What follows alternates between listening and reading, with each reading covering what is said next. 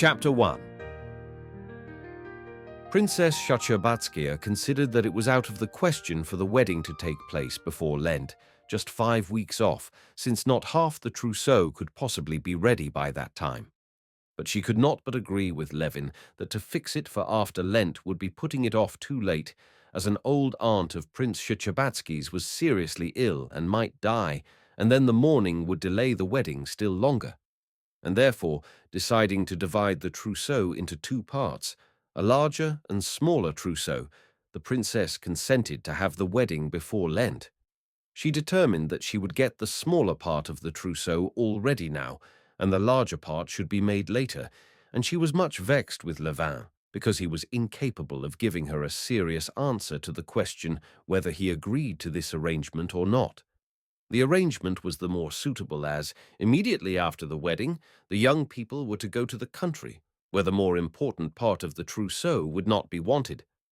Levin still continued in the same delirious condition in which it seemed to him that he and his happiness constituted the chief and sole aim of all existence, and that he need not now think or care about anything, that everything was being done and would be done for him by others.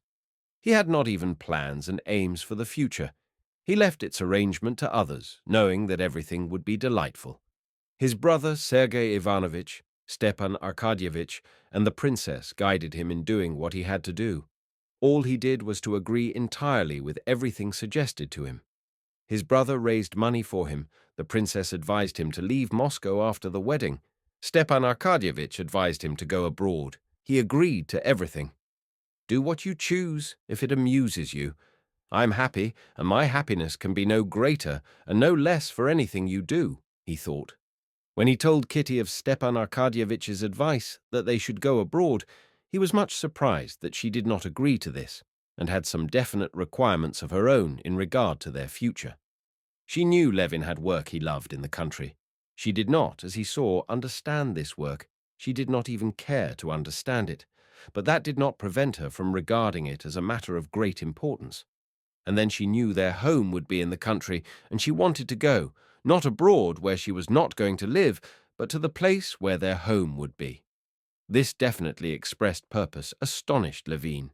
But since he did not care either way, he immediately asked Stepan Arkadyevitch, as though it were his duty, to go down to the country and to arrange everything there to the best of his ability, with the taste of which he had so much. "But I say," Stepan Arkadyevitch said to him one day, after he had come back from the country, where he had got everything ready for the young people's arrival, "have you a certificate of having been at confession?" "Number, but what of it?" "You can't be married without it." I, cried Levin. "Why, I believe it's 9 years since I've taken the sacrament. I never thought of it." "You're a pretty fellow," said Stepan Arkadyevitch, laughing. "And you call me a nihilist. But this won't do, you know. You must take the sacrament."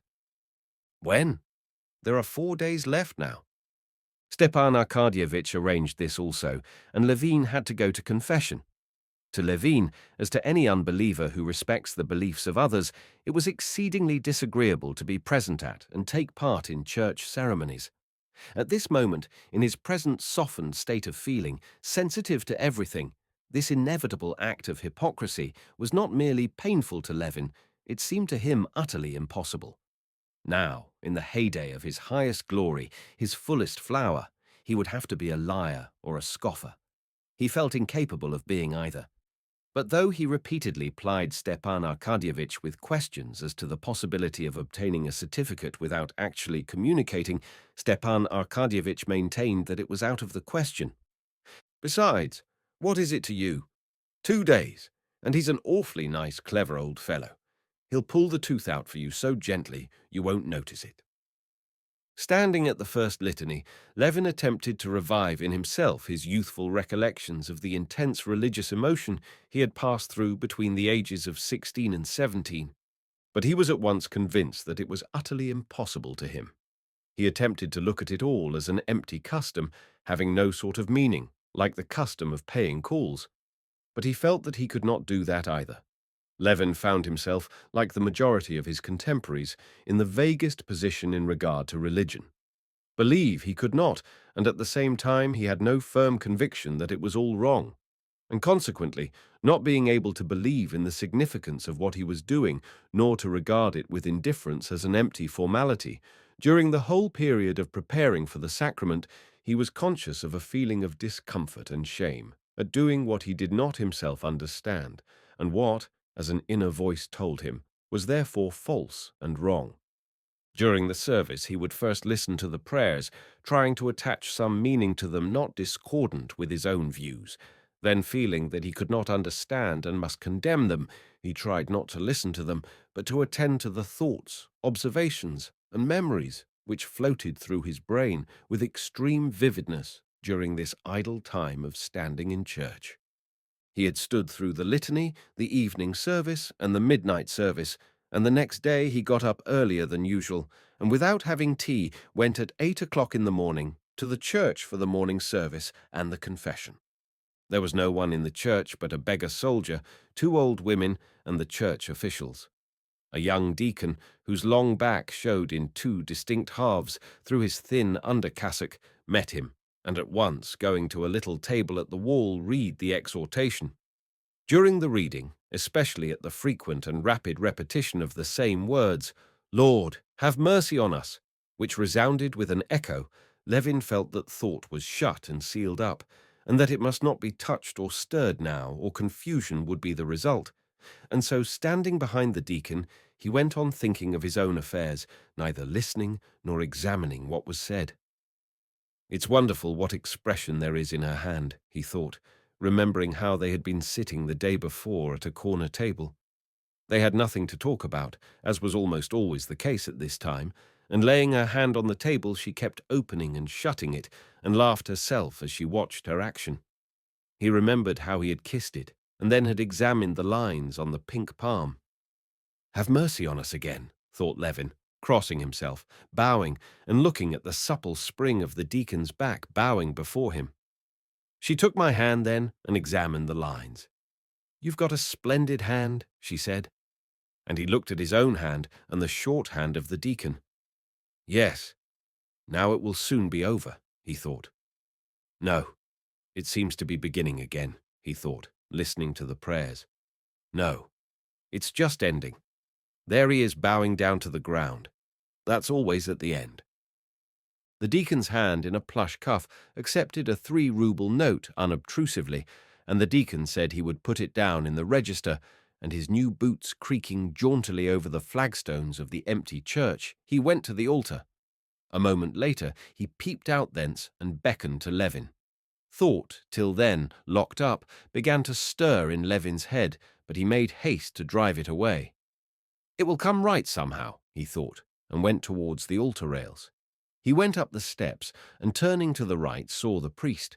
The priest, a little old man with a scanty grizzled beard and weary, good-natured eyes, was standing at the altar rails, turning over the pages of a missal. With a slight bow to Levin, he began immediately reading prayers in the official voice. When he had finished them, he bowed down to the ground and turned, facing Levin. "Christ is present here unseen, receiving your confession," he said, pointing to the crucifix. "Do you believe in all the doctrines of the Holy Apostolic Church?" the priest went on, turning his eyes away from Levin's face and folding his hands under his stole. "I have doubted. I doubt everything," said Levin in a voice that jarred on himself, and he ceased speaking. The priest waited a few seconds to see if he would not say more, and closing his eyes, he said quickly, with a broad Vladimirsky accent, "Doubt is natural to the weakness of mankind, but we must pray that God in his mercy will strengthen us. What are your special sins?" he added, without the slightest interval, as though anxious not to waste time. "My chief sin is doubt. I have doubts of everything, and for the most part I am in doubt." "Doubt is natural to the weakness of mankind," the priest repeated the same words. "What do you doubt about principally?" "I doubt of everything. I sometimes even have doubts of the existence of God," Levin could not help saying, and he was horrified at the impropriety of what he was saying. But Levin's words did not, it seemed, make much impression on the priest. "What sort of doubt can there be of the existence of God?" he said hurriedly, with a just perceptible smile. Levin did not speak. What doubt can you have of the Creator when you behold his creation? The priest went on in the rapid, customary jargon. Who has decked the heavenly firmament with its lights? Who has clothed the earth in its beauty? How explain it without the Creator? He said, looking inquiringly at Levin. Levin felt that it would be improper to enter upon a metaphysical discussion with the priest, and so he said in reply merely what was a direct answer to the question. I don't know, he said. You don't know? Then how can you doubt that God created all? The priest said with good-humored perplexity. I don't understand it at all, said Levin, blushing, and feeling that his words were stupid, and that they could not be anything but stupid in such a position. Pray to God and beseech him. Even the Holy Fathers had doubts, and prayed to God to strengthen their faith. The devil has great power, and we must resist him. Pray to God, beseech him. Pray to God, he repeated hurriedly. The priest paused for some time, as though meditating. You're about, I hear, to marry the daughter of my parishioner and son in the spirit, Prince Shechebatsky, he resumed with a smile. An excellent young lady. Yes, answered Levin, blushing for the priest. What does he want to ask me about this at confession for? He thought. And, as though answering his thought, the priest said to him, You are about to enter into holy matrimony, and God may bless you with offspring. Well, what sort of bringing up can you give your babes if you do not overcome the temptation of the devil, enticing you to infidelity? He said, with gentle reproachfulness. If you love your child as a good father, you will not desire only wealth, luxury, honor for your infant. You will be anxious for his salvation, his spiritual enlightenment with the light of truth. Eh? What answer will you make him when the innocent babe asks you, Papa, who made all that enchants me in this world? The earth, the waters, the sun, the flowers, the grass? Can you say to him, I don't know? You cannot but know, since the Lord God in his infinite mercy has revealed it to us. Or your child will ask you, What awaits me in the life beyond the tomb? What will you say to him when you know nothing? How will you answer him? Will you leave him to the allurements of the world and the devil? That's not right, he said, and he stopped, putting his head on one side and looking at Levin with his kindly, gentle eyes. Levin made no answer this time, not because he did not want to enter upon a discussion with the priest, but because, so far, no one had ever asked him such questions. And when his babes did ask him those questions, it would be time enough to think about answering them. You are entering upon a time of life, pursued the priest, when you must choose your path and keep to it. Pray to God that he may in his mercy aid you and have mercy on you, he concluded. Our Lord and God, Jesus Christ, in the abundance and riches of his loving kindness, forgives this child. And, finishing the prayer of absolution, the priest blessed him and dismissed him. On getting home that day, Levin had a delightful sense of relief at the awkward position being over and having been got through without his having to tell a lie. Apart from this, there remained a vague memory that what the kind, nice old fellow had said had not been at all so stupid as he had fancied at first, and that there was something in it that must be cleared up. Of course, not now, thought Levin, but some day later on. Levin felt more than ever now that there was something not clear and not clean in his soul, and that, in regard to religion, he was in the same position which he perceived so clearly and disliked in others, and for which he blamed his friend Sviazhsky. Levin spent that evening with his betrothed at Dolly's, and was in very high spirits. To explain to Stepan Arkadyevitch the state of excitement in which he found himself, he said that he was happy, like a dog being trained to jump through a hoop, who, having at last caught the idea and done what was required of him, whines and wags its tail and jumps up to the table and the windows in its delight. Chapter 2. On the day of the wedding, according to the Russian custom, the princess and Darya Alexandrovna insisted on strictly keeping all the customs. Levin did not see his betrothed and dined at his hotel with 3 bachelor friends, casually brought together at his rooms. These were Sergei Ivanovitch Katavasov, a university friend, now professor of natural science, whom Levin had met in the street and insisted on taking home with him, and Chirikov, his best man, a Moscow conciliation board judge, Levin's companion in his bear hunts. The dinner was a very merry one. Sergei Ivanovitch was in his happiest mood and was much amused by Katavasov's originality. Katavasov, feeling his originality was appreciated and understood, made the most of it. Chirikov always gave a lively and good-humored support to conversation of any sort. "See, now," said Katavasov, drawling his words from a habit acquired in the lecture room, "what a capable fellow was our friend Konstantin Dmitrievitch. I'm not speaking of present company, for he's absent. At the time he left the university, he was fond of science, took an interest in humanity. Now one half of his abilities is devoted to deceiving himself, and the other to justifying the deceit. A more determined enemy of matrimony than you I never saw," said Sergei Ivanovitch. "Oh, no, I'm not an enemy of matrimony. I'm in favor of division of labor. People who can do nothing else ought to rear people while the rest work for their happiness and enlightenment. That's how I look at it.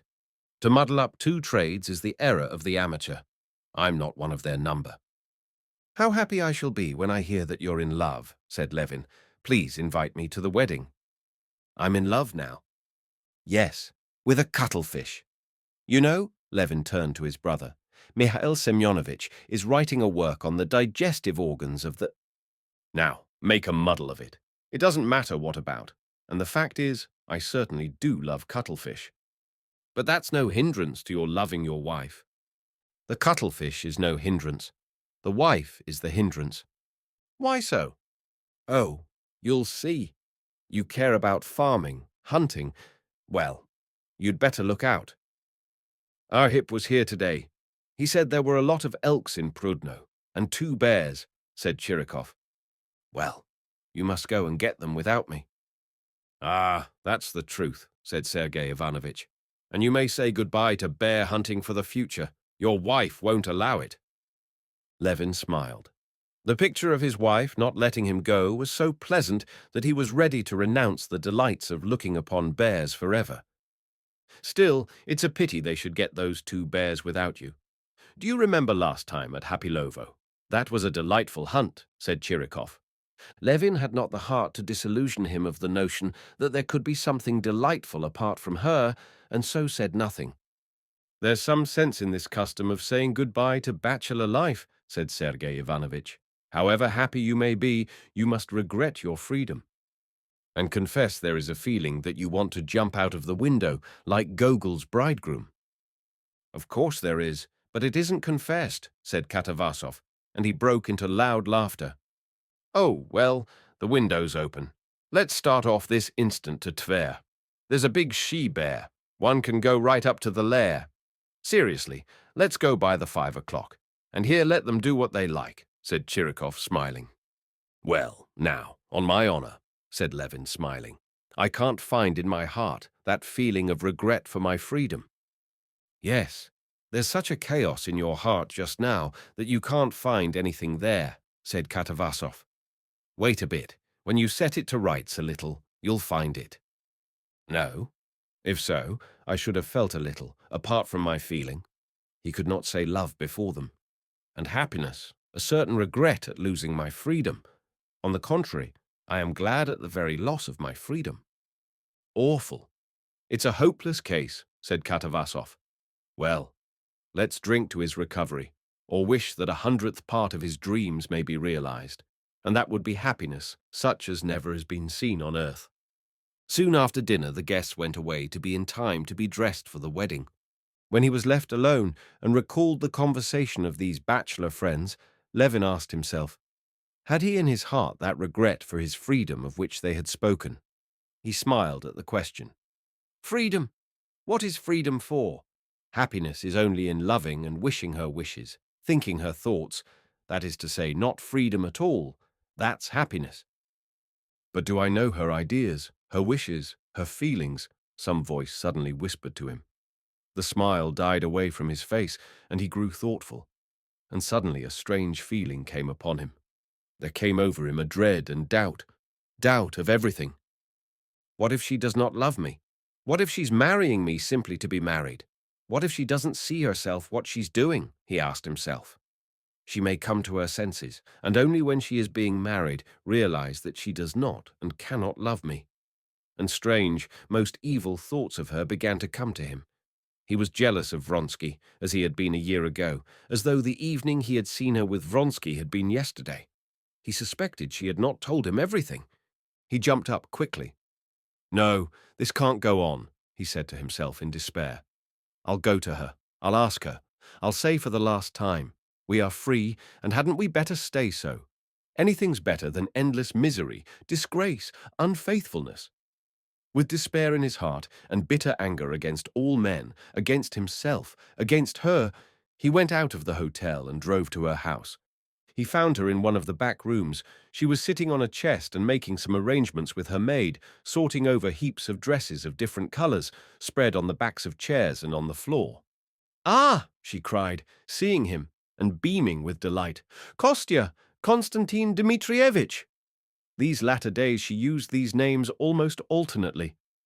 "I didn't expect you. I'm going through my wardrobe to see what's for whom." "Oh, that's very nice," he said gloomily, looking at the maid. "You can go, Dunyasha. I'll call you presently," said Kitty. "Kostya, what's the matter?" she asked, definitely adopting this familiar name as soon as the maid had gone out. She noticed his strange face, agitated and gloomy, and a panic came over her. "Kitty, I'm in torture.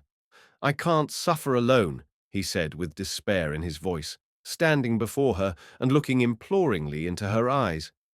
He saw already from her loving, truthful face that nothing could come of what he had meant to say, but yet he wanted her to reassure him herself. "I've come to say that there's still time. This can all be stopped and set right." "What? I don't understand. What is the matter?" "What I have said 1,000 times over, and can't help thinking that I'm not worthy of you. You couldn't consent to marry me. Think a little. You've made a mistake. Think it over thoroughly. You can't love me. If, better say so," he said, not looking at her. "I shall be wretched. Let people say what they like. Anything's better than misery. Far better now while there's still time." "I don't understand," she answered, panic-stricken. "You mean you want to give it up? Don't want it?" "Yes, if you don't love me." "You're out of your mind," she cried, turning crimson with vexation. But his face was so piteous that she restrained her vexation, and flinging some clothes off an armchair, she sat down beside him. "What are you thinking? Tell me all." "I am thinking you can't love me. What can you love me for?" "My God, what can I do?" she said, and burst into tears. "Oh, what have I done?" he cried, and kneeling before her, he fell to kissing her hands.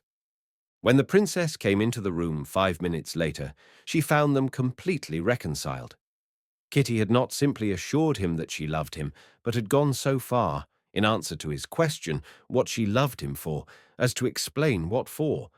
She told him that she loved him because she understood him completely, because she knew what he would like, and because everything he liked was good. And this seemed to him perfectly clear. When the princess came to them, they were sitting side by side on the chest, sorting the dresses and disputing over Kitty's wanting to give Dunyasha the brown dress she had been wearing when Levin proposed to her, while he insisted that that dress must never be given away, but Dunyasha must have the blue one. "How is it you don't see? She's a brunette, and it won't suit her. I've worked it all out." Hearing why he had come, the princess was half humorously, half seriously angry with him, and sent him home to dress and not to hinder Kitty's hairdressing, as Charles the hairdresser was just coming. "As it is, she's been eating nothing lately, and is losing her looks, and then you must come and upset her with your nonsense," she said to him. "Get along with you, my dear."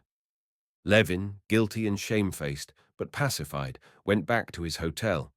His brother, Darya Alexandrovna, and Stepan Arkadyevitch, all in full dress, were waiting for him to bless him with the holy picture. There was no time to lose. Darya Alexandrovna had to drive home again to fetch her curled and pomaded son, who was to carry the holy pictures after the bride. Then a carriage had to be sent for the best man, and another that would take Sergei Ivanovitch away would have to be sent back. Altogether, there were a great many most complicated matters to be considered and arranged. One thing was unmistakable, that there must be no delay, as it was already 6:30. Nothing special happened at the ceremony of benediction with the holy picture. Stepan Arkadyevitch stood in a comically solemn pose beside his wife, took the holy picture, and telling Levin to bow down to the ground, he blessed him with his kindly, ironical smile and kissed him 3 times. Darya Alexandrovna did the same and immediately was in a hurry to get off, and again plunged into the intricate question of the destinations of the various carriages. "Come, I'll tell you how we'll manage. You drive in our carriage to fetch him, and Sergei Ivanovitch, if he'll be so good, will drive there and then send his carriage." "Of course, I shall be delighted." "We'll come on directly with him. Are your things sent off?" said Stepan Arkadyevitch. "Yes," answered Levin, and he told Kuzma to put out his clothes for him to dress. Chapter 3. A crowd of people, principally women, was thronging round the church lighted up for the wedding. Those who had not succeeded in getting into the main entrance were crowding about the windows, pushing, wrangling, and peeping through the gratings. More than 20 carriages had already been drawn up in ranks along the street by the police. A police officer, regardless of the frost, stood at the entrance, gorgeous in his uniform. More carriages were continually driving up, and ladies wearing flowers and carrying their trains, and men taking off their helmets or black hats kept walking into the church. Inside the church, both lustres were already lighted, and all the candles before the holy pictures. The gilt on the red ground of the holy picture stand, and the gilt relief on the pictures, and the silver of the lustres and candlesticks, and the stones of the floor, and the rugs, and the banners above in the choir, and the steps of the altar, and the old blackened books, and the cassocks and surplices, all were flooded with light. On the right side of the warm church, in the crowd of frock-coats and white ties, uniforms and broadcloth, velvet, satin, hair and flowers, bare shoulders and arms and long gloves, there was discreet but lively conversation that echoed strangely in the high cupola. Every time there was heard the creak of the open door, the conversation in the crowd died away, and everybody looked round expecting to see the bride and bridegroom come in. But the door had opened more than 10 times, and each time it was either a belated guest or guests who joined the circle of the invited on the right, or a spectator who had eluded or softened the police officer and went to join the crowd of outsiders on the left. Both the guests and the outside public had by now passed through all the phases of anticipation. At first, they imagined that the bride and bridegroom would arrive immediately, and attached no importance at all to their being late. Then they began to look more and more often towards the door, and to talk of whether anything could have happened. Then the long delay began to be positively discomforting, and relations and guests tried to look as if they were not thinking of the bridegroom, but were engrossed in conversation. The head deacon, as though to remind them of the value of his time, coughed impatiently, making the window panes quiver in their frames. In the choir, the bored choristers could be heard trying their voices and blowing their noses. The priest was continually sending first the beadle and then the deacon to find out whether the bridegroom had not come. More and more often he went himself, in a lilac vestment and an embroidered sash, to the side door, expecting to see the bridegroom. At last, one of the ladies, glancing at her watch, said, "It really is strange, though," and all the guests became uneasy and began loudly expressing their wonder and dissatisfaction. One of the bridegroom's best men went to find out what had happened. Kitty, meanwhile, had long ago been quite ready, and in her white dress and long veil and wreath of orange blossoms, she was standing in the drawing-room of the Shchebatskys' house with her sister, Madame Lvova, who was her bridal mother. She was looking out of the window and had been for over half an hour anxiously expecting to hear from the best man that her bridegroom was at the church. Levin, meanwhile, in his trousers, but without his coat and waistcoat, was walking to and fro in his room at the hotel, continually putting his head out of the door and looking up and down the corridor. But in the corridor, there was no sign of the person he was looking for, and he came back in despair, and frantically waving his hands, addressed Stepan Arkadyevitch, who was smoking serenely. "Was ever a man in such a fearful fool's position?" he said. "Yes, it is stupid," Stepan Arkadyevitch assented, smiling soothingly. "But don't worry, it'll be brought directly." "No, what is to be done?" said Levin, with smothered fury. "And these fools of open waistcoats, out of the question," he said, looking at the crumpled front of his shirt. "And what if the things have been taken on to the railway station?" he roared in desperation. "Then you must put on mine. I ought to have done so long ago, if at all. It's not nice to look ridiculous. Wait a bit. It will come round." The point was that when Levin asked for his evening suit, Kuzma, his old servant, had brought him the coat, waistcoat, and everything that was wanted. "But the shirt!" cried Levin.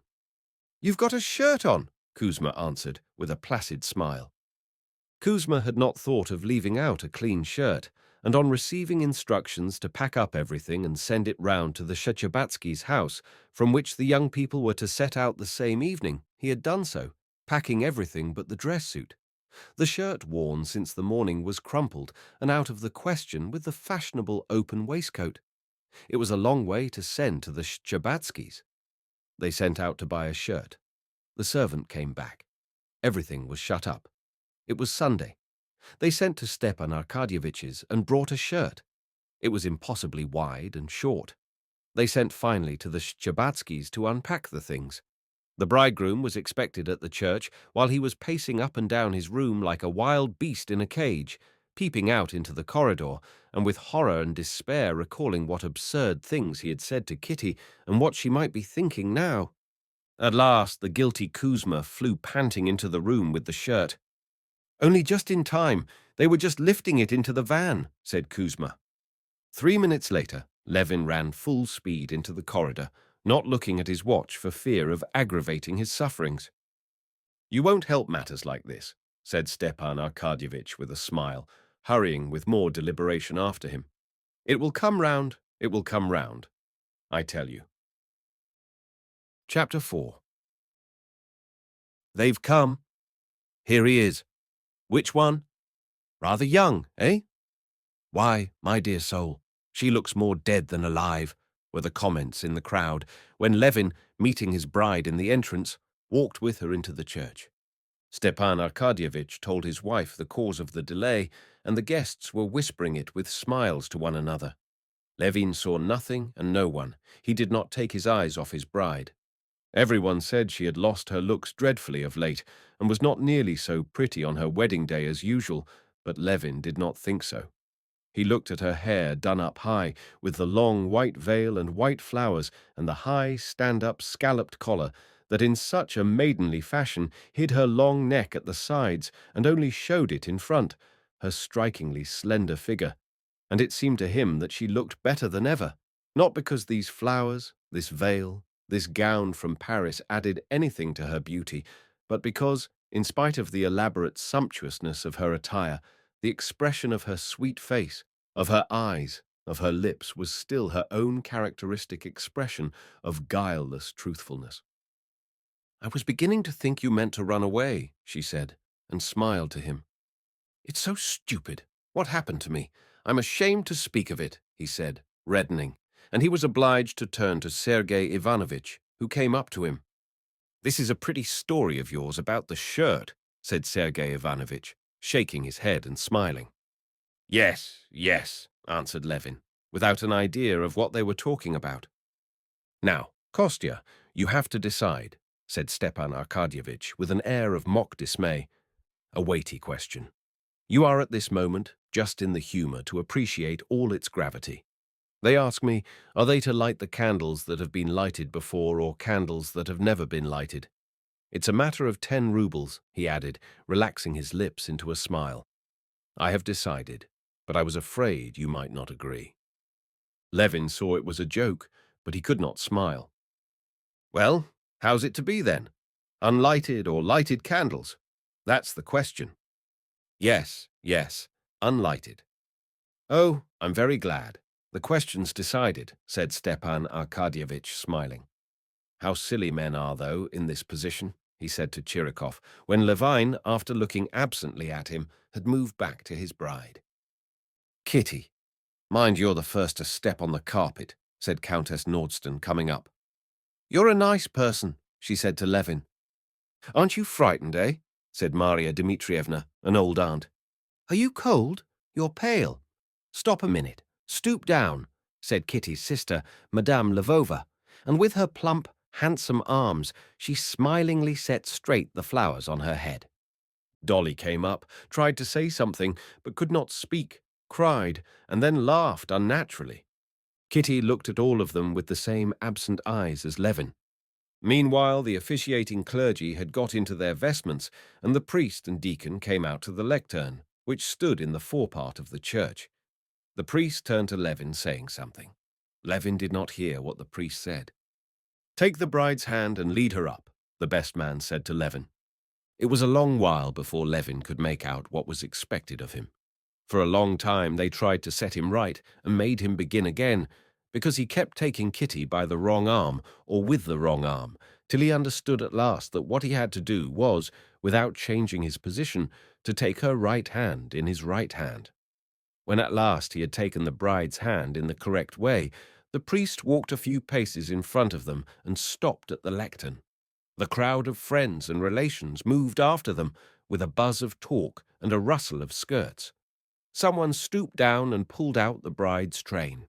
The church became so still that the drops of wax could be heard falling from the candles. The little old priest in his ecclesiastical cap, with his long silvery-grey locks of hair parted behind his ears, was fumbling with something at the lectern, putting out his little old hands from under the heavy silver vestment with the gold cross on the back of it. Stepan Arkadyevitch approached him cautiously, whispered something, and making a sign to Levin, walked back again. The priest lighted 2 candles, wreathed with flowers, and holding them sideways so that the wax dropped slowly from them, he turned, facing the bridal pair.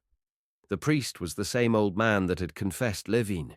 He looked with weary and melancholy eyes at the bride and bridegroom, sighed, and putting his right hand out from his vestment, blessed the bridegroom with it, and also with a shade of solicitous tenderness laid the crossed fingers on the bowed head of Kitty. Then he gave them the candles, and taking the censer, moved slowly away from them. "Can it be true?" thought Levin, and he looked round at his bride. Looking down at her, he saw her face in profile, and from the scarcely perceptible quiver of her lips and eyelashes, he knew she was aware of his eyes upon her.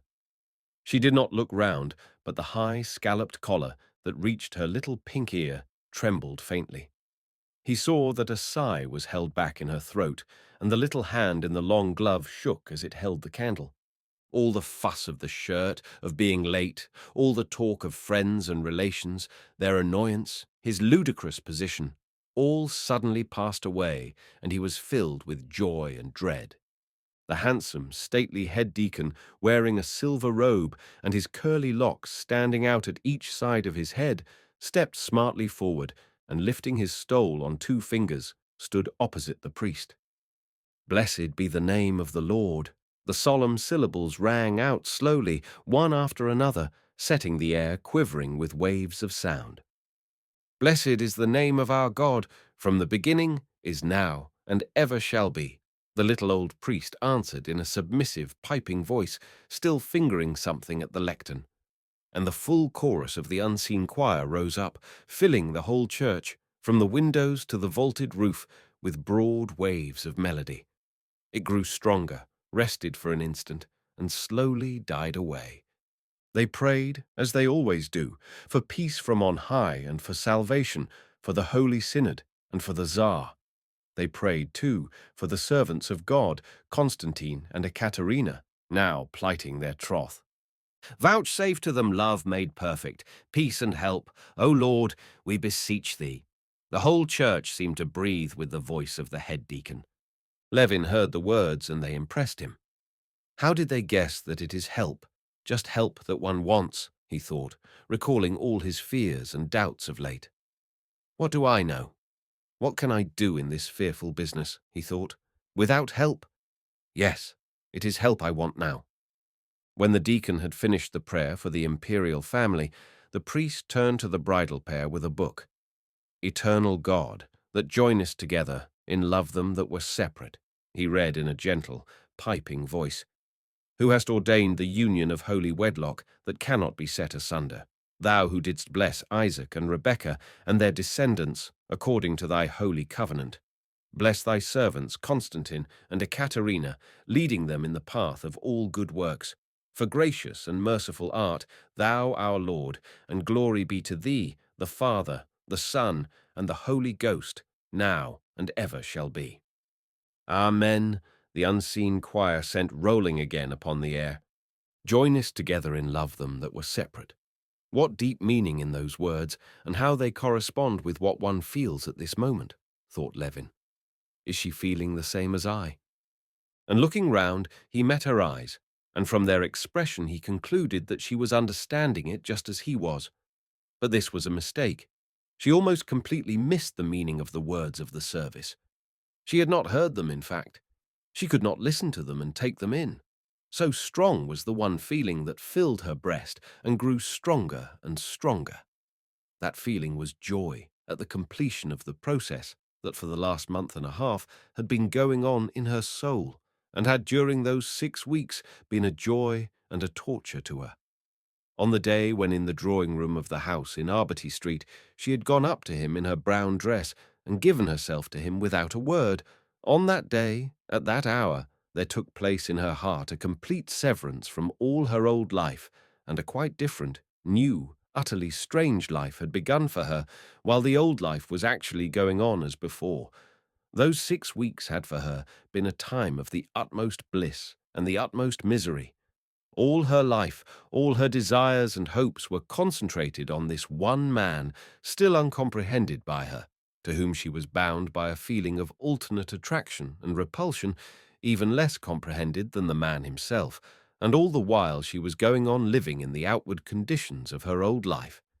Living the old life, she was horrified at herself, at her utter insurmountable callousness to all her own past, to things, to habits, to the people she had loved, who loved her, to her mother, who was wounded by her indifference, to her kind, tender father, till then dearer than all the world. At one moment she was horrified at this indifference, at another she rejoiced at what had brought her to this indifference. She could not frame a thought, not a wish apart from life with this man. But this new life was not yet, and she could not even picture it clearly to herself. There was only anticipation, the dread and joy of the new and the unknown. And now, behold, anticipation and uncertainty and remorse at the abandonment of the old life, all was ending, and the new was beginning.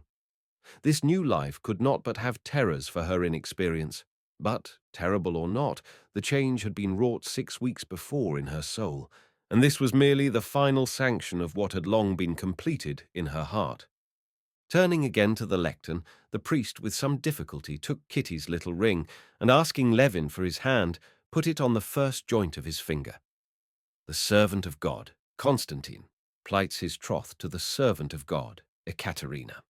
And putting his big ring on Kitty's touchingly weak pink little finger, the priest said the same thing, and the bridal pair tried several times to understand what they had to do, and each time made some mistake and were corrected by the priest in a whisper. At last, having duly performed the ceremony, having signed the rings with the cross, the priest handed Kitty the big ring and Levin the little one.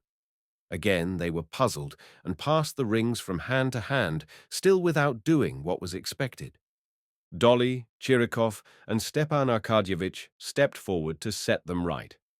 There was an interval of hesitation, whispering, and smiles, but the expression of solemn emotion on the faces of the betrothed pair did not change.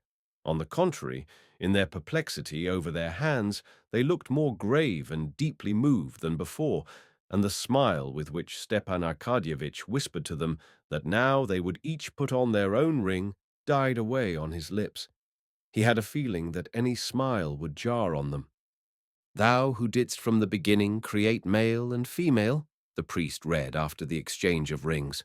"From thee, woman was given to man to be a helpmeet to him, and for the procreation of children.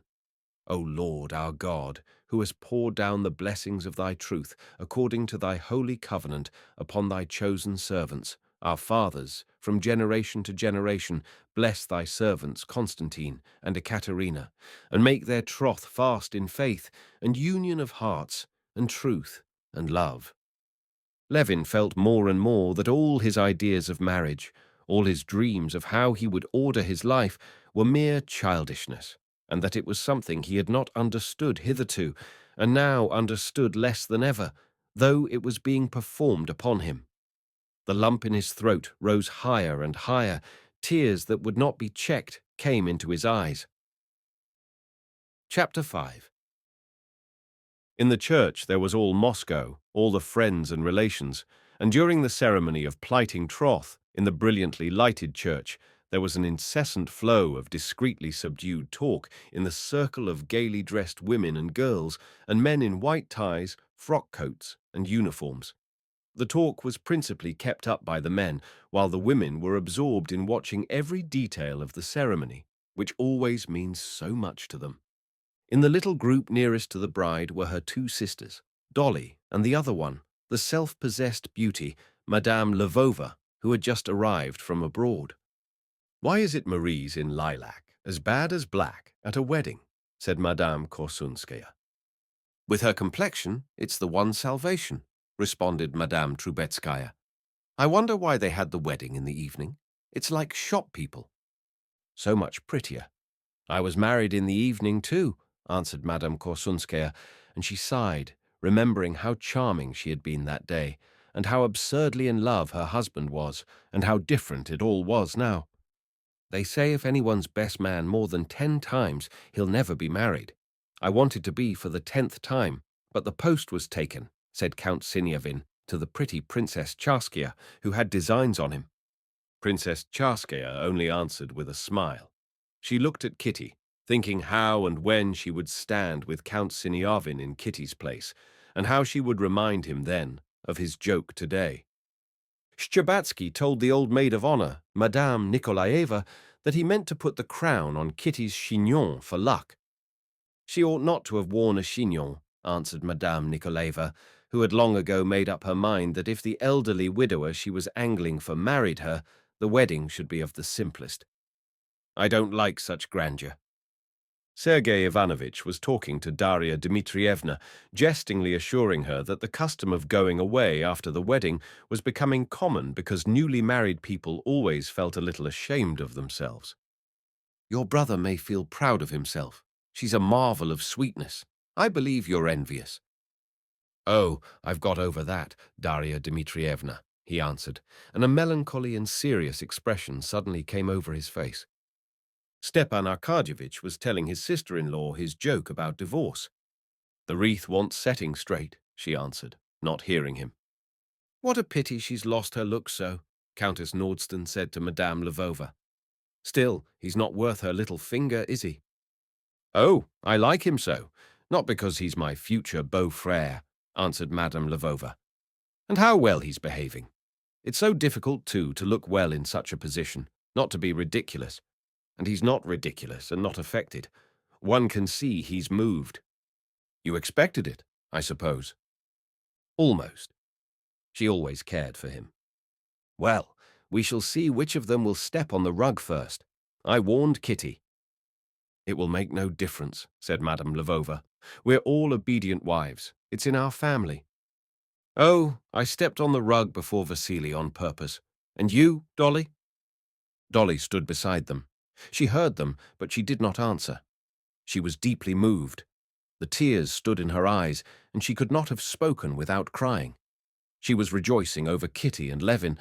Going back in thought to her own wedding, she glanced at the radiant figure of Stepan Arkadyevitch, forgot all the present, and remembered only her own innocent love. She recalled not herself only, but all her women friends and acquaintances. She thought of them on the one day of their triumph, when they had stood like Kitty under the wedding crown, with love and hope and dread in their hearts, renouncing the past and stepping forward into the mysterious future. Among the brides that came back to her memory, she thought too of her darling Anna, of whose proposed divorce she had just been hearing. and she had stood just as innocent in orange flowers and bridal veil. And now, it's terribly strange, she said to herself. It was not merely the sisters, the women friends and female relations of the bride who were following every detail of the ceremony. Women who were quite strangers, mere spectators, were watching it excitedly, holding their breath in fear of losing a single movement or expression of the bride and bridegroom, and angrily not answering, often not hearing, the remarks of the callous men who kept making joking or irrelevant observations. Why has she been crying? Is she being married against her will? Against her will to a fine fellow like that? A prince, isn't he? Is that her sister in the white satin? Just listen how the deacon booms out, and fearing her husband. Are the choristers from Tudorvaux? No, from the synod. I asked the footman. He says he's going to take her home to his country place at once. Awfully rich, they say. That's why she's being married to him. No, they're a well-matched pair.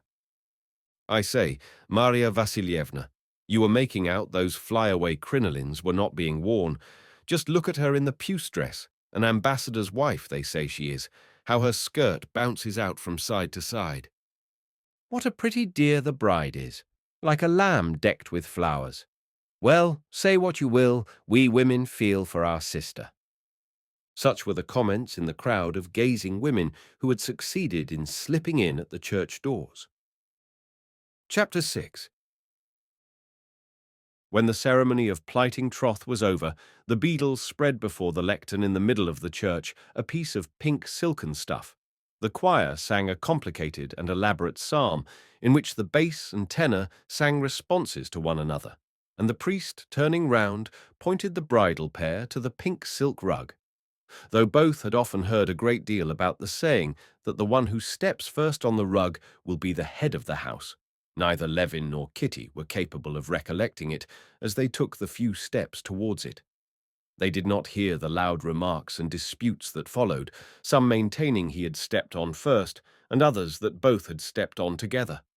After the customary questions, whether they desired to enter upon matrimony, and whether they were pledged to anyone else, and their answers, which sounded strange to themselves, a new ceremony began. Kitty listened to the words of the prayer, trying to make out their meaning, but she could not. The feeling of triumph and radiant happiness flooded her soul more and more as the ceremony went on, and deprived her of all power of attention.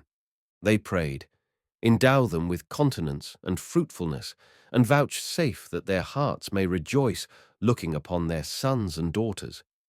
They alluded to God's creation of a wife from Adam's rib. "And for this cause a man shall leave father and mother, and cleave unto his wife, and they two shall be one flesh, and that this is a great mystery." They prayed that God would make them fruitful and bless them, like Isaac and Rebekah, Joseph, Moses, and Zipporah, and that they might look upon their children's children. "That's all splendid," thought Kitty, catching the words. "All that's just as it should be," and a smile of happiness, unconsciously reflected in everyone who looked at her, beamed on her radiant face. "Put it on quite," voices were heard urging, when the priest had put on the wedding crowns, and Shchebatsky, his hand shaking in its three-button glove, held the crown high above her head. "Put it on," she whispered, smiling. Levin looked round at her and was struck by the joyful radiance on her face, and unconsciously her feeling infected him. He too, like her, felt glad and happy. They enjoyed hearing the epistle read and the roll of the head deacon's voice at the last verse, awaited with such impatience by the outside public. They enjoyed drinking out of the shallow cup of warm red wine and water, and they were still more pleased when the priest, flinging back his stole and taking both their hands in his, led them round the lectern to the accompaniment of bass voices chanting, "Glory to God." Shchebatsky and Chirikov, supporting the crowns and stumbling over the bride's train, smiling too and seeming delighted at something, were at one moment left behind, at the next treading on the bridal pair as the priest came to a halt. The spark of joy kindled in Kitty seemed to have infected everyone in the church. It seemed to Levin that the priest and the deacon too wanted to smile just as he did. Taking the crowns off their heads, the priest read the last prayer and congratulated the young people. Levin looked at Kitty, and he had never before seen her look as she did. She was charming with the new radiance of happiness in her face. Levin longed to say something to her, but he did not know whether it was all over. The priest got him out of his difficulty. He smiled his kindly smile and said gently, "Kiss your wife, and you kiss your husband," and took the candles out of their hands. Levin kissed her smiling lips with timid care, gave her his arm, and with a new, strange sense of closeness, walked out of the church. He could not believe that it was true. It was only when their wondering and timid eyes met that he believed in it, because he felt that they were one. After supper, the same night, the young people left for the country. Chapter 7. Vronsky and Anna had been traveling for 3 months together in Europe. They had visited Venice, Rome, and Naples, and had just arrived at a small Italian town where they meant to stay some time. A handsome head waiter with thick pomaded hair parted from the neck upwards, an evening coat, a broad white cambric shirt front, and a bunch of trinkets hanging above his rounded stomach, stood with his hands in the full curve of his pockets, looking contemptuously from under his eyelids while he gave some frigid reply to a gentleman who had stopped him. Catching the sound of footsteps coming from the other side of the entry towards the staircase, the head waiter turned round, and seeing the Russian count, who had taken their best rooms, he took his hands out of his pockets deferentially, and with a bow informed him that a courier had been, and that the business about the palazzo had been arranged. The steward was prepared to sign the agreement. "Ah, I'm glad to hear it," said Vronsky. "Is Madame at home or not?" "Madame has been out for a walk, but has returned now," answered the waiter. Vronsky took off his soft, wide-brimmed hat and passed his handkerchief over his heated brow and hair, which had grown half over his ears and was brushed back covering the bald patch on his head, and glancing casually at the gentleman, who still stood there gazing intently at him, he would have gone on. "This gentleman is a Russian, and was inquiring after you," said the head waiter, with mingled feelings of annoyance at never being able to get away from acquaintances anywhere, and longing to find some sort of diversion from the monotony of his life. Vronsky looked once more at the gentleman, who had retreated and stood still again, and at the same moment a light came into the eyes of both. "Golenishtchev!" "Vronsky!" It really was Golenishtchev, a comrade of Vronsky's in the Corps of Pages. In the Corps, Golenishtchev had belonged to the Liberal Party. He left the Corps without entering the army, and had never taken office under the government. Vronsky and he had gone completely different ways on leaving the Corps, and had only met once since. At that meeting, Vronsky perceived that Golenishtchev had taken up a sort of lofty, intellectually liberal line, and was consequently disposed to look down upon Vronsky's interests and calling in life. Hence Vronsky had met him with the chilling and haughty manner he so well knew how to assume, the meaning of which was, "You may like or dislike my way of life. That's a matter of the most perfect indifference to me. You will have to treat me with respect if you want to know me." Golenishtchev had been contemptuously indifferent to the tone taken by Vronsky. This second meeting might have been expected, one would have supposed, to estrange them still more, but now they beamed and exclaimed with delight on recognizing one another. Vronsky would never have expected to be so pleased to see Golenishtchev, but probably he was not himself aware how bored he was. He forgot the disagreeable impression of their last meeting, and with a face of frank delight held out his hand to his old comrade. The same expression of delight replaced the look of uneasiness on Golenishtchev's face. "How glad I am to meet you," said Vronsky, showing his strong white teeth in a friendly smile. "I heard the name Vronsky, but I didn't know which one. I'm very, very glad. Let's go in. Come, tell me what you're doing." "I've been living here for 2 years. I'm working." "Ah," said Vronsky with sympathy. "Let's go in." And with the habit common with Russians, instead of saying in Russian what he wanted to keep from the servants, he began to speak in French. "Do you know Madame Karenina? We are traveling together. I am going to see her now," he said in French, carefully scrutinizing Golenishtchev's face. "Ah, I did not know. Though he did know, Golenishtchev answered carelessly. "Have you been here long?" he added. "4 days," Vronsky answered, once more scrutinizing his friend's face intently. "Yes, he's a decent fellow, and will look at the thing properly," Vronsky said to himself, catching the significance of Golenishtchev's face and the change of subject. "I can introduce him to Anna. He looks at it properly." During those 3 months that Vronsky had spent abroad with Anna, he had always, on meeting new people, asked himself how the new person would look at his relations with Anna, and for the most part, in men, he had met with the proper way of looking at it. But if he had been asked, and those who looked at it properly had been asked, exactly how they did look at it, both he and they would have been greatly puzzled to answer. In reality, those who, in Vronsky's opinion, had the proper view had no sort of view at all, but behaved in general as well-bred persons do, behave in regard to all the complex and insoluble problems with which life is encompassed on all sides. They behaved with propriety, avoiding allusions and unpleasant questions. They assumed an air of fully comprehending the import and force of the situation, of accepting and even approving of it, but of considering it superfluous and uncalled for to put all this into words. Vronsky at once divined that Golenishtchev was of this class, and therefore was doubly pleased to see him. And in fact, Golenishtchev's manner to Madame Karenina, when he was taken to call on her, was all that Vronsky could have desired. Obviously, without the slightest effort, he steered clear of all subjects which might lead to embarrassment. He had never met Anna before, and was struck by her beauty, and still more by the frankness with which she accepted her position. She blushed when Vronsky brought in Golenishtchev, and he was extremely charmed by this childish blush overspreading her candid and handsome face. But what he liked particularly was the way in which at once, as though on purpose that there might be no misunderstanding with an outsider, she called Vronsky simply Alexei, and said they were moving into a house they had just taken, what was here called a palazzo. Golenishtchev liked this direct and simple attitude to her own position. Looking at Anna's manner of simple-hearted, spirited gaiety, and knowing Alexei Alexandrovitch and Vronsky, Golenishtchev fancied that he understood her perfectly.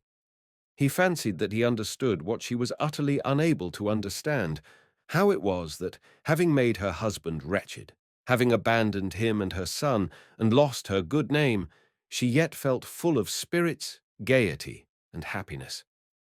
"It's in the guidebook," said Golenishtchev, referring to the palazzo Vronsky had taken.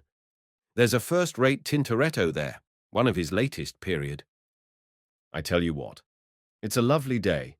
Let's go and have another look at it," said Vronsky, addressing Anna. "I shall be very glad to. I'll go and put on my hat." "Would you say it's hot?" she said, stopping short in the doorway and looking inquiringly at Vronsky. And again a vivid flush overspread her face. Vronsky saw from her eyes that she did not know on what terms he cared to be with Golenishtchev, and so was afraid of not behaving as he would wish. He looked a long, tender look at her. "No, not very," he said, and it seemed to her that she understood everything, most of all, that he was pleased with her, and smiling to him, she walked with her rapid step out at the door. The friends glanced at one another, and a look of hesitation came into both faces, as though Golenishtchev, unmistakably admiring her, would have liked to say something about her, and could not find the right thing to say, while Vronsky desired and dreaded his doing so. "Well then," Vronsky began to start a conversation of some sort. "So you're settled here? You're still at the same work then," he went on, recalling that he had been told Golenishtchev was writing something. "Yes, I'm writing the second part of the Two Elements," said Golenishtchev, coloring with pleasure at the question. "That is, to be exact, I am not writing it yet. I am preparing, collecting materials. It will be of far wider scope, and will touch on almost all questions. We in Russia refuse to see that we are the heirs of Byzantium," and he launched into a long and heated explanation of his views. Vronsky at the first moment felt embarrassed at not even knowing of the first part of the Two Elements, of which the author spoke as something well known. But as Golenishtchev began to lay down his opinions and Vronsky was able to follow them, even without knowing the two elements, he listened to him with some interest, for Golenishtchev spoke well. But Vronsky was startled and annoyed by the nervous irascibility with which Golenishtchev talked of the subject that engrossed him. As he went on talking, his eyes glittered more and more angrily. He was more and more hurried in his replies to imaginary opponents, and his face grew more and more excited and worried. Remembering Golenishtchev, a thin, lively, good-natured, and well-bred boy, always at the head of the class, Vronsky could not make out the reason of his irritability, and he did not like it. What he particularly disliked was that Golenishtchev, a man belonging to a good set, should put himself on a level with some scribbling fellows with whom he was irritated and angry. Was it worth it? Vronsky disliked it, yet he felt that Golenishtchev was unhappy and was sorry for him. Unhappiness, almost mental derangement, was visible on his mobile, rather handsome face, while without even noticing Anna's coming in, he went on hurriedly and hotly expressing his views. When Anna came in a hat and cape, and her lovely hand rapidly swinging her parasol, and stood beside him, it was with a feeling of relief that Vronsky broke away from the plaintive eyes of Golenishtchev, which fastened persistently upon him, and with a fresh rush of love looked at his charming companion, full of life and happiness. Golenishtchev recovered himself with an effort, and at first was dejected and gloomy. But Anna, disposed to feel friendly with everyone, as she was at that time, soon revived his spirits by her direct and lively manner. After trying various subjects of conversation, she got him upon painting, of which he talked very well, and she listened to him attentively.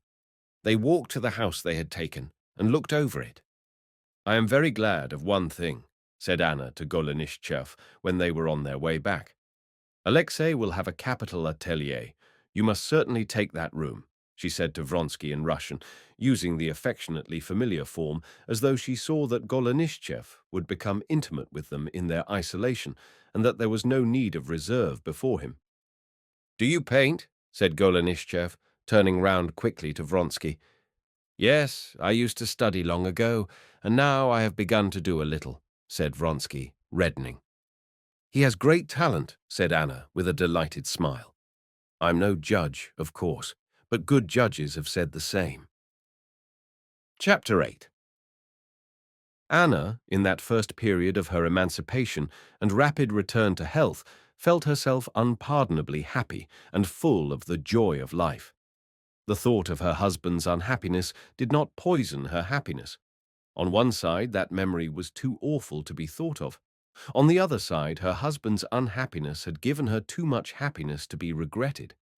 The memory of all that had happened after her illness, her reconciliation with her husband, its breakdown, the news of Vronsky's wound, his visit, the preparations for divorce, the departure from her husband's house, the parting from her son, all that seemed to her like a delirious dream, from which she had waked up alone with Vronsky abroad.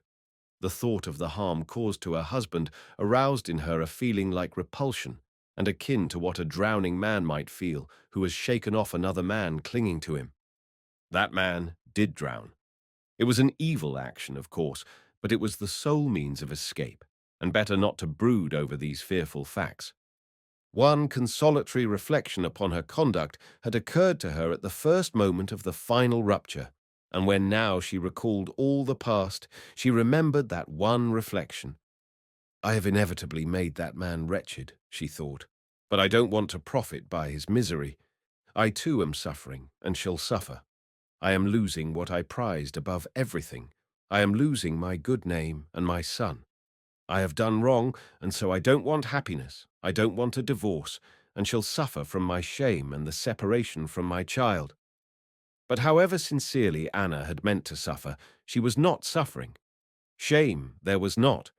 With the tact of which both had such a large share, they had succeeded in avoiding Russian ladies abroad, and so had never placed themselves in a false position, and everywhere they had met people who pretended that they perfectly understood their position, far better indeed than they did themselves. Separation from the son she loved, even that did not cause her anguish in these early days. The baby girl, his child, was so sweet and had so won Anna's heart since she was all that was left her, that Anna rarely thought of her son. The desire for life, waxing stronger with recovered health, was so intense, and the conditions of life were so new and pleasant, that Anna felt unpardonably happy. The more she got to know Vronsky, the more she loved him. She loved him for himself, and for his love for her. Her complete ownership of him was a continual joy to her. His presence was always sweet to her. All the traits of his character, which she learned to know better and better, were unutterably dear to her. His appearance, changed by his civilian dress, was as fascinating to her as though she were some young girl in love. In everything he said, thought, and did, she saw something particularly noble and elevated. Her adoration of him alarmed her indeed. She sought and could not find in him anything not fine. She dared not show him her sense of her own insignificance beside him. It seemed to her that, knowing this, he might sooner cease to love her, and she dreaded nothing now so much as losing his love, though she had no grounds for fearing it. But she could not help being grateful to him for his attitude to her, and showing that she appreciated it.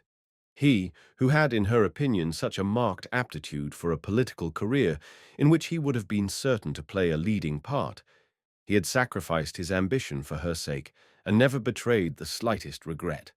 He was more lovingly respectful to her than ever, and the constant care that she should not feel the awkwardness of her position never deserted him for a single instant. He, so manly a man, never opposed her, had indeed, with her, no will of his own, and was anxious, it seemed, for nothing but to anticipate her wishes. And she could not but appreciate this, even though the very intensity of his solicitude for her, the atmosphere of care with which he surrounded her, sometimes weighed upon her. Vronsky, meanwhile, in spite of the complete realization of what he had so long desired, was not perfectly happy. He soon felt that the realization of his desires gave him no more than a grain of sand out of the mountain of happiness he had expected. It showed him the mistake men make in picturing to themselves happiness as the realization of their desires. For a time after joining his life to hers and putting on civilian dress, he had felt all the delight of freedom in general, of which he had known nothing before, and of freedom in his love. And he was content, but not for long. He was soon aware that there was springing up in his heart a desire for desires, ennui. Without conscious intention, he began to clutch at every passing caprice, taking it for a desire and an object. 16 hours of the day must be occupied in some way, since they were living abroad in complete freedom outside the conditions of social life which filled up time in Petersburg. As for the amusements of bachelor existence, which had provided Vronsky with entertainment on previous tours abroad, they could not be thought of, since the sole attempt of the sort had led to a sudden attack of depression in Anna, quite out of proportion with the cause, a late supper with bachelor friends. Relations with the society of the place, foreign and Russian, were equally out of the question, owing to the irregularity of their position. The inspection of objects of interest, apart from the fact that everything had been seen already, had not for Vronsky, a Russian and a sensible man, the immense significance Englishmen are able to attach to that pursuit. And just as the hungry stomach eagerly accepts every object it can get, hoping to find nourishment in it, Vronsky quite unconsciously clutched first at politics, then at new books, and then at pictures. As he had from a child a taste for painting, and as, not knowing what to spend his money on, he had begun collecting engravings, he came to a stop at painting, began to take interest in it, and concentrated upon it, the unoccupied mass of desires which demanded satisfaction. He had a ready appreciation of art, and probably, with a taste for imitating art, he supposed himself to have the real thing essential for an artist, and after hesitating for some time which style of painting to select, religious, historical, realistic, or genre painting, he set to work to paint. He appreciated all kinds and could have felt inspired by any one of them, but he had no conception of the possibility of knowing nothing at all of any school of painting, and of being inspired directly by what is within the soul, without caring whether what is painted will belong to any recognized school. Since he knew nothing of this, and drew his inspiration not directly from life, but indirectly from life embodied in art, his inspiration came very quickly and easily, and as quickly and easily came his success in painting something very similar to the sort of painting he was trying to imitate. More than any other style, he liked the French, graceful and effective, and in that style he began to paint Anna's portrait in Italian costume, and the portrait seemed to him, and to everyone who saw it, extremely successful. Chapter 9.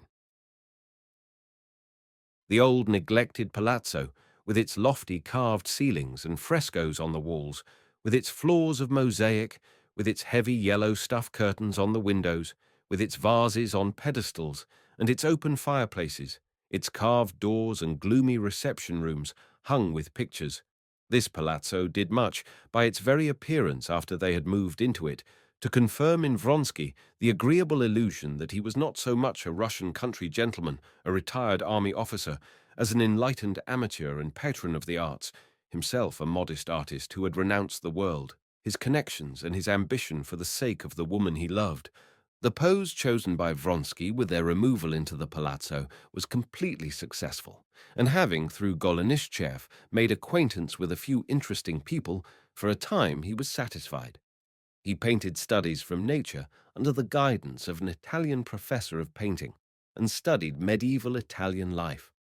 Medieval Italian life so fascinated Vronsky that he even wore a hat and flung a cloak over his shoulder in the medieval style, which, indeed, was extremely becoming to him. "Here we live, and know nothing of what's going on," Vronsky said to Golenishtchev as he came to see him one morning. "Have you seen Mihailov's picture?" he said, handing him a Russian gazette he had received that morning, and pointing to an article on a Russian artist, living in the very same town, and just finishing a picture which had long been talked about and had been bought beforehand. The article reproached the government and the academy for letting so remarkable an artist be left without encouragement and support. "I've seen it," answered Golenishtchev. "Of course, he's not without talent, but it's all in a wrong direction. It's all the Ivanov Strauss-Renaud attitude to Christ and to religious painting." "What is the subject of the picture?" asked Anna. "Christ before Pilate. Christ is represented as a Jew with all the realism of the new school." And the question of the subject of the picture having brought him to one of his favorite theories, Golenishtchev launched forth into a disquisition on it.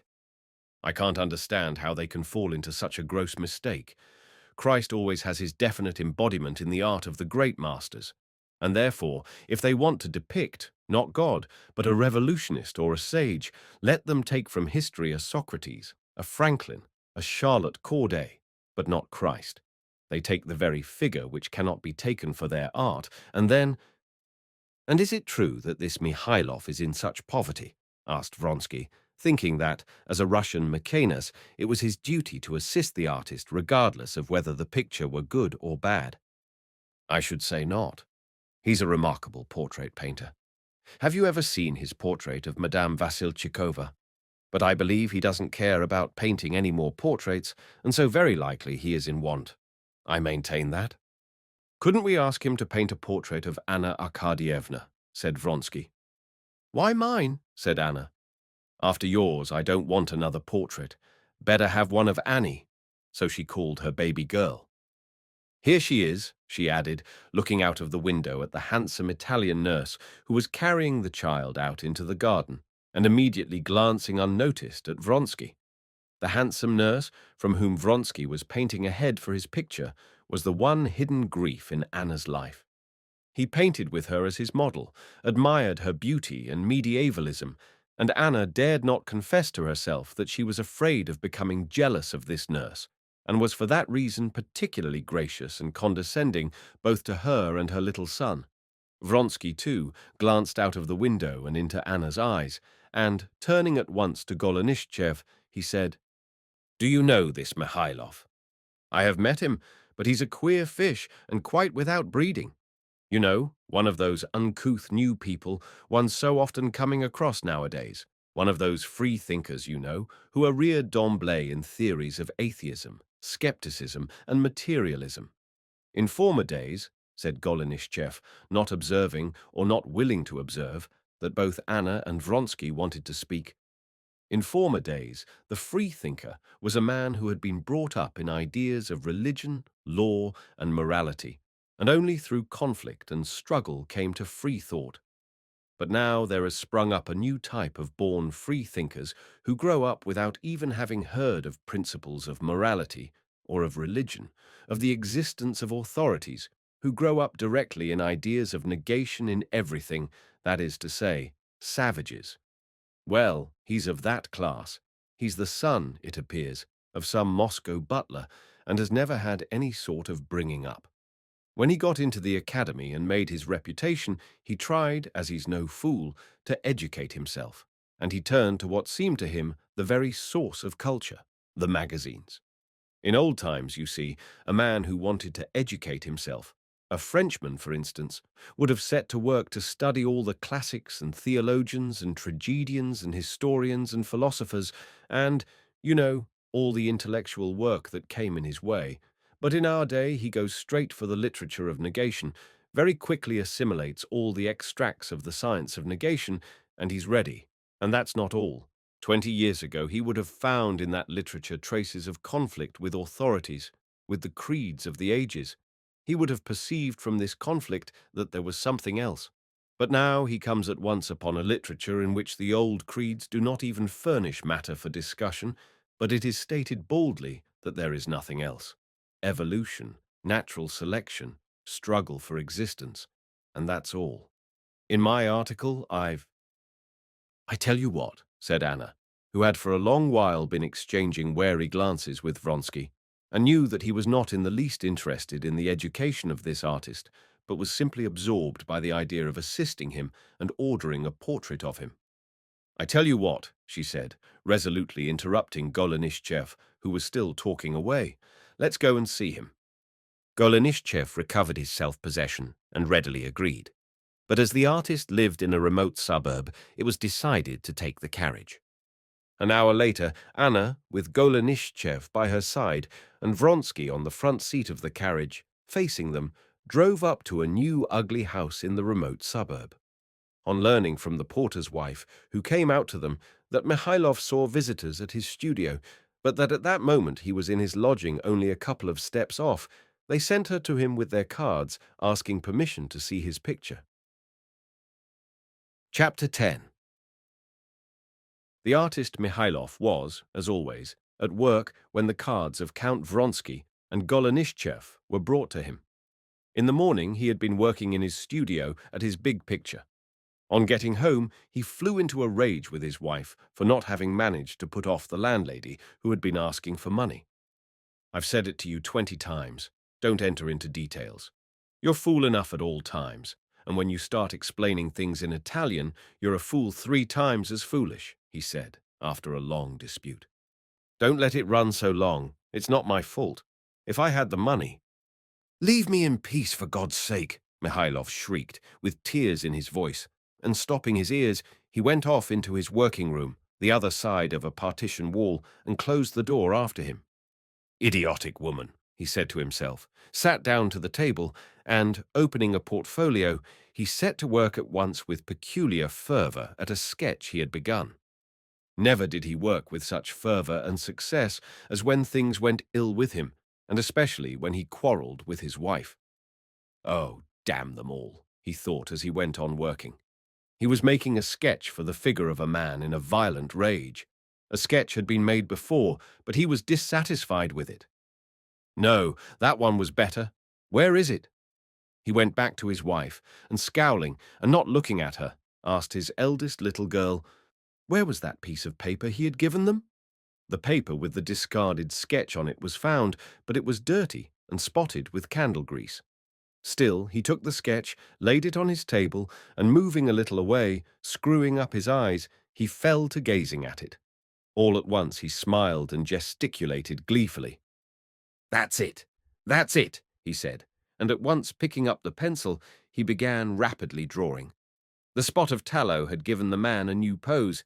He had sketched this new pose, when all at once he recalled the face of a shopkeeper of whom he had bought cigars, a vigorous face with a prominent chin, and he sketched this very face, this chin, onto the figure of the man. He laughed aloud with delight. The figure from a lifeless, imagined thing had become living, and such that it could never be changed. That figure lived and was clearly and unmistakably defined. The sketch might be corrected in accordance with the requirements of the figure. The legs, indeed, could and must be put differently, and the position of the left hand must be quite altered. The hair, too, might be thrown back.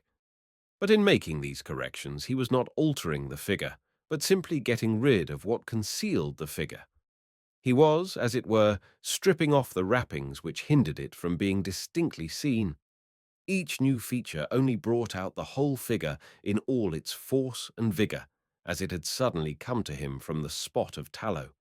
He was carefully finishing the figure when the cards were brought him. "Coming, coming." He went in to his wife. "Come, Sasha, don't be cross," he said, smiling timidly and affectionately at her. "You were to blame. I was to blame. I'll make it all right." And having made peace with his wife, he put on an olive-green overcoat with a velvet collar and a hat, and went towards his studio. The successful figure he had already forgotten. Now he was delighted and excited at the visit of these people of consequence, Russians, who had come in their carriage. Of his picture, the one that stood now on his easel, he had at the bottom of his heart one conviction, that no one had ever painted a picture like it.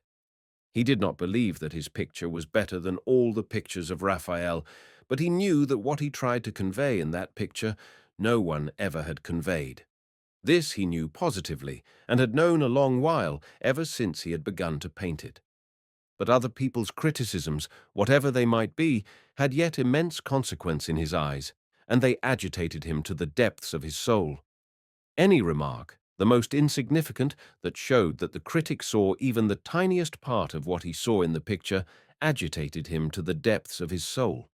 He always attributed to his critics a more profound comprehension than he had himself, and always expected from them something he did not himself see in the picture. And often in their criticisms he fancied that he had found this. He walked rapidly to the door of his studio, and in spite of his excitement he was struck by the soft light on Anna's figure as she stood in the shade of the entrance listening to Golenishtchev, who was eagerly telling her something, while she evidently wanted to look round at the artist. He was himself unconscious how, as he approached them, he seized on this impression and absorbed it, as he had the chin of the shopkeeper who had sold him the cigars, and put it away somewhere to be brought out when he wanted it. The visitors, not agreeably impressed beforehand by Golenishtchev's account of the artist, were still less so by his personal appearance.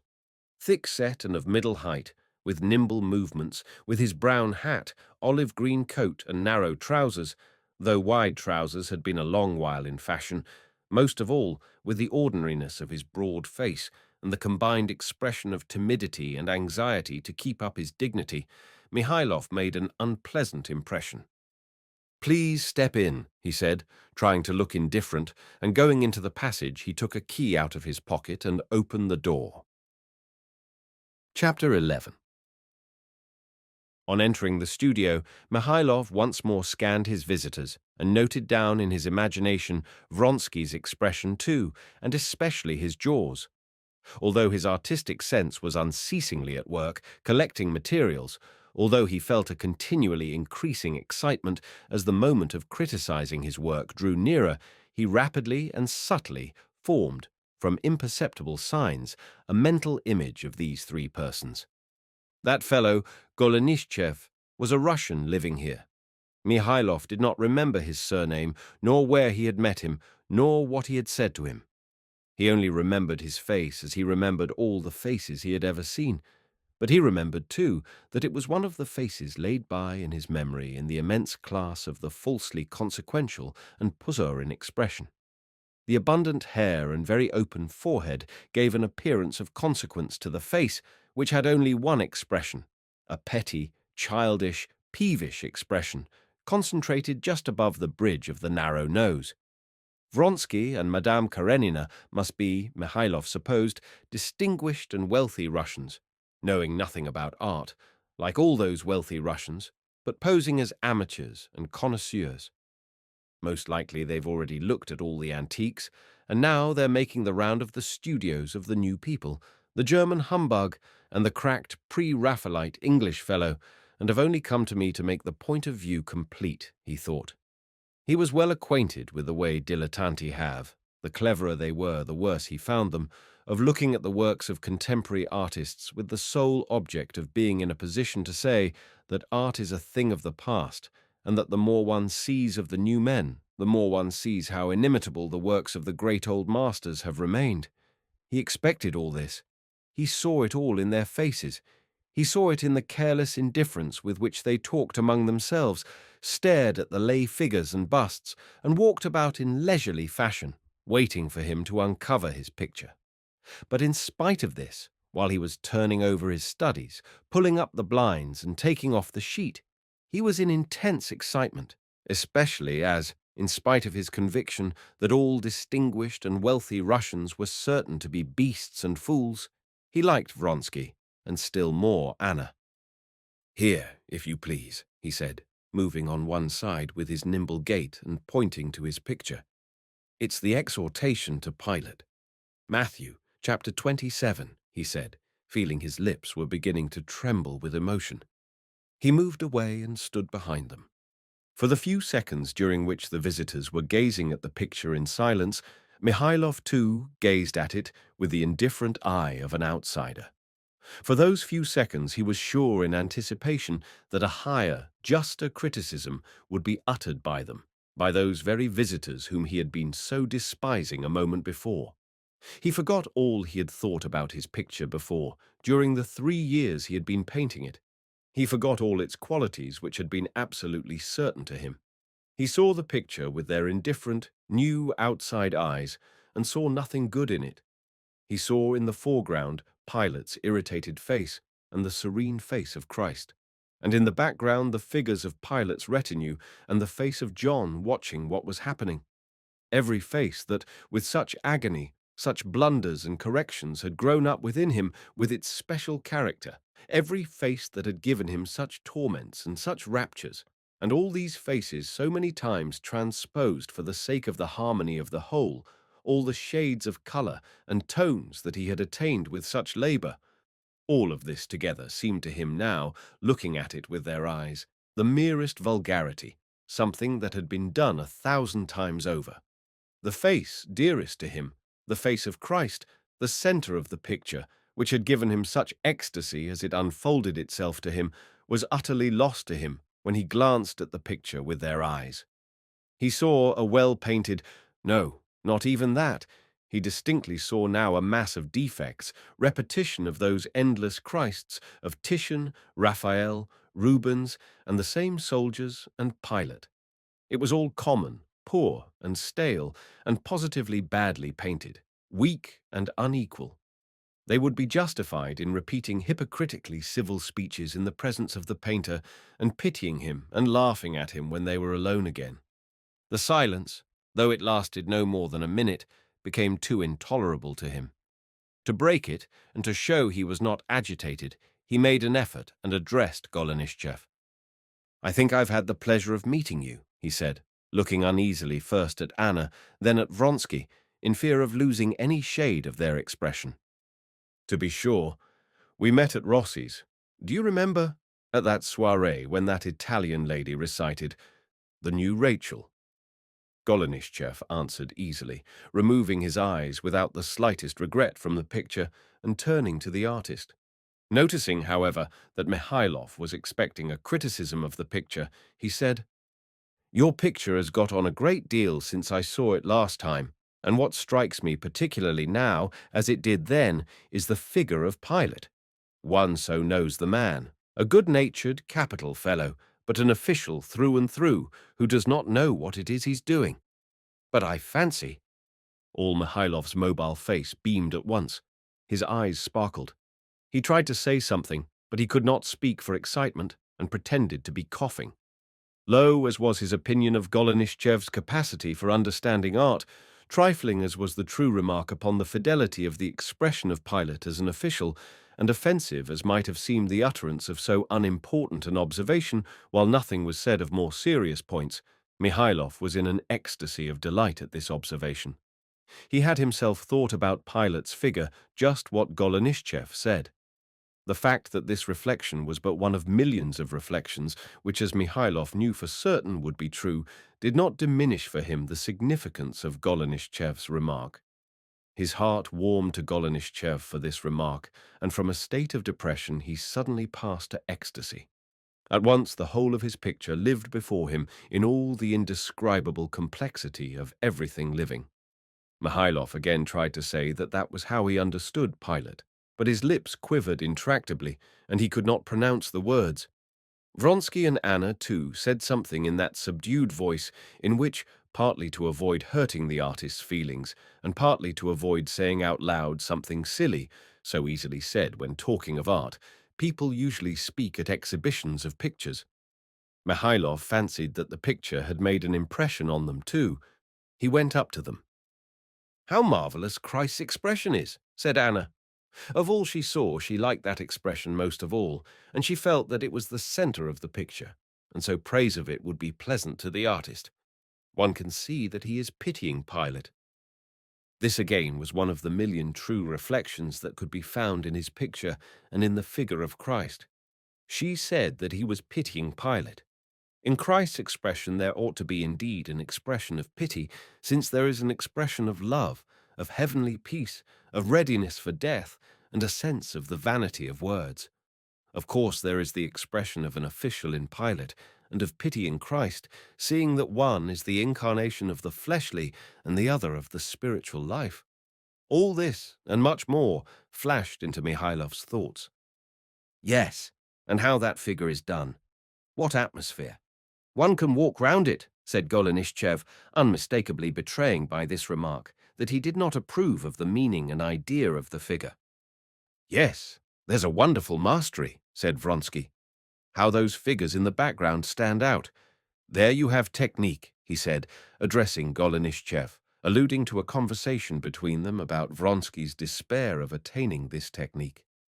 "Yes, yes, marvelous," Golenishtchev and Anna assented. In spite of the excited condition in which he was, the sentence about technique had sent a pang to Mikhailov's heart, and looking angrily at Vronsky, he suddenly scowled. He had often heard this word technique, and was utterly unable to understand what was understood by it. He knew that by this term was understood a mechanical facility for painting or drawing, entirely apart from its subject. He had noticed often that even in actual praise technique was opposed to essential quality, as though one could paint well something that was bad. He knew that a great deal of attention and care was necessary in taking off the coverings to avoid injuring the creation itself, and to take off all the coverings. But there was no art of painting, no technique of any sort about it. If to a little child or to his cook were revealed what he saw, it or she would have been able to peel the wrappings off what was seen, and the most experienced and adroit painter could not by mere mechanical facility paint anything if the lines of the subject were not revealed to him first. Besides, he saw that if it came to talking about technique, it was impossible to praise him for it. In all he had painted and repainted, he saw faults that hurt his eyes, coming from want of care in taking off the wrappings. Faults he could not correct now without spoiling the whole. And in almost all the figures and faces he saw, too, remnants of the wrappings not perfectly removed that spoiled the picture. "One thing might be said if you will allow me to make the remark," observed Golenishtchev. "Oh, I shall be delighted, I beg you," said Mikhailov with a forced smile. "That is, that you make him the man-god, and not the god-man. But I know that was what you meant to do." "I cannot paint a Christ that is not in my heart," said Mikhailov gloomily. "Yes, but in that case, if you will allow me to say what I think, your picture is so fine that my observation cannot detract from it, and besides, it is only my personal opinion. With you, it is different. Your very motive is different. But let us take Ivanov. I imagine that if Christ is brought down to the level of an historical character, it would have been better for Ivanov to select some other historical subject, fresh, untouched. But if this is the greatest subject presented to art, if one looked, one would find others. But the point is that art cannot suffer doubt and discussion. And before the picture of Ivanov, the question arises for the believer and the unbeliever alike: is it God or is it not God? And the unity of the impression is destroyed. Why so? I think that for educated people, said Mihailov, the question cannot exist. Golenishtchev did not agree with this, and confounded Mihailov by his support of his first idea of the unity of the impression being essential to art. Mihailov was greatly perturbed, but he could say nothing in defense of his own idea. Chapter 12. Anna and Vronsky had long been exchanging glances, regretting their friend's flow of cleverness. At last, Vronsky, without waiting for the artist, walked away to another small picture. Oh, how exquisite! What a lovely thing! A gem! How exquisite! They cried with one voice. What is it they're pleased with? Thought Mihailov. He had positively forgotten that picture he had painted 3 years ago.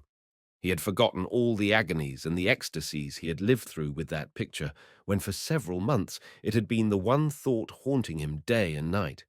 He had forgotten, as he always forgot, the pictures he had finished. He did not even like to look at it, and had only brought it out because he was expecting an Englishman who wanted to buy it. "Oh, that's only an old study," he said. "How fine," said Golenishtchev, he too, with unmistakable sincerity, falling under the spell of the picture. 2 boys were angling in the shade of a willow tree. The elder had just dropped in the hook and was carefully pulling the float from behind a bush, entirely absorbed in what he was doing. The other, a little younger, was lying in the grass, leaning on his elbows, with his tangled, flaxen head in his hands, staring at the water with his dreamy blue eyes. What was he thinking of? The enthusiasm over this picture stirred some of the old feeling for it in Mihailov, but he feared and disliked this waste of feeling for things past, and so, even though this praise was grateful to him, he tried to draw his visitors away to a third picture. But Vronsky asked whether the picture was for sale. To Mihailov at that moment, excited by visitors, it was extremely distasteful to speak of money matters. "It is put up there to be sold," he answered, scowling gloomily. When the visitors had gone, Mihailov sat down opposite the picture of Pilate and Christ, and in his mind went over what had been said, and what, though not said, had been implied by those visitors. And, strange to say, what had had such weight with him, while they were there and while he mentally put himself at their point of view, suddenly lost all importance for him. He began to look at his picture with all his own full artist vision, and was soon in that mood of conviction of the perfectibility, and so of the significance, of his picture, a conviction essential to the most intense fervour, excluding all other interests, in which alone he could work. Christ's foreshortened leg was not right, though. He took his palette and began to work. As he corrected the leg, he looked continually at the figure of John in the background, which his visitors had not even noticed, but which he knew was beyond perfection. When he had finished the leg, he wanted to touch that figure, but he felt too much excited for it. He was equally unable to work when he was cold and when he was too much affected and saw everything too much. There was only one stage in the transition from coldness to inspiration at which work was possible. Today he was too much agitated. He would have covered the picture, but he stopped, holding the cloth in his hand, and, smiling blissfully, gazed a long while at the figure of John. At last, as it were regretfully tearing himself away, he dropped the cloth and, exhausted but happy, went home. Vronsky, Anna, and Golenishtchev, on their way home, were particularly lively and cheerful. They talked of Mihailov and his pictures. The word talent, by which they meant an inborn, almost physical aptitude, apart from brain and heart, and in which they tried to find an expression for all the artist had gained from life, recurred particularly often in their talk, as though it were necessary for them to sum up what they had no conception of, though they wanted to talk of it. They said that there was no denying his talent, but that his talent could not develop for want of education, the common defect of our Russian artists. But the picture of the boys had imprinted itself on their memories, and they were continually coming back to it. "What an exquisite thing! How he has succeeded in it!" And how simply. He doesn't even comprehend how good it is. Yes, I mustn't let it slip. I must buy it, said Vronsky. Chapter 13. Mihailov sold Vronsky his picture and agreed to paint a portrait of Anna. On the day fixed, he came and began the work. From the fifth sitting, the portrait impressed everyone, especially Vronsky, not only by its resemblance, but by its characteristic beauty. It was strange how Mihailov could have discovered just her characteristic beauty. One needs to know and love her, as I have loved her, to discover the very sweetest expression of her soul, Vronsky thought, though it was only from this portrait that he had himself learned this sweetest expression of her soul.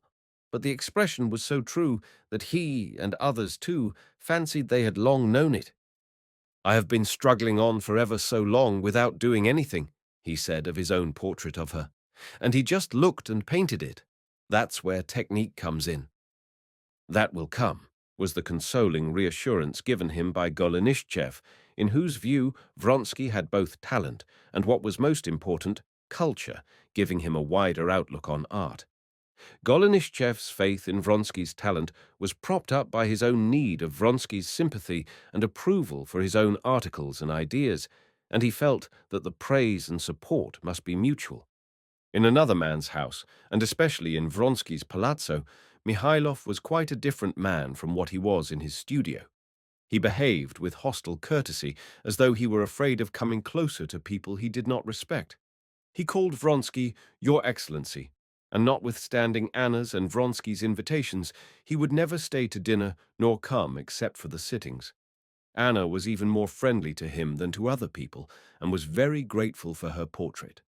Vronsky was more than cordial with him, and was obviously interested to know the artist's opinion of his picture. Golenishtchev never let slip an opportunity of instilling sound ideas about art into Mihailov, but Mihailov remained equally chilly to all of them. Anna was aware from his eyes that he liked looking at her, but he avoided conversation with her. Vronsky's talk about his painting he met with stubborn silence, and he was as stubbornly silent when he was shown Vronsky's picture. He was unmistakably bored by Golenishtchev's conversation, and he did not attempt to oppose him.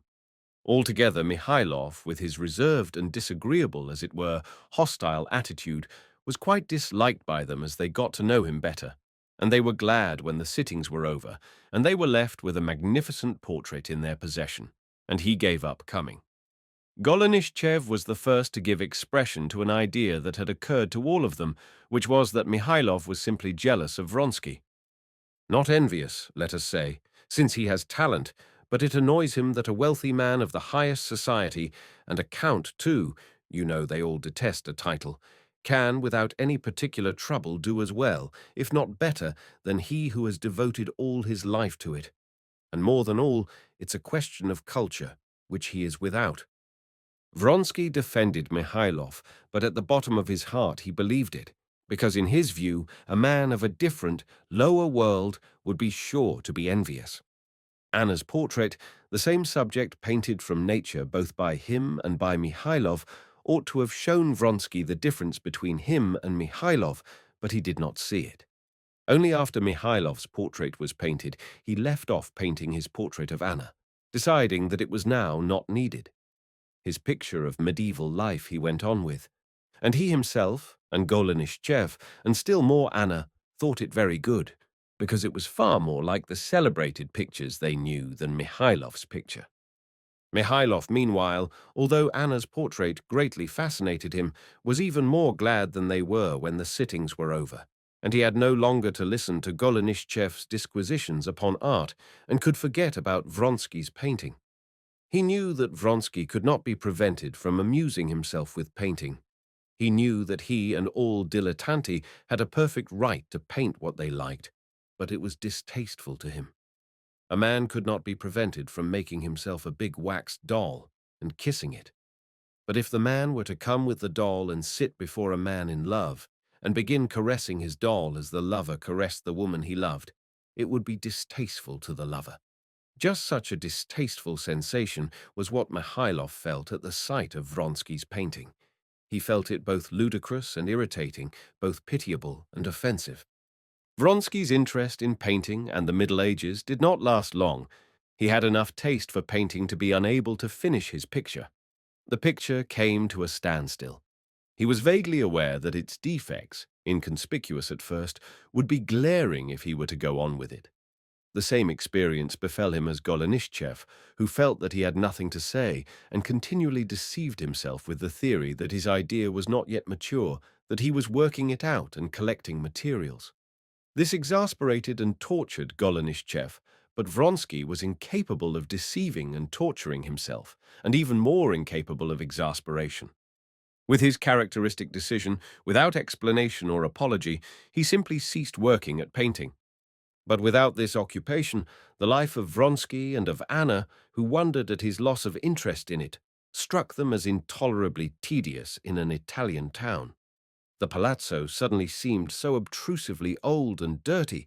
The spots on the curtains, the cracks in the floors, the broken plaster on the cornices became so disagreeably obvious, and the everlasting sameness of Golenishtchev and the Italian professor and the German traveller became so wearisome that they had to make some change. They resolved to go to Russia, to the country. In Petersburg, Vronsky intended to arrange a partition of the land with his brother, while Anna meant to see her son. The summer they intended to spend on Vronsky's great family estate. Chapter 14. Levin had been married 3 months. He was happy, but not at all in the way he had expected to be. At every step he found his former dreams disappointed and new, unexpected surprises of happiness. He was happy, but on entering upon family life, he saw at every step that it was utterly different from what he had imagined. At every step he experienced what a man would experience who, after admiring the smooth, happy course of a little boat on a lake, should get himself into that little boat. He saw that it was not all sitting still, floating smoothly. That one had to think too, not for an instant to forget where one was floating, and that there was water under one, and that one must row, and that his unaccustomed hands would be sore, and that it was only to look at it that was easy, but that doing it, though very delightful, was very difficult. As a bachelor, when he had watched other people's married life, seen the petty cares, the squabbles, the jealousy, he had only smiled contemptuously in his heart. In his future married life, there could be, he was convinced, nothing of that sort. Even the external forms, indeed, he fancied, must be utterly unlike the life of others in everything. And all of a sudden, instead of his life with his wife being made on an individual pattern, it was, on the contrary, entirely made up of the pettiest details, which he had so despised before, but which now, by no will of his own, had gained an extraordinary importance that it was useless to contend against. And Levin saw that the organization of all these details was by no means so easy as he had fancied before. Although Levin believed himself to have the most exact conceptions of domestic life, unconsciously, like all men, he pictured domestic life as the happiest enjoyment of love, with nothing to hinder and no petty cares to distract. He ought, as he conceived the position, to do his work and to find repose from it in the happiness of love. She ought to be beloved, and nothing more. But like all men, he forgot that she too would want work, and he was surprised that she, his poetic, exquisite Kitty, could, not merely in the first weeks, but even in the first days of their married life, think, remember, and busy herself about tablecloths and furniture, about mattresses for visitors, about a tray, about the cook and the dinner, and so on. While they were still engaged, he had been struck by the definiteness with which she had declined the tour abroad and decided to go into the country, as though she knew of something she wanted and could still think of something outside her love. This had jarred upon him then, and now her trivial cares and anxieties jarred upon him several times. But he saw that this was essential for her. And loving her as he did, though he did not understand the reason of them and jeered at these domestic pursuits, he could not help admiring them. He jeered at the way in which she arranged the furniture they had brought from Moscow, rearranged their room, hung up curtains, prepared rooms for visitors, a room for Dolly, saw after an abode for her new maid, ordered dinner of the old cook, came into collision with Agafea Mihailovna, taking from her the charge of the stores. He saw how the old cook smiled, admiring her and listening to her inexperienced, impossible orders, how mournfully and tenderly Agafea Mihailovna shook her head over the young mistress's new arrangements. He saw that Kitty was extraordinarily sweet when, laughing and crying, she came to tell him that her maid, Masha, was used to looking upon her as her young lady, and so no one obeyed her. It seemed to him sweet, but strange, and he thought it would have been better without this. He did not know how great a sense of change she was experiencing. She, who at home had sometimes wanted some favorite dish or sweets without the possibility of getting either, now could order what she liked, buy pounds of sweets, spend as much money as she liked, and order any pudding she pleased. She was dreaming with delight now of Dolly's coming to them with her children, especially because she would order for the children their favorite puddings, and Dolly would appreciate all her new housekeeping. She did not know herself why and wherefore, but the arranging of her house had an irresistible attraction for her. Instinctively feeling the approach of spring, and knowing that there would be days of rough weather too, she built her nest as best she could, and was in haste at the same time to build it and to learn how to do it. This care for domestic details in Kitty, so opposed to Levin's ideal of exalted happiness, was at first one of the disappointments, and this sweet care of her household, the aim of which he did not understand, but could not help loving, was one of the new happy surprises. Another disappointment and happy surprise came in their quarrels. Levin could never have conceived that between him and his wife any relations could arise other than tender, respectful, and loving, and all at once in the very early days they quarrelled, so that she said he did not care for her, that he cared for no one but himself, burst into tears, and wrung her arms. This first quarrel arose from Levin's having gone out to a new farmhouse and having been away half an hour too long because he had tried to get home by a shortcut and had lost his way. He drove home thinking of nothing but her, of her love, of his own happiness, and the nearer he drew to home, the warmer was his tenderness for her. He ran into the room with the same feeling, with an even stronger feeling than he had had when he reached the Shtcherbatskys' house to make his offer. And suddenly he was met by a lowering expression he had never seen in her. He would have kissed her. She pushed him away. "What is it?" "You've been enjoying yourself," she began, trying to be calm and spiteful. But as soon as she opened her mouth, a stream of reproach, of senseless jealousy, of all that had been torturing her during that half hour which she had spent sitting motionless at the window, burst from her. It was only then, for the first time, that he clearly understood what he had not understood when he led her out of the church after the wedding. He felt now that he was not simply close to her, but that he did not know where he ended and she began. He felt this from the agonizing sensation of division that he experienced at that instant. He was offended for the first instant, but the very same second he felt that he could not be offended by her, that she was himself. He felt for the first moment as a man feels when, having suddenly received a violent blow from behind, he turns round, angry and eager to avenge himself, to look for his antagonist, and finds that it is he himself who has accidentally struck himself, that there is no one to be angry with, and that he must put up with and try to soothe the pain. Never afterwards did he feel it with such intensity, but this first time he could not for a long while get over it. His natural feeling urged him to defend himself, to prove to her she was wrong, but to prove her wrong would mean irritating her still more and making the rupture greater that was the cause of all his suffering. One habitual feeling impelled him to get rid of the blame and to pass it on to her. Another feeling, even stronger, impelled him as quickly as possible to smooth over the rupture without letting it grow greater. To remain under such undeserved reproach was wretched, but to make her suffer by justifying himself was worse still. Like a man half awake in an agony of pain, he wanted to tear out, to fling away the aching place, and coming to his senses, he felt that the aching place was himself. He could do nothing but try to help the aching place to bear it, and this he tried to do. They made peace. She, recognizing that she was wrong, though she did not say so, became tenderer to him, and they experienced new, redoubled happiness in their love. But that did not prevent such quarrels from happening again, and exceedingly often too, on the most unexpected and trivial grounds. These quarrels frequently arose from the fact that they did not yet know what was of importance to each other, and that all this early period they were both often in a bad temper.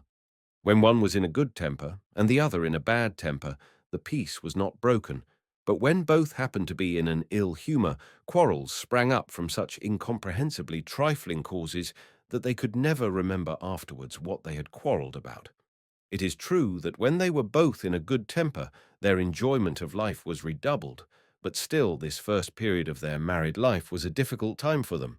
During all this early time, they had a peculiarly vivid sense of tension, as it were, a tugging in opposite directions of the chain by which they were bound.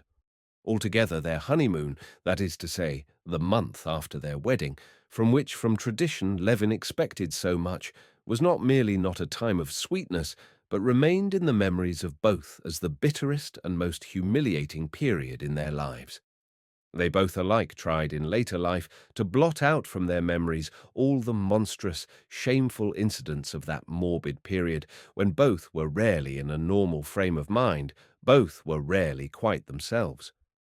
It was only in the third month of their married life, after their return from Moscow, where they had been staying for a month, that their life began to go more smoothly. Chapter 15. They had just come back from Moscow and were glad to be alone. He was sitting at the writing table in his study, writing. She, wearing the dark lilac dress she had worn during the first days of their married life, and put on again today, a dress particularly remembered and loved by him, was sitting on the sofa, the same old-fashioned leather sofa which had always stood in the study in Levin's father's and grandfather's days. She was sewing at broderie anglaise. He thought and wrote, never losing the happy consciousness of her presence. His work, both on the land and on the book, in which the principles of the new land system were to be laid down, had not been abandoned. But just as formerly these pursuits and ideas had seemed to him petty and trivial in comparison with the darkness that overspread all life, now they seemed as unimportant and petty in comparison with the life that lay before him, suffused with the brilliant light of happiness. He went on with his work, but he felt now that the center of gravity of his attention had passed to something else, and that consequently he looked at his work quite differently and more clearly. Formerly this work had been for him an escape from life. Formerly he had felt that without this work his life would be too gloomy. Now these pursuits were necessary for him, that life might not be too uniformly bright. Taking up his manuscript, reading through what he had written, he found with pleasure that the work was worth his working at.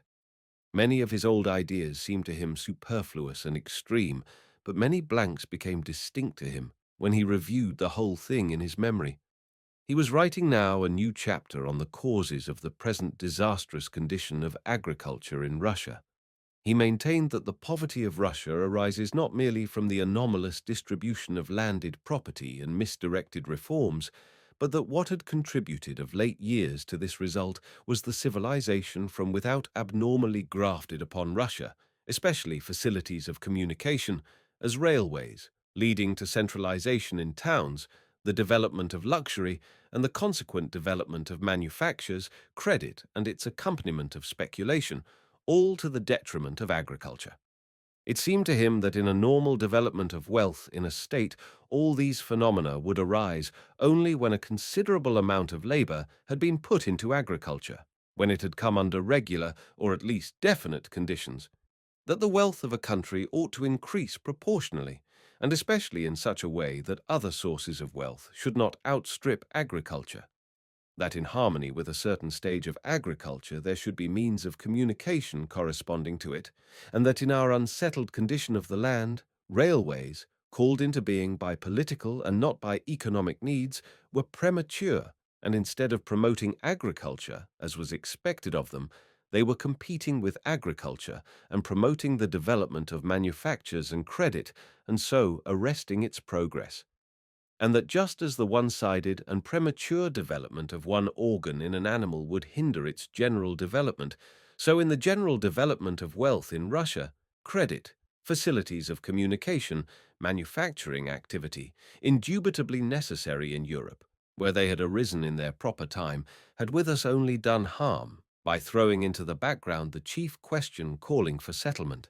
the question of the organization of agriculture. While he was writing his ideas, she was thinking how unnaturally cordial her husband had been to young Prince Charsky, who had, with great want of tact, flirted with her the day before they left Moscow. He's jealous, she thought. Goodness, how sweet and silly he is. He's jealous of me. If he knew that I think no more of them than of Pyotr the cook, she thought, looking at his head and red neck with a feeling of possession strange to herself. Though it's a pity to take him from his work, but he has plenty of time. I must look at his face. Will he feel I'm looking at him? I wish he'd turn round. I'll will him to. And she opened her eyes wide, as though to intensify the influence of her gaze. Yes, they draw away all the sap and give a false appearance of prosperity, he muttered, stopping to write, and feeling that she was looking at him and smiling, he looked round. Well, he queried, smiling and getting up. He looked round, she thought. It's nothing. I wanted you to look round, she said, watching him, and trying to guess whether he was vexed at being interrupted or not. How happy we are alone together. I am, that is, he said, going up to her with a radiant smile of happiness.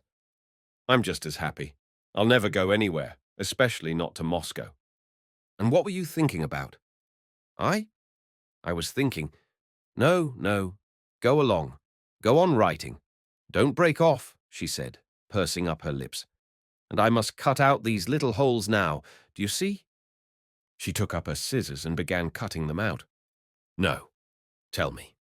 What was it? He said, sitting down beside her and watching the tiny scissors moving round. Oh, what was I thinking about? I was thinking about Moscow, about the back of your head.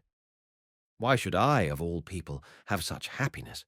It's unnatural, too good, he said, kissing her hand. I feel quite the opposite. The better things are, the more natural it seems to me. And you've got a little curl loose, he said, carefully turning her head round. A little curl, oh yes. No. We are busy at our work. Work did not progress further, and they darted apart from one another like culprits when Kuzma came in to announce that tea was ready. Have they come from the town? Levin asked Kuzma. They've just come. They're unpacking the things. Come quickly, she said to him as she went out of the study, or else I shall read your letters without you. Left alone, after putting his manuscripts together in the new portfolio bought by her, he washed his hands at the new washstand with the elegant fittings that had all made their appearance with her. Levin smiled at his own thoughts and shook his head disapprovingly at those thoughts. A feeling akin to remorse fretted him. There was something shameful, effeminate, Capuan, as he called it to himself, in his present mode of life. It's not right to go on like this, he thought. It'll soon be 3 months, and I'm doing next to nothing. Today, almost for the first time, I set to work seriously. And what happened? I did nothing but begin and throw it aside. Even my ordinary pursuits I have almost given up. On the land I scarcely walk or drive about at all to look after things. Either I am loath to leave her, or I see she's dull alone. And I used to think that, before marriage, life was nothing much, somehow didn't count, but that after marriage, life began in earnest. And here almost 3 months have passed, and I have spent my time so idly and unprofitably. No, this won't do. I must begin. Of course, it's not her fault. She's not to blame in any way. I ought myself to be firmer, to maintain my masculine independence of action, or else I shall get into such ways, and she'll get used to them too. Of course she's not to blame, he told himself. But it is hard for anyone who is dissatisfied not to blame someone else, and especially the person nearest of all to him, for the ground of his dissatisfaction. And it vaguely came into Levin's mind that she herself was not to blame. She could not be to blame for anything. But what was to blame was her education, too superficial and frivolous. That fool Charsky. She wanted, I know, to stop him, but didn't know how to. Yes, apart from her interest in the house, that she has, apart from dress and broderie anglaise, she has no serious interests. No interest in her work, in the estate, in the peasants, nor in music, though she's rather good at it, nor in reading. She does nothing, and is perfectly satisfied. Levin, in his heart, censured this, and did not as yet understand that she was preparing for that period of activity which was to come for her when she would at once be the wife of her husband and mistress of the house, and would bear and nurse and bring up children. He knew not that she was instinctively aware of this, and preparing herself for this time of terrible toil, did not reproach herself for the moments of carelessness and happiness in her love that she enjoyed now while gaily building her nest for the future. Chapter 16. When Levin went upstairs, his wife was sitting near the new silver samovar behind the new tea service, and, having settled old Agafea Mihalovna at a little table with a full cup of tea, was reading a letter from Dolly, with whom they were in continual and frequent correspondence. "You see, your good lady settled me here, told me to sit a bit with her," said Agafea Mihalovna, smiling affectionately at Kitty. In these words of Agafea Mihalovna, Levin read the final act of the drama which had been enacted of late between her and Kitty. He saw that, in spite of Agafea Mihalovna's feelings being hurt by a new mistress taking the reins of government out of her hands, Kitty had yet conquered her and made her love her. "Here, I opened your letter too," said Kitty, handing him an illiterate letter. "It's from that woman, I think. Your brother's," she said. "I did not read it through. This is from my people and from Dolly. Fancy! Dolly took Tanya and Grisha to a children's ball at the Samatskys. Tanya was a French marquise. But Levin did not hear her. Flushing, he took the letter from Maria Nikolaevna, his brother's former mistress, and began to read it. This was the second letter he had received from Maria Nikolaevna.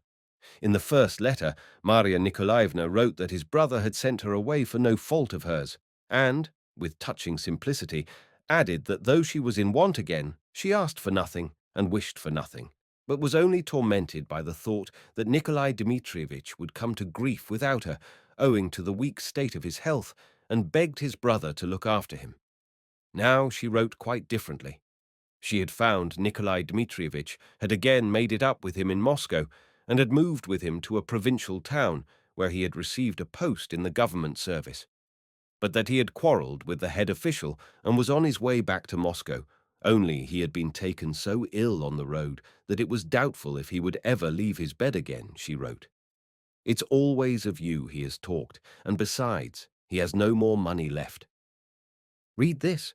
Dolly writes about you," Kitty was beginning with a smile, but she stopped suddenly, noticing the changed expression on her husband's face. "What is it? What's the matter?" "She writes to me that Nikolai, my brother, is at death's door. I shall go to him." Kitty's face changed at once. Thoughts of Tanya as a marquise, of Dolly, all had vanished. "When are you going?" she said. "Tomorrow." "And I will go with you, can I?" she said. "Kitty, what are you thinking of?" he said reproachfully. "How do you mean?"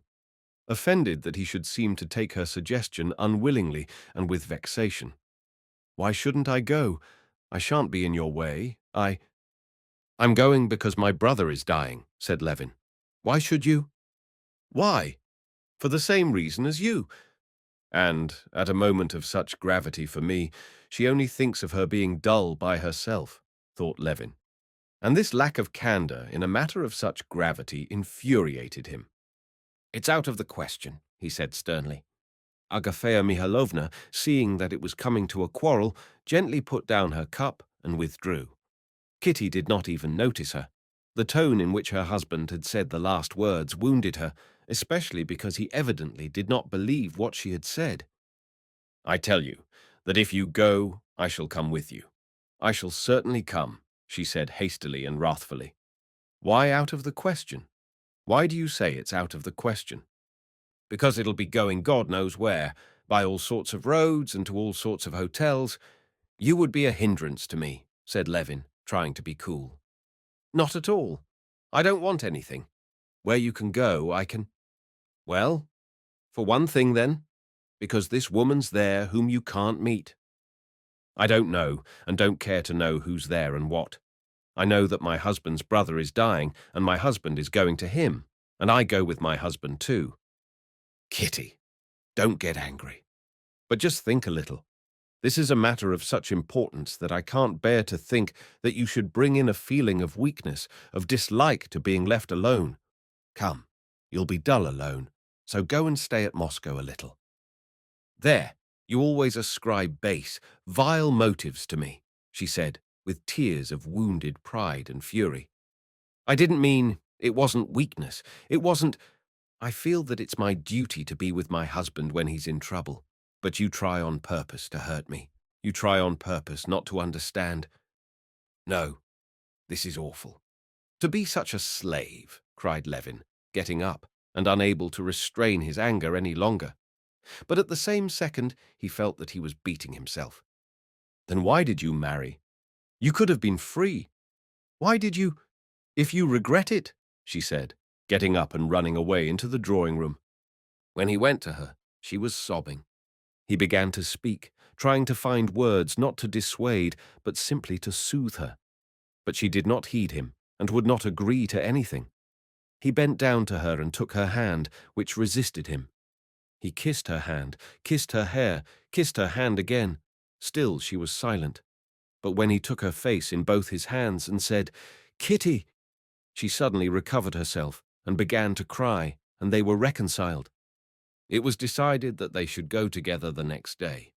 Levin told his wife that he believed she wanted to go simply in order to be of use, agreed that Maria Nikolaevna's being with his brother did not make her going improper, but he set off at the bottom of his heart dissatisfied both with her and with himself. He was dissatisfied with her for being unable to make up her mind to let him go when it was necessary, and how strange it was for him to think that he, so lately hardly daring to believe in such happiness as that she could love him, now was unhappy because she loved him too much, and he was dissatisfied with himself for not showing more strength of will.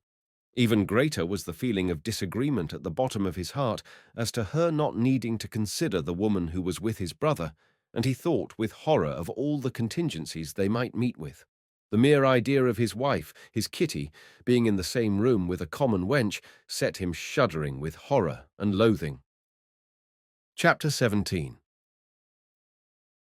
The hotel of the provincial town where Nikolai Levin was lying ill was one of those provincial hotels which are constructed on the newest model of modern improvements with the best intentions of cleanliness, comfort, and even elegance, but owing to the public that patronizes them, are with astounding rapidity transformed into filthy taverns with a pretension of modern improvement that only makes them worse than the old-fashioned, honestly filthy hotels.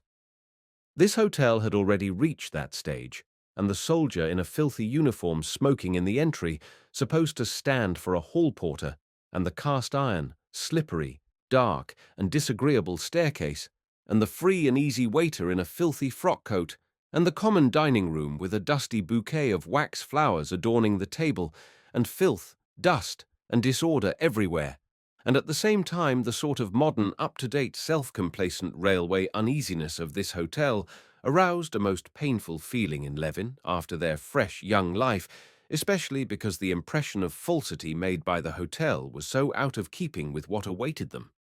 As is invariably the case, after they had been asked at what price they wanted rooms, it appeared that there was not one decent room for them. One decent room had been taken by the inspector of railroads, another by a lawyer from Moscow, a third by Princess Astafieva from the country. There remained only one filthy room, next to which they promised that another should be empty by the evening.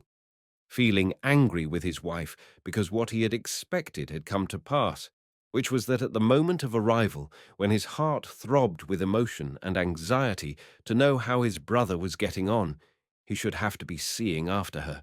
Instead of rushing straight to his brother, Levin conducted her to the room assigned them. "Go, do go," she said, looking at him with timid and guilty eyes.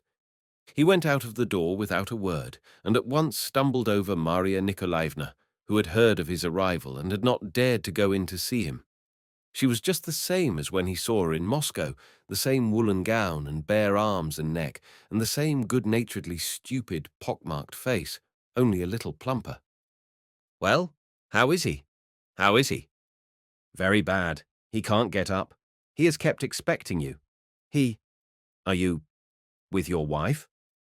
Levin did not for the first moment understand what it was confused her, but she immediately enlightened him. I'll go away. I'll go down to the kitchen, she brought out. Nikolai Dmitrievitch will be delighted. He heard about it and knows your lady and remembers her abroad. Levin realized that she meant his wife and did not know what answer to make. Come along to him, he said. But as soon as he moved, the door of his room opened and Kitty peeped out. Levin crimsoned both from shame and anger with his wife, who had put herself and him in such a difficult position, but Maria Nikolaevna crimsoned still more. She positively shrank together and flushed to the point of tears, and clutching the ends of her apron in both hands, twisted them in her red fingers without knowing what to say and what to do. For the first instant, Levin saw an expression of eager curiosity in the eyes with which Kitty looked at this awful woman, so incomprehensible to her, but it lasted only a single instant. Well, how is he? She turned to her husband and then to her. But one can't go on talking in the passage like this, Levin said, looking angrily at a gentleman who walked jauntily at that instant across the corridor as though about his affairs. Well then, come in, said Kitty, turning to Maria Nikolaevna, who had recovered herself, but noticing her husband's face of dismay. Or go on. Go, and then come for me, she said, and went back into the room. Levin went to his brother's room. He had not in the least expected what he saw and felt in his brother's room.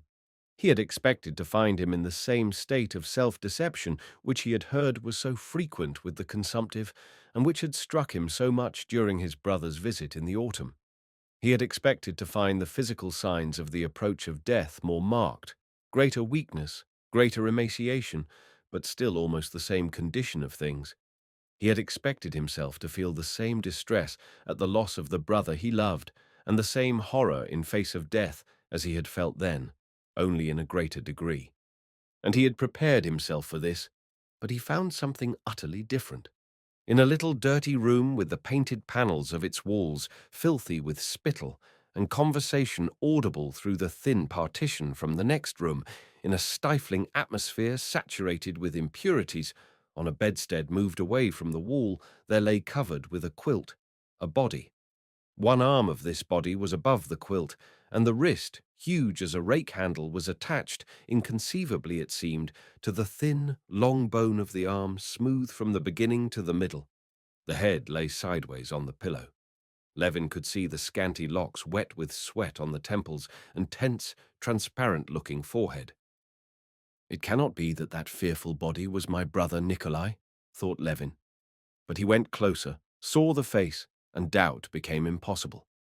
In spite of the terrible change in the face, Levin had only to glance at those eager eyes raised at his approach, only to catch the faint movement of the mouth under the sticky moustache, to realize the terrible truth that this death-like body was his living brother. The glittering eyes looked sternly and reproachfully at his brother as he drew near, and immediately this glance established a living relationship between living men. Levin immediately felt the reproach in the eyes fixed on him and felt remorse at his own happiness. When Constantine took him by the hand, Nikolai smiled. The smile was faint, scarcely perceptible, and in spite of the smile, the stern expression of the eyes was unchanged. "You did not expect to find me like this," he articulated with effort. "Yes." "No," said Levin, hesitating over his words. "How was it you didn't let me know before? That is, at the time of my wedding. I made inquiries in all directions." He had to talk so as not to be silent, and he did not know what to say, especially as his brother made no reply, and simply stared without dropping his eyes, and evidently penetrated to the inner meaning of each word. Levin told his brother that his wife had come with him. Nikolai expressed pleasure, but said he was afraid of frightening her by his condition. A silence followed. Suddenly Nikolai stirred and began to say something. Levin expected something of peculiar gravity and importance from the expression of his face, but Nikolai began speaking of his health. He found fault with the doctor, regretting he had not a celebrated Moscow doctor. Levin saw that he still hoped. Seizing the first moment of silence, Levin got up, anxious to escape. if only for an instant, from his agonizing emotion, and said that he would go and fetch his wife. "Very well, and I'll tell her to tidy up here. It's dirty and stinking here, I expect." "Maria, clear up the room," the sick man said with effort. "Oh, and when you've cleared up, go away yourself," he added, looking inquiringly at his brother. Levin made no answer. Going out into the corridor, he stopped short. He had said he would fetch his wife, but now, taking stock of the emotion he was feeling, he decided that he would try on the contrary to persuade her not to go in to the sick man. "Why should she suffer as I am suffering?" he thought. "Well, how is he?" Kitty asked with a frightened face. "Oh, it's awful! It's awful! What did you come for?" said Levin.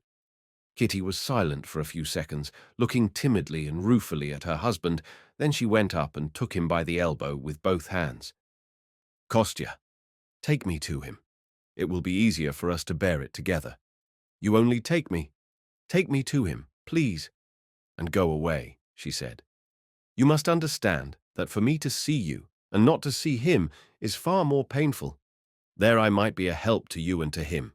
Please, let me." She besought her husband as though the happiness of her life depended on it. Levin was obliged to agree, and regaining his composure and completely forgetting about Maria Nikolaevna by now, he went again into his brother with Kitty. Stepping lightly and continually glancing at her husband, showing him a valorous and sympathetic face, Kitty went into the sick room and, turning without haste, noiselessly closed the door. With inaudible steps, she went quickly to the sick man's bedside, and going up so that he had not to turn his head, she immediately clasped in her fresh young hand the skeleton of his huge hand, pressed it, and began speaking with that soft eagerness, sympathetic and not jarring, which is peculiar to women. "We have met, though we were not acquainted, at Soden," she said. "You never thought I was to be your sister." "You would not have recognized me," he said, with a radiant smile at her entrance. "Yes, I should. What a good thing you let us know. Not a day has passed that Kostya has not mentioned you and been anxious." But the sick man's interest did not last long. Before she had finished speaking, there had come back into his face the stern, reproachful expression of the dying man's envy of the living. "I am afraid you are not quite comfortable here," she said, turning away from his fixed stare and looking about the room. "We must ask about another room," she said to her husband, "so that we might be nearer." Chapter 18. Levin could not look calmly at his brother. He could not himself be natural and calm in his presence. When he went in to the sick man, his eyes and his attention were unconsciously dimmed, and he did not see and did not distinguish the details of his brother's position. He smelt the awful odor, saw the dirt, disorder, and miserable condition, and heard the groans, and felt that nothing could be done to help. It never entered his head to analyze the details of the sick man's situation, to consider how that body was lying under the quilt, how those emaciated legs and thighs and spine were lying huddled up, and whether they could not be made more comfortable, whether anything could not be done to make things, if not better, at least less bad. It made his blood run cold when he began to think of all these details. He was absolutely convinced that nothing could be done to prolong his brother's life or to relieve his suffering, but a sense of his regarding all aid as out of the question was felt by the sick man and exasperated him, and this made it still more painful for Levin. To be in the sick room was agony to him, not to be there still worse, and he was continually, on various pretexts, going out of the room and coming in again because he was unable to remain alone. But Kitty thought and felt and acted quite differently. On seeing the sick man, she pitied him, and pity in her womanly heart did not arouse at all that feeling of horror and loathing that it aroused in her husband, but a desire to act, to find out all the details of his state, and to remedy them. And since she had not the slightest doubt that it was her duty to help him, she had no doubt either that it was possible, and immediately set to work. The very details, the mere thought of which reduced her husband to terror, immediately engaged her attention.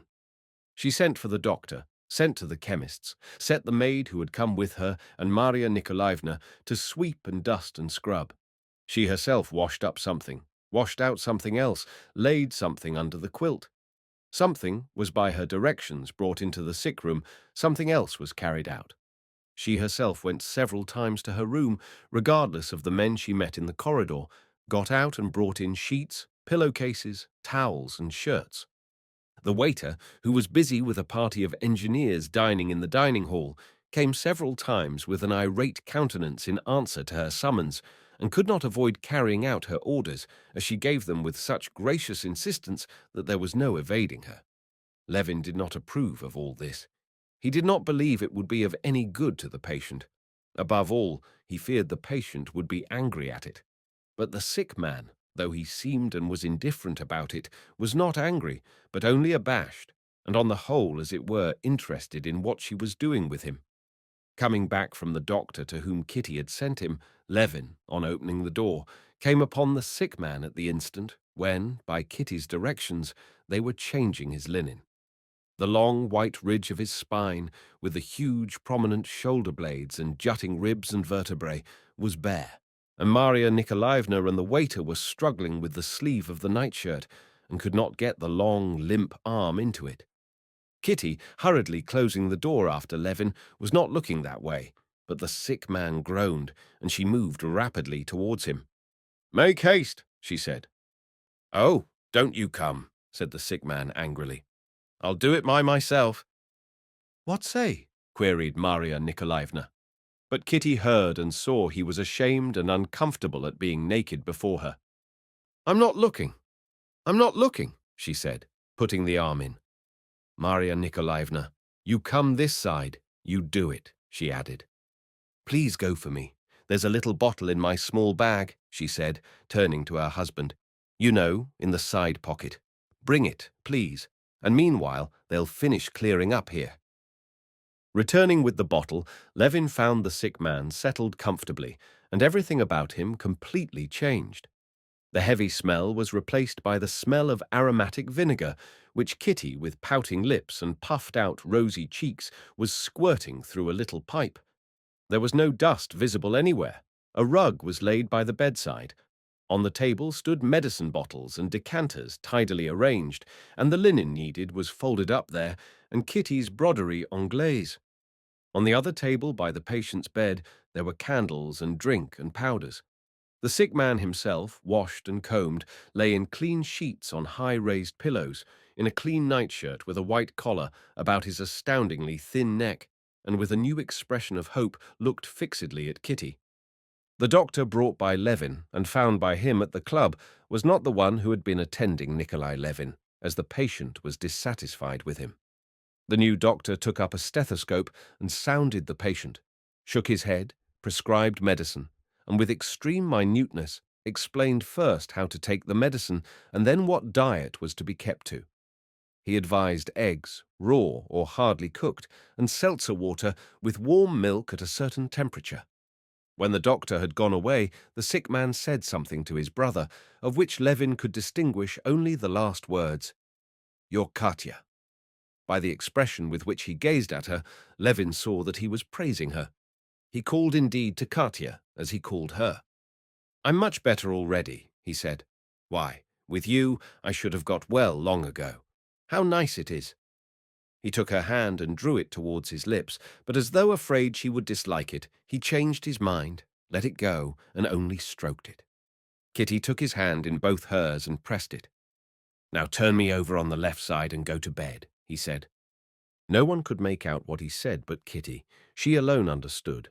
She understood because she was all the while mentally keeping watch on what he needed. "On the other side," she said to her husband. "He always sleeps on that side. Turn him over. It's so disagreeable calling the servants." "I'm not strong enough." "Can you?" she said to Maria Nikolaevna. "I'm afraid not," answered Maria Nikolaevna. Terrible as it was to Levin to put his arms round that terrible body, to take hold of that under the quilt, of which he preferred to know nothing, under his wife's influence he made his resolute face that she knew so well, and putting his arms into the bed took hold of the body, But in spite of his own strength, he was struck by the strange heaviness of those powerless limbs. While he was turning him over, conscious of the huge, emaciated arm about his neck, Kitty swiftly and noiselessly turned the pillow, beat it up and settled in it the sick man's head, smoothing back his hair, which was sticking again to his moist brow. The sick man kept his brother's hand in his own. Levin felt that he meant to do something with his hand and was pulling it somewhere. Levin yielded with a sinking heart. Yes, he drew it to his mouth and kissed it. Levin, shaking with sobs and unable to articulate a word, went out of the room. Chapter 19. Thou hast hid these things from the wise and prudent, and hast revealed them unto babes. So Levin thought about his wife as he talked to her that evening. Levin thought of the text not because he considered himself wise and prudent.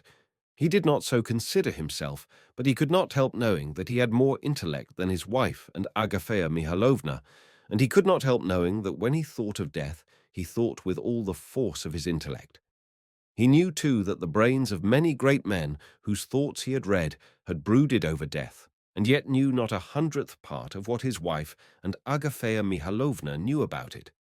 Different as those two women were, Agafea Mihalovna and Katya, as his brother Nikolai had called her, and as Levin particularly liked to call her now, they were quite alike in this. Both knew without a shade of doubt what sort of thing life was and what was death, and though neither of them could have answered, and would even not have understood the questions that presented themselves to Levin, both had no doubt of the significance of this event, and were precisely alike in their way of looking at it, which they shared with millions of people. The proof that they knew for a certainty the nature of death lay in the fact that they knew without a second of hesitation how to deal with the dying, and were not frightened of them.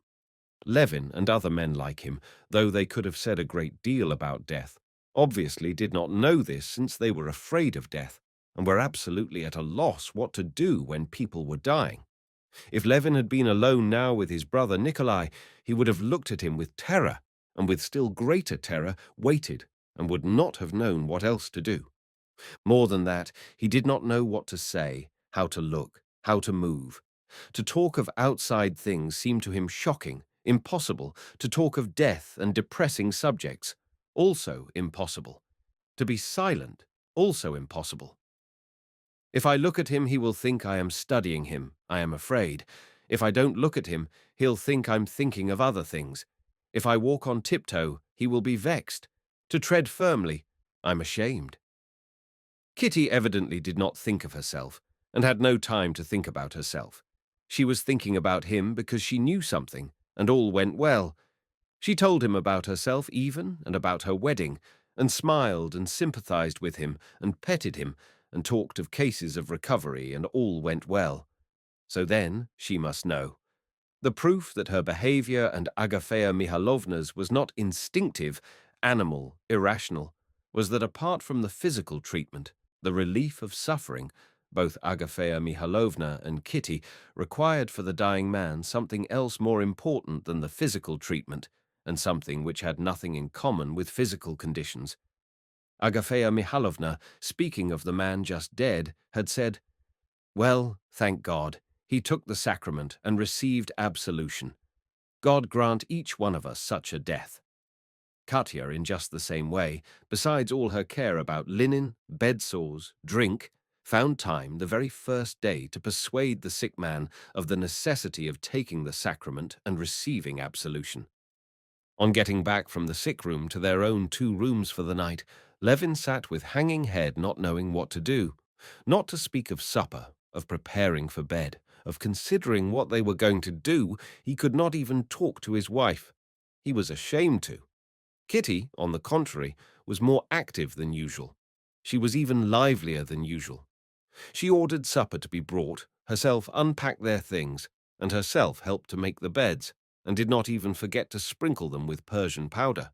She showed that alertness, that swiftness of reflection which comes out in men before a battle, in conflict, in the dangerous and decisive moments of life, those moments when a man shows once and for all his value, and that all his past has not been wasted, but has been a preparation for these moments. Everything went rapidly in her hands, and before it was 12 o'clock, all their things were arranged cleanly and tidily in her rooms, in such a way that the hotel rooms seemed like home. The beds were made, brushes, combs, looking glasses were put out, table napkins were spread. Levin felt that it was unpardonable to eat, to sleep, to talk even now, and it seemed to him that every movement he made was unseemly. She arranged the brushes, but she did it all so that there was nothing shocking in it.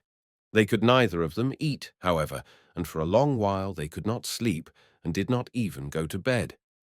"I am very glad I persuaded him to receive extreme unction tomorrow," she said, sitting in her dressing jacket before her folding looking-glass, combing her soft, fragrant hair with a fine comb.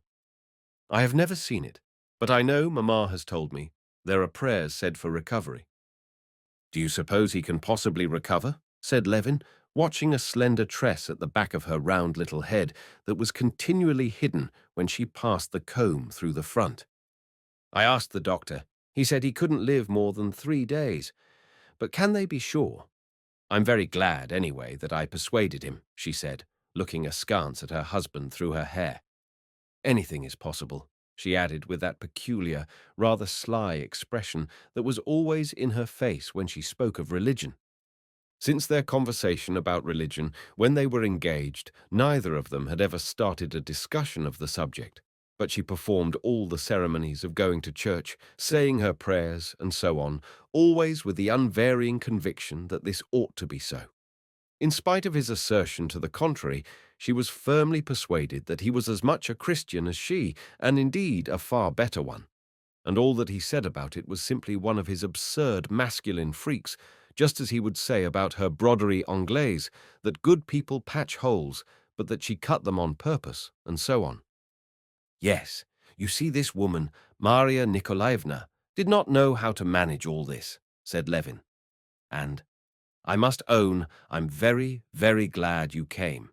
You are such purity that—" He took her hand and did not kiss it. To kiss her hand in such closeness to death seemed to him improper. He merely squeezed it with a penitent air, looking at her brightening eyes. "It would have been miserable for you to be alone," she said, and lifting her hands, which hid her cheeks flushing with pleasure, twisted her coil of hair on the nape of her neck and pinned it there. "No," she went on. She did not know how. "Luckily, I learned a lot at Soden.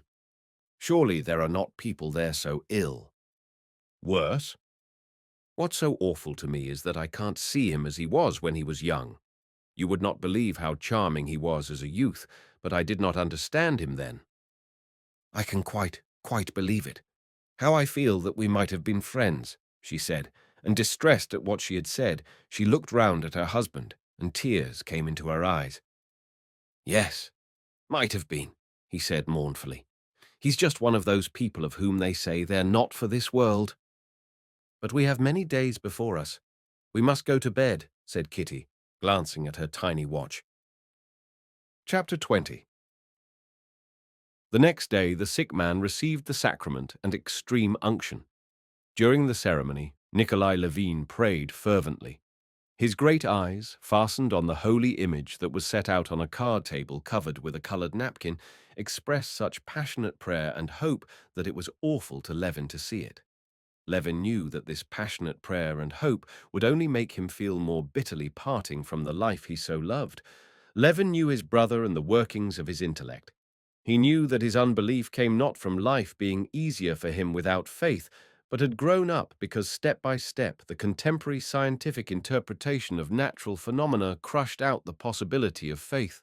And so he knew that his present return was not a legitimate one, brought about by way of the same working of his intellect, but simply a temporary, interested return to faith in a desperate hope of recovery. Levin knew too that Kitty had strengthened his hope by accounts of the marvelous recoveries she had heard of. Levin knew all this, and it was agonizingly painful to him to behold the supplicating, hopeful eyes and the emaciated wrist lifted with difficulty, making the sign of the cross on the tense brow, and the prominent shoulders and hollow, gasping chest, which one could not feel consistent with the life the sick man was praying for. During the sacrament, Levin did what he, an unbeliever, had done 1,000 times. he said, addressing God. If thou dost exist, make this man to recover. Of course, this same thing has been repeated many times. And thou wilt save him and me. After extreme unction, the sick man became suddenly much better. He did not cough once in the course of an hour, smiled, kissed Kitty's hand, thanking her with tears, and said he was comfortable, free from pain, and that he felt strong and had an appetite. He even raised himself when his soup was brought and asked for a cutlet as well. Hopelessly ill as he was, obvious as it was at the first glance that he could not recover, Levin and Kitty were for that hour both in the same state of excitement, happy, though fearful of being mistaken. Is he better? Yes, much. It's wonderful. There's nothing wonderful in it. Anyway, he's better, they said in a whisper, smiling to one another. This self-deception was not of long duration. The sick man fell into a quiet sleep, but he was waked up half an hour later by his cough, and all at once every hope vanished in those about him and in himself. The reality of his suffering crushed all hopes in Levin and Kitty, and in the sick man himself, leaving no doubt, no memory even of past hopes. Without referring to what he had believed in half an hour before, as though ashamed even to recall it, he asked for iodine to inhale in a bottle covered with perforated paper. Levin gave him the bottle, and the same look of passionate hope with which he had taken the sacrament was now fastened on his brother, demanding from him the confirmation of the doctor's words that inhaling iodine worked wonders. "Is Katya not here?" he gasped, looking round while Levin reluctantly assented to the doctor's words. "No, so I can say it. It was for her sake I went through that farce. She's so sweet, but you and I can't deceive ourselves. This is what I believe in," he said, and squeezing the bottle in his bony hand, he began breathing over it. At 8 o'clock in the evening, Levin and his wife were drinking tea in their room when Maria Nikolaevna ran into them breathlessly. She was pale, and her lips were quivering. "He's dying," she whispered. "I'm afraid we'll die this minute." Both of them ran to him. He was sitting raised up with one elbow on the bed, his long back bent, and his head hanging low. "How do you feel?" Levin asked in a whisper after a silence. "I feel I'm setting off," Nikolai said with difficulty, but with extreme distinctness, screwing the words out of himself. He did not raise his head, but simply turned his eyes upwards, without their reaching his brother's face. "Katya, go away," he added. Levin jumped up, and with a peremptory whisper made her go out. "I'm setting off," he said again.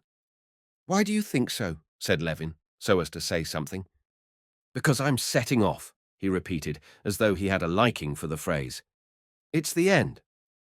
Maria Nikolaevna went up to him. "You had better lie down. You'd be easier," she said.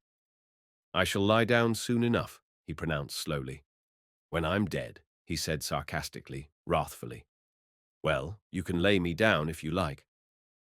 Levin laid his brother on his back, sat down beside him, and gazed at his face, holding his breath. The dying man lay with closed eyes, but the muscles twitched from time to time on his forehead, as with one thinking deeply and intensely.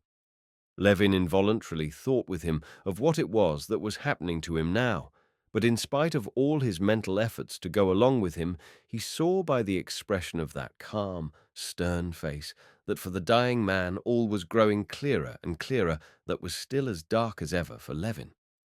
"Yes, yes, so," the dying man articulated slowly at intervals. "Wait a little." He was silent. "Right," he pronounced all at once reassuringly, as though all were solved for him. "Oh, Lord," he murmured, and sighed deeply. Maria Nikolaevna felt his feet. "They're getting cold," she whispered. For a long while, a very long while it seemed to Levin, the sick man lay motionless. But he was still alive, and from time to time he sighed. Levin by now was exhausted from mental strain. He felt that, with no mental effort, could he understand what it was that was right. He could not even think of the problem of death itself, but with no will of his own thoughts kept coming to him of what he had to do next. Closing the dead man's eyes, dressing him, ordering the coffin. and strange to say, he felt utterly cold, and was not conscious of sorrow nor of loss, less still of pity for his brother. If he had any feeling for his brother at that moment, it was envy for the knowledge the dying man had now that he could not have. A long time more he sat over him so, continually expecting the end. But the end did not come. The door opened and Kitty appeared. Levin got up to stop her, but at the moment he was getting up, he caught the sound of the dying man stirring. "Don't go away," said Nikolai, and held out his hand. Levin gave him his, and angrily waved to his wife to go away. With the dying man's hand in his hand, he sat for half an hour, another hour. He did not think of death at all now. He wondered what Kitty was doing, who lived in the next room, whether the doctor lived in a house of his own. He longed for food and for sleep. He cautiously drew away his hand and felt the feet. The feet were cold, but the sick man was still breathing. Levin tried again to move away on tiptoe, but the sick man stirred again and said, "Don't go." The dawn came. The sick man's condition was unchanged. Levin stealthily withdrew his hand, and without looking at the dying man, went off to his own room and went to sleep. When he woke up, instead of news of his brother's death, which he expected, he learned that the sick man had returned to his earlier condition. He had begun sitting up again, coughing, had begun eating again, talking again, and again had ceased to talk of death, again had begun to express hope of his recovery, and had become more irritable and more gloomy than ever. No one, neither his brother nor Kitty, could soothe him. He was angry with everyone, and said nasty things to everyone, reproached everyone for his sufferings, and insisted that they should get him a celebrated doctor from Moscow. To all inquiries made him as to how he felt, he made the same answer with an expression of vindictive reproachfulness. "I'm suffering horribly, intolerably." The sick man was suffering more and more, especially from bedsores, which it was impossible now to remedy, and grew more and more angry with everyone about him, blaming them for everything, and especially for not having brought him a doctor from Moscow. Kitty tried in every possible way to relieve him, to soothe him, but it was all in vain, and Levin saw that she herself was exhausted both physically and morally, though she would not admit it. The sense of death, which had been evoked in all by his taking leave of life on the night when he had sent for his brother, was broken up. Everyone knew that he must inevitably die soon, that he was half dead already. Everyone wished for nothing but that he should die as soon as possible, and everyone, concealing this, gave him medicines, tried to find remedies and doctors, and deceived him and themselves and each other. All this was falsehood, disgusting, irreverent deceit. And owing to the bent of his character, and because he loved the dying man more than anyone else did, Levin was most painfully conscious of this deceit. Levin, who had long been possessed by the idea of reconciling his brothers, at least in face of death, had written to his brother, Sergei Ivanovitch, and having received an answer from him, he read this letter to the sick man. Sergei Ivanovitch wrote that he could not come himself, and in touching terms he begged his brother's forgiveness. The sick man said nothing. "What am I to write to him?" said Levin. "I hope you are not angry with him?" "No, not the least," Nikolai answered, vexed at the question. "Tell him to send me a doctor." 3 more days of agony followed. The sick man was still in the same condition. The sense of longing for his death was felt by everyone now at the mere sight of him, by the waiters and the hotel keeper and all the people staying in the hotel, and the doctor and Maria Nikolaevna and Levin and Kitty. The sick man alone did not express this feeling, but on the contrary was furious at their not getting him doctors, and went on taking medicine and talking of life. Only at rare moments, when the opium gave him an instant's relief from the never-ceasing pain, he would sometimes, half asleep, utter what was ever more intense in his heart than in all the others. "Oh, if it were only the end!" Or, "When will it be over?" His sufferings, steadily growing more intense, did their work and prepared him for death.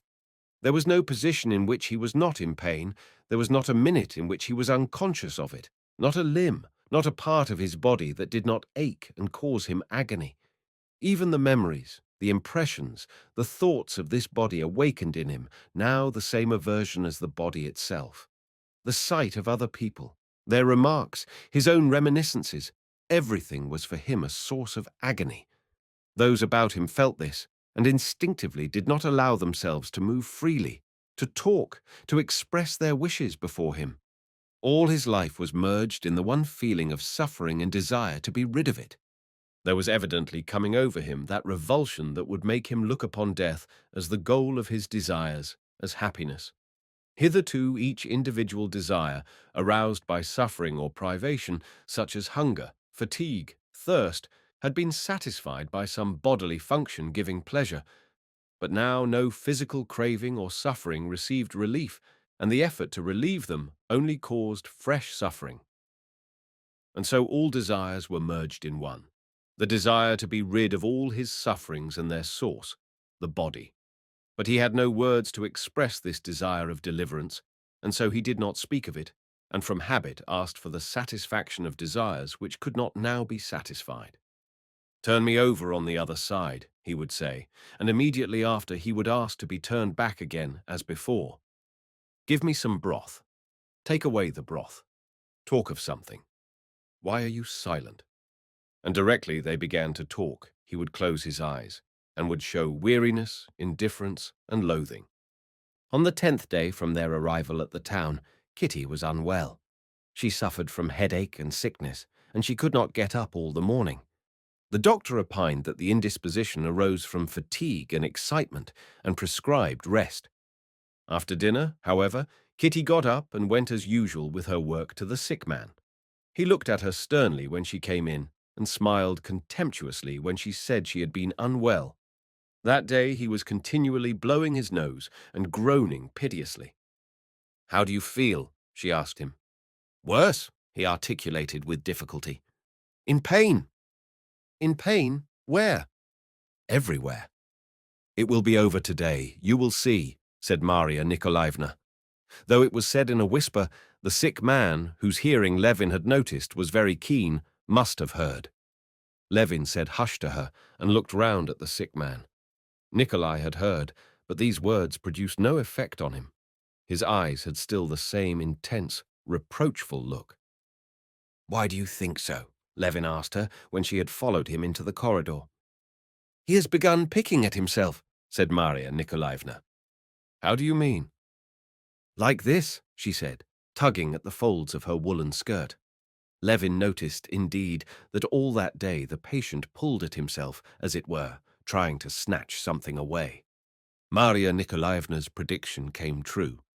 Towards night, the sick man was not able to lift his hands and could only gaze before him with the same intensely concentrated expression in his eyes.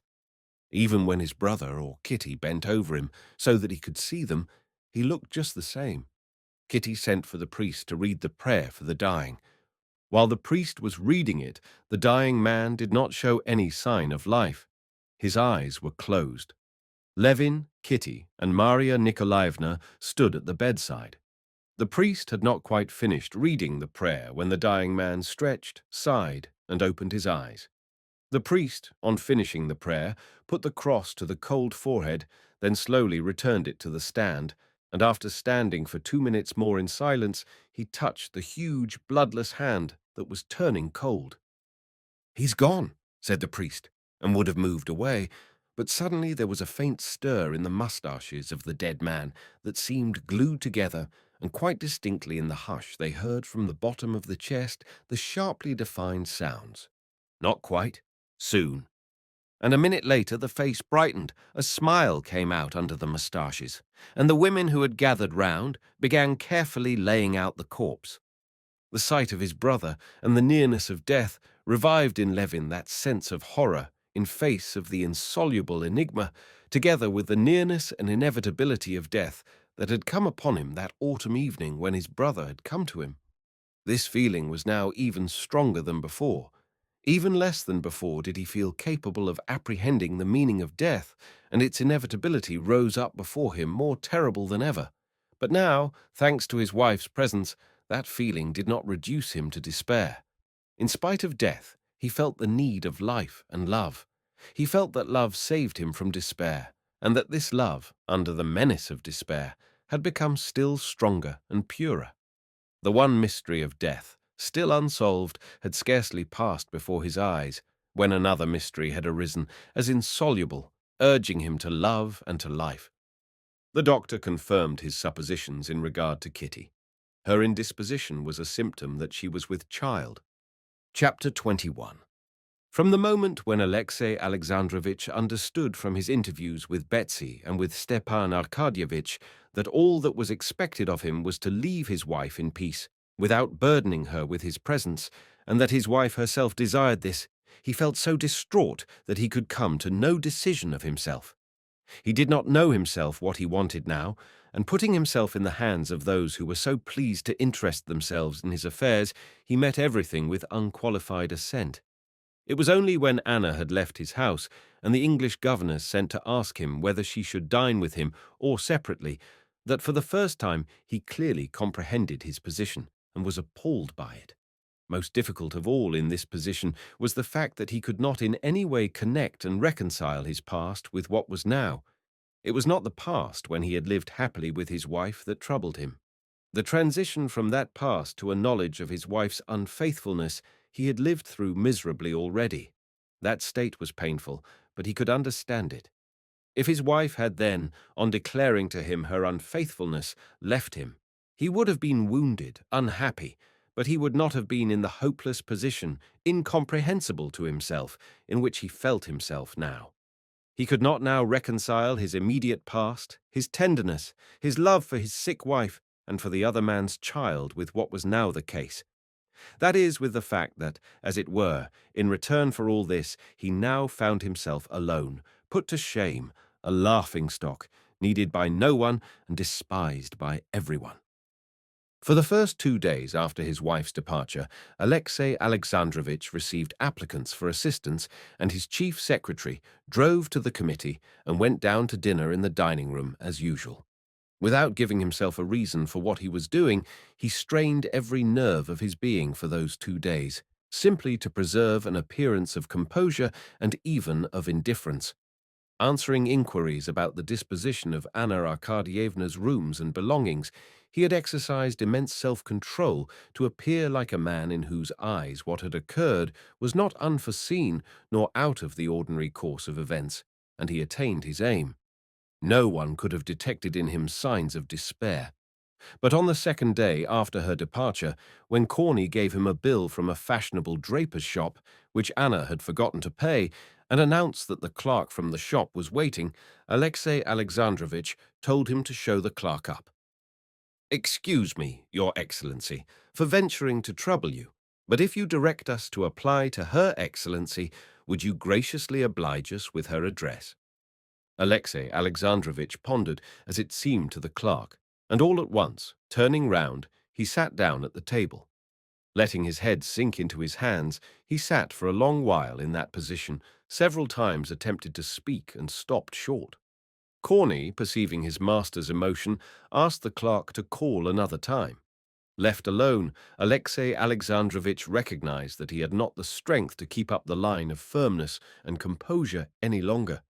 He gave orders for the carriage that was awaiting him to be taken back, and for no one to be admitted, and he did not go down to dinner. He felt that he could not endure the weight of universal contempt and exasperation, which he had distinctly seen in the face of the clerk and of Corney, and of everyone, without exception, whom he had met during those 2 days. He felt that he could not turn aside from himself the hatred of men, because that hatred did not come from his being bad. In that case he could have tried to be better, but from his being shamefully and repulsively unhappy. He knew that for this, for the very fact that his heart was torn with grief, they would be merciless to him. He felt that men would crush him as dogs strangle a torn dog yelping with pain. He knew that his sole means of security against people was to hide his wounds from them, and instinctively he tried to do this for 2 days, but now he felt incapable of keeping up the unequal struggle. His despair was even intensified by the consciousness that he was utterly alone in his sorrow. In all Petersburg there was not a human being to whom he could express what he was feeling, who would feel for him, not as a high official, not as a member of society, but simply as a suffering man. Indeed, he had not such a one in the whole world. Alexei Alexandrovich grew up an orphan. There were two brothers. They did not remember their father, and their mother died when Alexei Alexandrovich was 10 years old. The property was a small one. Their uncle, Karenin, a government official of high standing, at one time a favorite of the late Tsar, had brought them up. On completing his high school and university courses with medals, Alexei Alexandrovich had, with his uncle's aid, immediately started in a prominent position in the service, and from that time forward he had devoted himself exclusively to political ambition. In the high school and the university, and afterwards in the service, Alexei Alexandrovich had never formed a close friendship with anyone. His brother had been the person nearest to his heart, but he had a post in the Ministry of Foreign Affairs and was always abroad, where he had died shortly after Alexei Alexandrovich's marriage. While he was governor of a province, Anna's aunt, a wealthy provincial lady, had thrown him, middle-aged as he was, though young for a governor, with her niece, and had succeeded in putting him in such a position that he had either to declare himself or to leave the town. Alexei Alexandrovich was not long in hesitation. There were at the time as many reasons for the step as against it, and there was no overbalancing consideration to outweigh his invariable rule of abstaining when in doubt. But Anna's aunt had, through a common acquaintance, insinuated that he had already compromised the girl, and that he was in honor bound to make her an offer. He made the offer, and concentrated on his betrothed and his wife all the feeling of which he was capable. The attachment he felt to Anna precluded in his heart every need of intimate relations with others. And now, among all his acquaintances, he had not one friend. He had plenty of so-called connections, but no friendships. Alexei Alexandrovich had plenty of people whom he could invite to dinner, to whose sympathy he could appeal in any public affair he was concerned about, whose interest he could reckon upon for anyone he wished to help, with whom he could candidly discuss other people's business and affairs of state. But his relations with these people were confined to one clearly defined channel, and had a certain routine from which it was impossible to depart. There was one man, a comrade of his at the university, with whom he had made friends later, and with whom he could have spoken of a personal sorrow, but this friend had a post in the Department of Education in a remote part of Russia. Of the people in Petersburg, the most intimate and most possible were his chief secretary and his doctor. Mikhail Vassilievich Sludin, the chief secretary, was a straightforward, intelligent, good-hearted, and conscientious man, and Alexei Alexandrovich was aware of his personal goodwill. But their 5 years of official work together seemed to have put a barrier between them that cut off warmer relations. After signing the papers brought him, Alexei Alexandrovich had sat for a long while in silence, glancing at Mikhail Vassilievich, and several times he attempted to speak, but could not. He had already prepared the phrase, "You have heard of my trouble?" But he ended by saying, as usual, "So you'll get this ready for me," and with that dismissed him.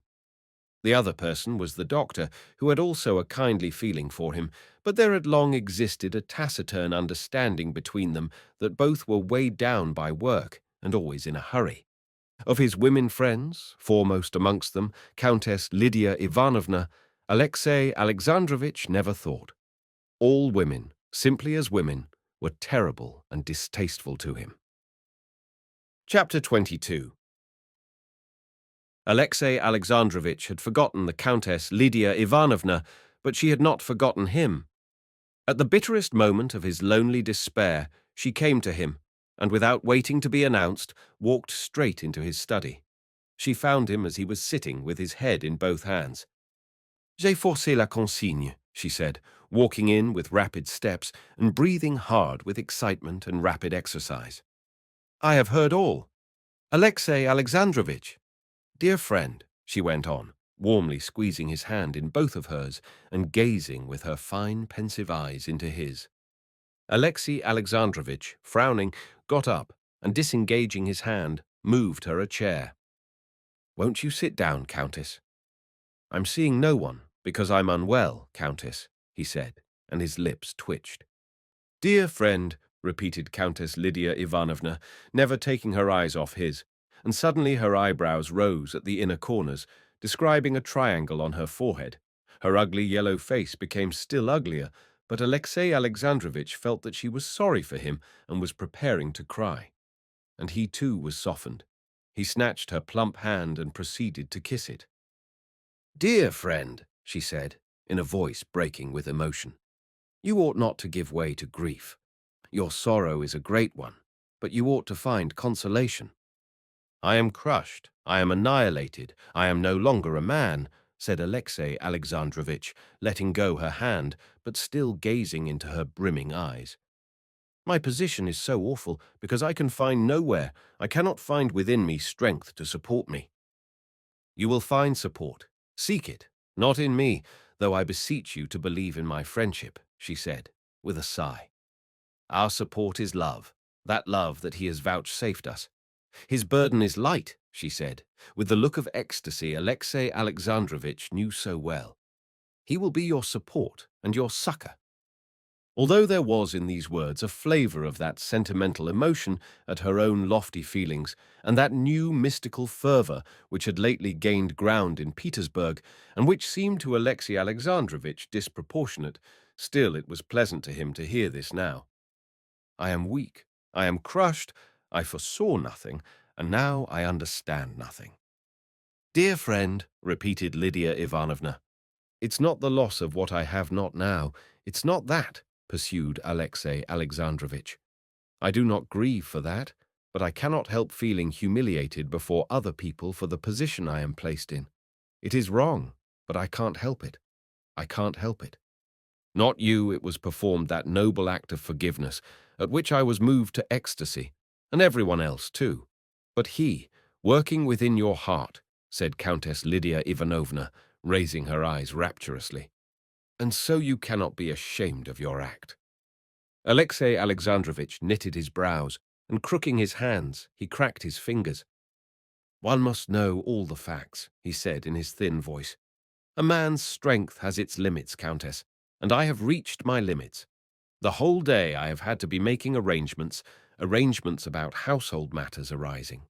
He emphasized the word arising. "From my new, solitary position.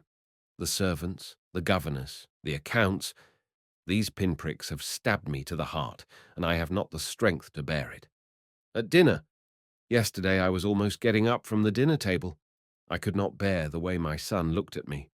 He did not ask me the meaning of it all, but he wanted to ask, and I could not bear the look in his eyes. He was afraid to look at me, but that is not all." Alexey Alexandrovitch would have referred to the bill that had been brought him, but his voice shook, and he stopped. That bill on blue paper for a hat and ribbons he could not recall without a rush of self-pity. "I understand, dear friend," said Lydia Ivanovna. "I understand it all. Succor and comfort you will find not in me, though I have come only to aid you if I can, if I could take from off you all these petty, humiliating cares. I understand that a woman's word, a woman's superintendence is needed. You will entrust it to me." Silently and gratefully, Alexey Alexandrovitch pressed her hand. "Together we will take care of Seryozha. Practical affairs are not my strong point, but I will set to work. I will be your housekeeper. Don't thank me. I do it not from myself. I cannot help thanking you. But, dear friend, do not give way to the feeling of which you spoke, being ashamed of what is the Christian's highest glory. He who humbles himself shall be exalted. And you cannot thank me. You must thank him and pray to him for succor. In him alone we find peace, consolation, salvation, and love," she said, and turning her eyes heavenwards, she began praying as Alexey Alexandrovitch gathered from her silence. Alexey Alexandrovitch listened to her now, and those expressions which had seemed to him, if not distasteful, at least exaggerated, now seemed to him natural and consolatory. Alexey Alexandrovitch had disliked this new, enthusiastic fervor. He was a believer who was interested in religion primarily in its political aspect, and the new doctrine which ventured upon several new interpretations just because it paved the way to discussion and analysis was in principle disagreeable to him. He had hitherto taken up a cold and even antagonistic attitude to this new doctrine, and with Countess Lydia Ivanovna, who had been carried away by it, he had never argued, but by silence had assiduously parried her attempts to provoke him into argument. Now, for the first time, he heard her words with pleasure, and did not inwardly oppose them. "I am very, very grateful to you, both for your deeds and for your words," he said when she had finished praying. Countess Lydia Ivanovna once more pressed both her friends' hands. "Now I will enter upon my duties," she said, with a smile after a pause, as she wiped away the traces of tears. "I am going to Seryozha. Only in the last extremity shall I apply to you." And she got up and went out. Countess Lydia Ivanovna went into Seryozha's part of the house, and dropping tears on the scared child's cheeks, she told him that his father was a saint and his mother was dead. Countess Lydia Ivanovna kept her promise. She did actually take upon herself the care of the organization and management of Alexei Alexandrovich's household, but she had not overstated the case when saying that practical affairs were not her strong point. All her arrangements had to be modified because they could not be carried out, and they were modified by Korny, Alexei Alexandrovich's valet, who, though no one was aware of the fact, now managed Karenin's household, and quietly and discreetly reported to his master while he was dressing all it was necessary for him to know. But Lydia Ivanovna's help was none the less real. She gave Alexei Alexandrovich moral support in the consciousness of her love and respect for him, and still more, as it was soothing to her to believe, in that she almost turned him to Christianity. That is, from an indifferent and apathetic believer, she turned him into an ardent and steadfast adherent of the new interpretation of Christian doctrine which had been gaining ground of late in Petersburg. It was easy for Alexei Alexandrovich to believe in this teaching. Alexei Alexandrovich, like Lydia Ivanovna indeed, and others who shared their views, was completely devoid of vividness of imagination, that spiritual faculty, in virtue of which the conceptions evoked by the imagination become so vivid that they must needs be in harmony with other conceptions and with actual fact. He saw nothing impossible and inconceivable in the idea that death, though existing for unbelievers, did not exist for him, and that, as he was possessed of the most perfect faith, of the measure of which he was himself the judge, therefore there was no sin in his soul, and he was experiencing complete salvation here on earth.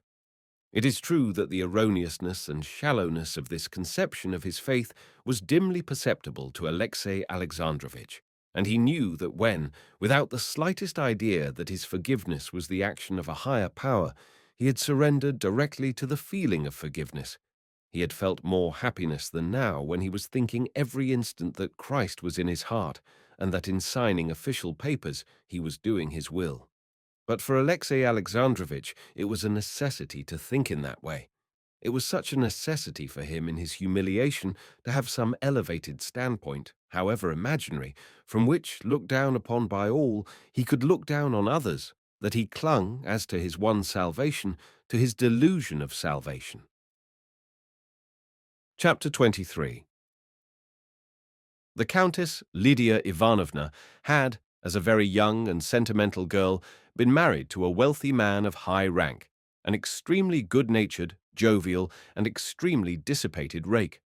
2 months after marriage, her husband abandoned her, and her impassioned protestations of affection he met with a sarcasm and even hostility that people, knowing the Count's good heart and seeing no defects in the sentimental Lydia, were at a loss to explain. Though they were divorced and lived apart, yet whenever the husband met the wife, he invariably behaved to her with the same malignant irony, the cause of which was incomprehensible. Countess Lydia Ivanovna had long given up being in love with her husband, but from that time she had never given up being in love with someone. She was in love with several people at once, both men and women. She had been in love with almost everyone who had been particularly distinguished in any way. She was in love with all the new princes and princesses who married into the imperial family. She had been in love with a high dignitary of the church, a vicar, and a parish priest. She had been in love with a journalist, 3 Slavophiles, with Komissarov, with a minister, a doctor, an English missionary, and Karenin. All these passions, constantly waning or growing more ardent, did not prevent her from keeping up the most extended and complicated relations with the court and fashionable society. But from the time that after Karenin's trouble she took him under her special protection, from the time that she set to work in Karenin's household looking after his welfare, she felt that all her other attachments were not the real thing, and that she was now genuinely in love, and with no one but Karenin. The feeling she now experienced for him seemed to her stronger than any of her former feelings. Analyzing her feeling and comparing it with former passions, she distinctly perceived that she would not have been in love with Komisarov if he had not saved the life of the Tsar, that she would not have been in love with Ristich Kujitsky if there had been no Slavonic question, but that she loved Karenin for himself, for his lofty, uncomprehended soul, for the sweet, to her, high notes of his voice, for his drawling intonation, his weary eyes, his character, and his soft white hands with their swollen veins.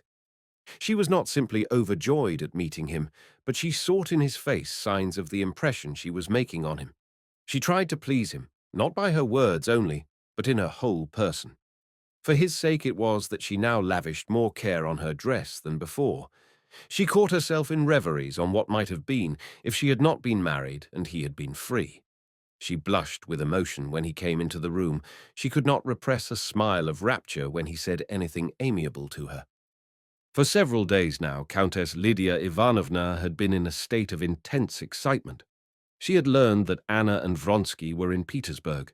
Alexei Alexandrovitch must be saved from seeing her. He must be saved even from the torturing knowledge that that awful woman was in the same town with him and that he might meet her any minute. Lydia Ivanovna made inquiries through her friends as to what those infamous people, as she called Anna and Vronsky, intended doing, and she endeavored so to guide every movement of her friend during those days that he could not come across them. The young adjutant, an acquaintance of Vronsky, through whom she obtained her information, and who hoped through Countess Lydia Ivanovna to obtain a concession, told her that they had finished their business and were going away next day. Lydia Ivanovna had already begun to calm down when the next morning a note was brought her, the handwriting of which she recognized with horror. It was the handwriting of Anna Karenina. The envelope was of paper as thick as bark. On the oblong yellow paper there was a huge monogram, and the letter smelt of agreeable scent. Who brought it? A commissionaire from the hotel. It was some time before Countess Lydia Ivanovna could sit down to read the letter. Her excitement brought on an attack of asthma to which she was subject. When she had recovered her composure, she read the following letter in French. Madame la Comtesse, the Christian feelings with which your heart is filled give me the, I feel, unpardonable boldness to write to you. I am miserable at being separated from my son. I entreat permission to see him once before my departure. Forgive me for recalling myself to your memory. I apply to you, and not to Alexei Alexandrovitch, simply because I do not wish to cause that generous man to suffer in remembering me. Knowing your friendship for him, I know you will understand me. Could you send Seryozha to me? Or should I come to the house at some fixed hour? Or will you let me know when and where I could see him away from home? I do not anticipate a refusal, knowing the magnanimity of him with whom it rests. You cannot conceive the craving I have to see him, and so cannot conceive the gratitude your help will arouse in me. Anna. Everything in this letter exasperated Countess Lydia Ivanovna, its contents and the allusion to magnanimity, and especially its free and easy, as she considered, tone. Say that there is no answer, said Countess Lydia Ivanovna, and immediately opening her blotting book, she wrote to Alexei Alexandrovitch that she hoped to see him at 1 o'clock at the levee. I must talk with you of a grave and painful subject. There we will arrange where to meet. Best of all at my house, where I will order tea as you like it, urgent. He lays the cross, but he gives the strength to bear it, she added, so as to give him some slight preparation. Countess Lydia Ivanovna usually wrote some 2 or 3 letters a day to Alexei Alexandrovitch. She enjoyed that form of communication, which gave opportunity for a refinement and air of mystery not afforded by their personal interviews. Chapter 24. The levee was drawing to a close. People met as they were going away and gossiped of the latest news, of the newly bestowed honours and the changes in the positions of the higher functionaries. If only Countess Maria Borisovna were Minister of War and Princess Vatkovskaya were Commander-in-Chief, said a grey-headed little old man in a gold-embroidered uniform, addressing a tall, handsome maid of honour who had questioned him about the new appointments. "And me among the adjutants," said the maid of honour, smiling. "You have an appointment already. You're over the ecclesiastical department, and your assistant's Karenin." "Good day, Prince," said the little old man to a man who came up to him. "What were you saying of Karenin?" said the prince. "He and Putyatov have received the Alexander Nevsky." "I thought he had it already." "Number, just look at him," said the little old man, pointing with his embroidered hat to Karenin in a court uniform with the new red ribbon across his shoulders, standing in the doorway of the hall with an influential member of the Imperial Council. "Pleased and happy as a brass farthing," he added, stopping to shake hands with a handsome gentleman of the bedchamber of colossal proportions. "No, he's looking older," said the gentleman of the bedchamber. "From overwork. He's always drawing up projects nowadays. He won't let a poor devil go nowadays till he's explained it all to him under heads." "Looking older, did you say? Il fait des passions. I believe Countess Lydia Ivanovna's jealous now of his wife." "Oh, come now, please don't say any harm of Countess Lydia Ivanovna." "Why, is there any harm in her being in love with Karenin?" "But is it true Madame Karenina's here?" "Well, not here in the palace, but in Petersburg. I met her yesterday with Alexei Vronsky, bras dessous, in the Morsky." "C'est un homme qui n'a pas—" the gentleman of the bedchamber was beginning, but he stopped to make room, bowing, for a member of the imperial family to pass. Thus people talked incessantly of Alexei Alexandrovitch, finding fault with him and laughing at him, while he, blocking up the way of the member of the Imperial Council he had captured, was explaining to him point by point his new financial project, never interrupting his discourse for an instant for fear he should escape. Almost at the same time that his wife left Alexei Alexandrovitch, there had come to him that bitterest moment in the life of an official, the moment when his upward career comes to a full stop. This full stop had arrived and everyone perceived it, but Alexei Alexandrovitch himself was not yet aware that his career was over. Whether it was due to his feud with Stremov or his misfortune with his wife, or simply that Alexei Alexandrovitch had reached his destined limits, it had become evident to everyone in the course of that year that his career was at an end. He still filled a position of consequence. He sat on many commissions and committees, but he was a man whose day was over and from whom nothing was expected. Whatever he said, whatever he proposed, was heard as though it were something long familiar, and the very thing that was not needed. But Alexei Alexandrovitch was not aware of this, and, on the contrary, being cut off from direct participation in governmental activity, he saw more clearly than ever the errors and defects in the action of others, and thought it his duty to point out means for their correction. Shortly after his separation from his wife, he began writing his first note on the new judicial procedure, the first of the endless series of notes he was destined to write in the future. Alexei Alexandrovitch did not merely fail to observe his hopeless position in the official world. He was not merely free from anxiety on this head. He was positively more satisfied than ever with his own activity.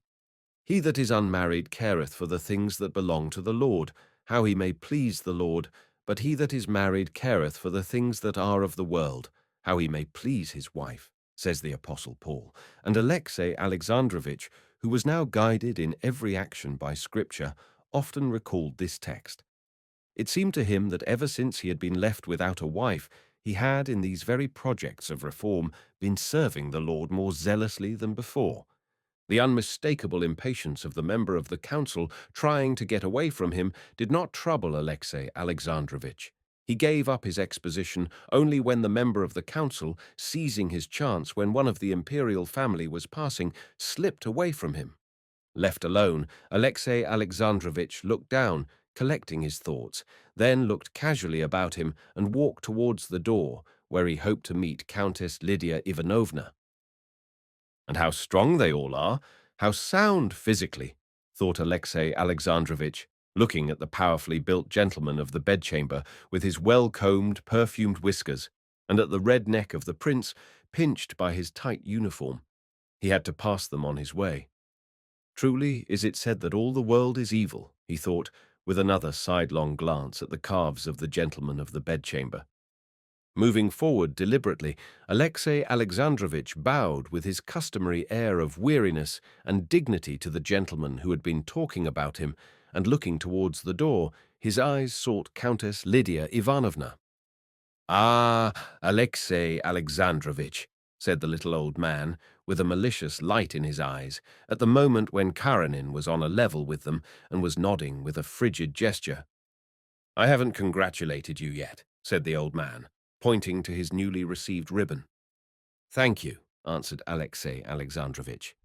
"What an exquisite day today," he added, laying emphasis in his peculiar way on the word exquisite. That they laughed at him he was well aware, but he did not expect anything but hostility from them. He was used to that by now. Catching sight of the yellow shoulders of Lydia Ivanovna jutting out above her corset, and her fine, pensive eyes bidding him to her, Alexey Alexandrovitch smiled, revealing untarnished white teeth, and went towards her. Lydia Ivanovna's dress had cost her great pains, as indeed all her dresses had done of late. Her aim in dress was now quite the reverse of that she had pursued 30 years before. Then her desire had been to adorn herself with something, and the more adorned, the better.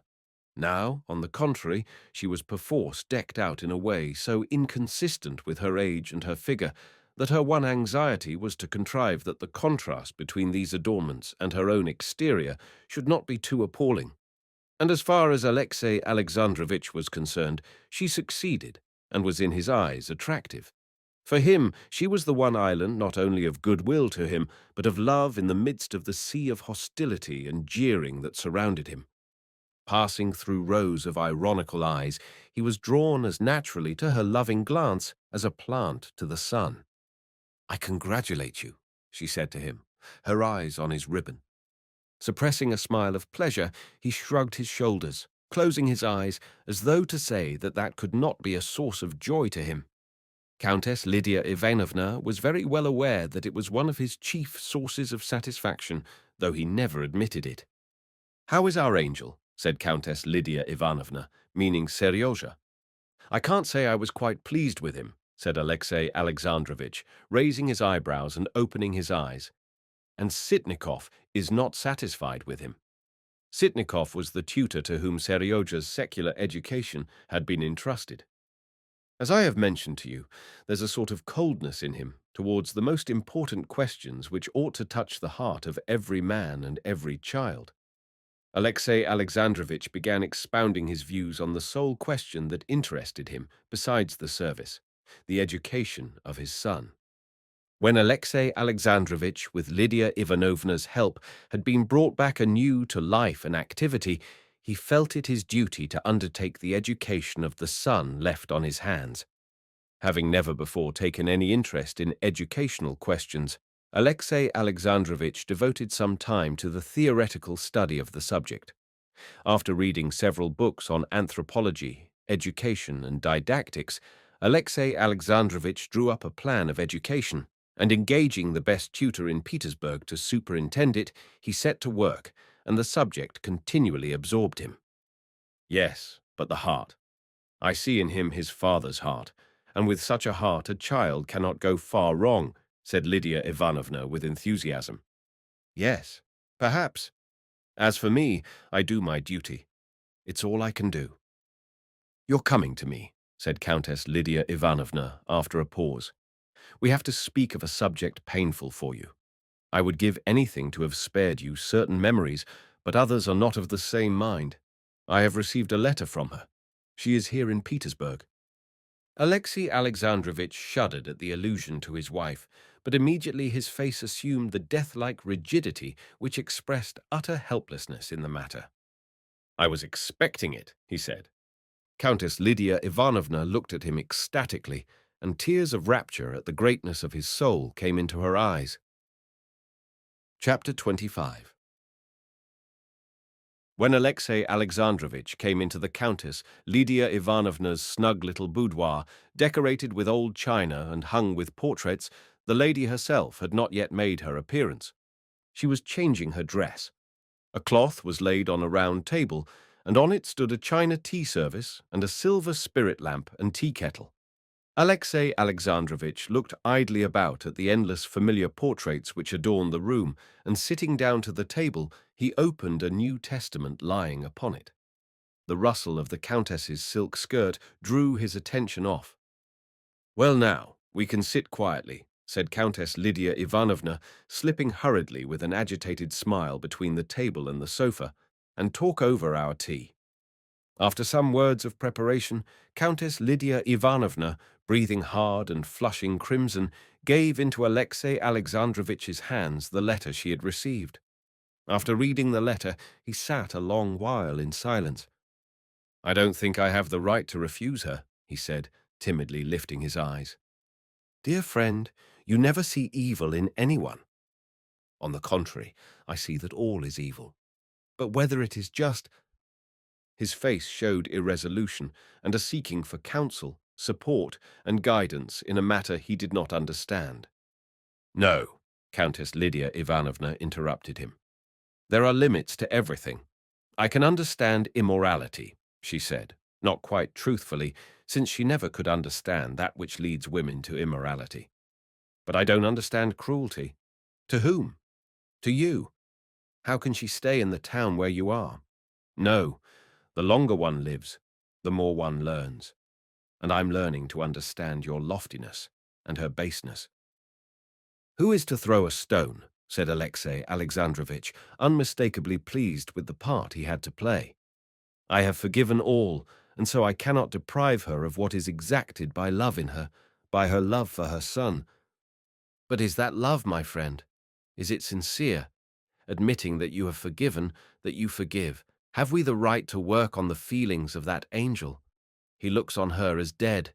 He prays for her and beseeches God to have mercy on her sins. And it is better so. But now, what will he think?" "I had not thought of that," said Alexey Alexandrovitch, evidently agreeing. Countess Lydia Ivanovna hid her face in her hands and was silent. She was praying. "If you ask my advice," she said, having finished her prayer and uncovered her face, "I do not advise you to do this. Do you suppose I don't see how you are suffering, how this has torn open your wounds? But supposing that, as always, you don't think of yourself, what can it lead to? To fresh suffering for you, to torture for the child. If there were a trace of humanity left in her, she ought not to wish for it herself. No, I have no hesitation in saying I advise not, and if you will entrust it to me, I will write to her." And Alexey Alexandrovitch consented, and Countess Lydia Ivanovna sent the following letter in French. "Dear Madame, to be reminded of you might have results for your son in leading to questions on his part which could not be answered without implanting in the child's soul a spirit of censure towards what should be for him sacred, and therefore I beg you to interpret your husband's refusal in the spirit of Christian love. I pray to Almighty God to have mercy on you. Countess Lydia." This letter attained the secret object which Countess Lydia Ivanovna had concealed from herself. It wounded Anna to the quick. For his part, Alexey Alexandrovitch, on returning home from Lydia Ivanovna's, could not all that day concentrate himself on his usual pursuits and find that spiritual peace of one saved and believing which he had felt of late. The thought of his wife, who had so greatly sinned against him, and towards whom he had been so saintly, as Countess Lydia Ivanovna had so justly told him, ought not to have troubled him. But he was not easy. He could not understand the book he was reading. He could not drive away harassing recollections of his relations with her, of the mistake which, as it now seemed, he had made in regard to her. The memory of how he had received her confession of infidelity on their way home from the races, especially that he had insisted only on the observance of external decorum and had not sent a challenge, tortured him like a remorse. He was tortured, too, by the thought of the letter he had written her, and most of all, his forgiveness, which nobody wanted, and his care of the other man's child, made his heart burn with shame and remorse. and just the same feeling of shame and regret he felt now as he reviewed all his past with her, recalling the awkward words in which, after long wavering, he had made her an offer. "But how have I been to blame?" he said to himself. And this question always excited another question in him, whether they felt differently, did their loving and marrying differently, these Vronskys and Oblonskys, these gentlemen of the bedchamber, with their fine calves, and there passed before his mind a whole series of these mettlesome, vigorous, self-confident men who always and everywhere drew his inquisitive attention in spite of himself. He tried to dispel these thoughts. He tried to persuade himself that he was not living for this transient life, but for the life of eternity, and that there was peace and love in his heart. But the fact that he had, in this transient, trivial life, made, as it seemed to him, a few trivial mistakes tortured him as though the eternal salvation in which he believed had no existence. But this temptation did not last long, and soon there was re-established once more in Alexey Alexandrovitch's soul the peace and the elevation by virtue of which he could forget what he did not want to remember. Chapter 26. "Well, Kapitonich," said Seryozha, coming back rosy and good-humoured from his walk the day before his birthday, and giving his overcoat to the tall old hall-porter, who smiled down at the little person from the height of his long figure. "Well, has the bandage clerk been here today? Did Papa see him?" "He saw him. The minute the chief secretary came out, I announced him," said the hall-porter with a good-humoured wink. "Here, I'll take it off." "Seryozha," said the tutor, stopping in the doorway leading to the inner rooms. "Take it off yourself." But Seryozha, though he heard his tutor's feeble voice, did not pay attention to it. He stood keeping hold of the hall-porter's belt and gazing into his face. "Well, and did Papa do what he wanted for him?" The hall-porter nodded his head affirmatively. The clerk, with his face tied up, who had already been 7 times to ask some favor of Alexey Alexandrovitch, interested both Seryozha and the hall-porter. Seryozha had come upon him in the hall and had heard him plaintively beg the hall-porter to announce him, saying that he and his children had death staring them in the face. Since then, Seryozha, having met him a second time in the hall, took great interest in him. "Well, was he very glad?" he asked. "Glad? I should think so. Almost dancing as he walked away." "And has anything been left?" asked Seryozha, after a pause. "Come, sir," said the hall-porter. Then with a shake of his head he whispered, "Something from the Countess." Seryozha understood at once that what the hall-porter was speaking of was a present from Countess Lydia Ivanovna for his birthday. "What do you say? Where?" "Corney took it to your papa. A fine plaything it must be, too." "How big?" "Like this?" "Rather small, but a fine thing." "A book?" "No, a thing. Run along. Run along. Vasily Lukitch is calling you," said the porter, hearing the tutor's steps approaching, and carefully taking away from his belt the little hand in the glove half pulled off, he signed with his head towards the tutor. "Vasily Lukitch, in a tiny minute," answered Seryozha, with that gay and loving smile which always won over the conscientious Vasily Lukitch. Seryozha was too happy. Everything was too delightful for him to be able to help sharing with his friend, the porter, the family good fortune of which he had heard during his walk in the public gardens from Lydia Ivanovna's niece. This piece of good news seemed to him particularly important from its coming at the same time with the gladness of the bandaged clerk and his own gladness at toys having come for him. It seemed to Seryozha that this was a day on which everyone ought to be glad and happy. "You know Papa's received the Alexander Nevsky today." "To be sure I do. People have been already to congratulate him." "And is he glad?" "Glad at the Tsar's gracious favor." "I should think so. It's a proof he's deserved it," said the porter severely and seriously. Seryozha fell to dreaming, gazing up at the face of the porter, which he had thoroughly studied in every detail, especially the chin that hung down between the grey whiskers, never seen by anyone but Seryozha, who saw him only from below. "Well, and has your daughter been to see you lately?" The porter's daughter was a ballet dancer, When is she to come on weekdays? They've their lessons to learn too. And you've your lesson, sir. Run along." On coming into the room, Seryozha, instead of sitting down to his lessons, told his tutor of his supposition that what had been brought him must be a machine. "What do you think?" he inquired. But Vasily Lukitch was thinking of nothing but the necessity of learning the grammar lesson for the teacher, who was coming at 2. "No, do just tell me, Vasily Lukitch," he asked suddenly, when he was seated at their work table with the book in his hands. "What is greater than the Alexander Nevsky? You know Papa's received the Alexander Nevsky?" Vasily Lukitch replied that the Vladimir was greater than the Alexander Nevsky. "And higher still?" "Well, highest of all is the Andrei Pervozvany."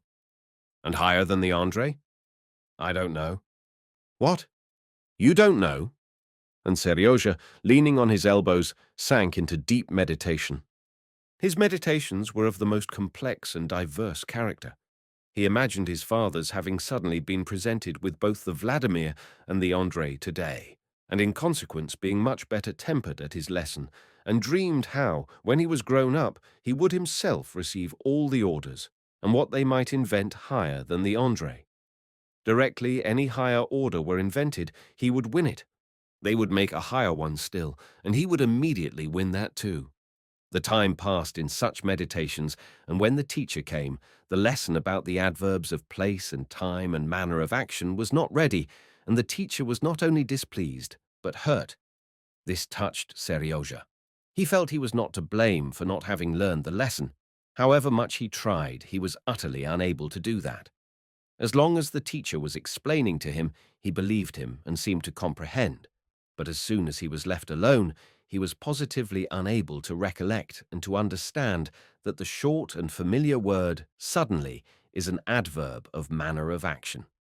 Still, he was sorry that he had disappointed the teacher. He chose a moment when the teacher was looking in silence at the book. "Mikhail Ivanitch, when is your birthday?" he asked all of a sudden. "You'd much better be thinking about your work. Birthdays are of no importance to a rational being.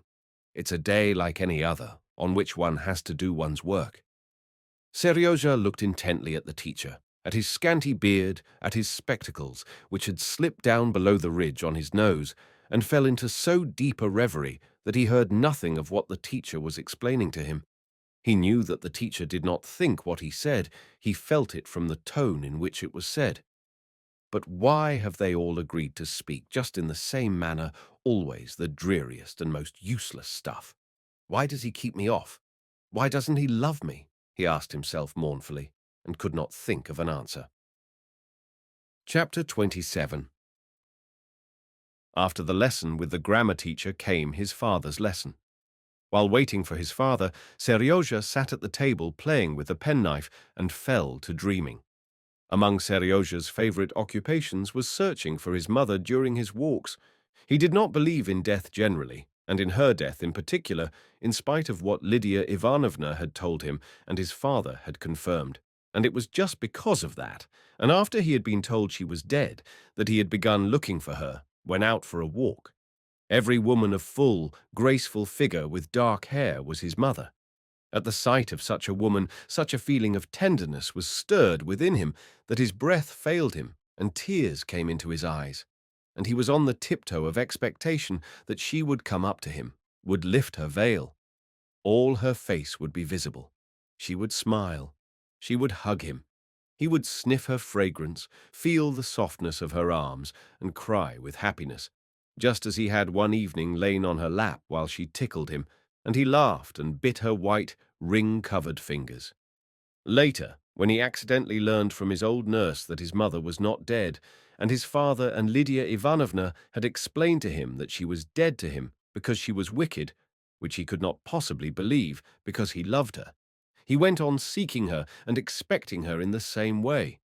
That day in the public gardens there had been a lady in a lilac veil, whom he had watched with a throbbing heart, believing it to be she as she came towards them along the path. The lady had not come up to them, but had disappeared somewhere. That day, more intensely than ever, Seryozha felt a rush of love for her, and now, waiting for his father, he forgot everything, and cut all round the edge of the table with his penknife, staring straight before him with sparkling eyes and dreaming of her. "Here is your papa," said Vasily Lukitch, rousing him. Seryozha jumped up and went up to his father, and kissing his hand, looked at him intently, trying to discover signs of his joy at receiving the Alexander Nevsky. "Did you have a nice walk?" said Alexey Alexandrovitch, sitting down in his easy chair, pulling the volume of the Old Testament to him and opening it. Although Alexey Alexandrovitch had more than once told Seryozha that every Christian ought to know scripture history thoroughly, he often referred to the Bible himself during the lesson, and Seryozha observed this. "Yes, it was very nice indeed, Papa," said Seryozha, sitting sideways on his chair and rocking it, which was forbidden. "I saw Nadinka." Nadinka was a niece of Lydia Ivanovna's, who was being brought up in her house. "She told me you'd been given a new star. Are you glad, Papa?" "First of all, don't rock your chair, please," said Alexey Alexandrovitch. "And secondly, it's not the reward that's precious, but the work itself, and I could have wished you understood that. If you now are going to work, to study in order to win a reward, then the work will seem hard to you. But when you work," Alexey Alexandrovitch, as he spoke, thought of how he had been sustained by a sense of duty through the wearisome labor of the morning, consisting of signing 180 papers. "Loving your work, you will find your reward in it." Seryozha's eyes, that had been shining with gaiety and tenderness, grew dull and dropped before his father's gaze. This was the same long-familiar tone his father always took with him, and Seryozha had learned by now to fall in with it. His father always talked to him, so Seryozha felt, as though he were addressing some boy of his own imagination, one of those boys that exist in books, utterly unlike himself. And Seryozha always tried with his father to act being the storybook boy. "You understand that, I hope?" said his father. "Yes, Papa," answered Seryozha, acting the part of the imaginary boy. The lesson consisted of learning by heart several verses out of the Gospel and the repetition of the beginning of the Old Testament. The verses from the Gospel Seryozha knew fairly well, but at the moment when he was saying them, he became so absorbed in watching the sharply protruding, bony knobbiness of his father's forehead that he lost the thread, and he transposed the end of one verse and the beginning of another. So it was evident to Alexey Alexandrovitch that he did not understand what he was saying, and that irritated him. He frowned and began explaining what Seryozha had heard many times before and never could remember because he understood it too well, just as that "suddenly" is an adverb of manner of action. Seryozha looked with scared eyes at his father and could think of nothing but whether his father would make him repeat what he had said, as he sometimes did. And this thought so alarmed Seryozha that he now understood nothing. But his father did not make him repeat it, and passed on to the lesson out of the Old Testament. Seryozha recounted the events themselves well enough, but when he had to answer questions as to what certain events prefigured, he knew nothing, though he had already been punished over this lesson. The passage at which he was utterly unable to say anything, and began fidgeting and cutting the table and swinging his chair, was where he had to repeat the patriarchs before the flood. He did not know one of them, except Enoch, who had been taken up alive to heaven.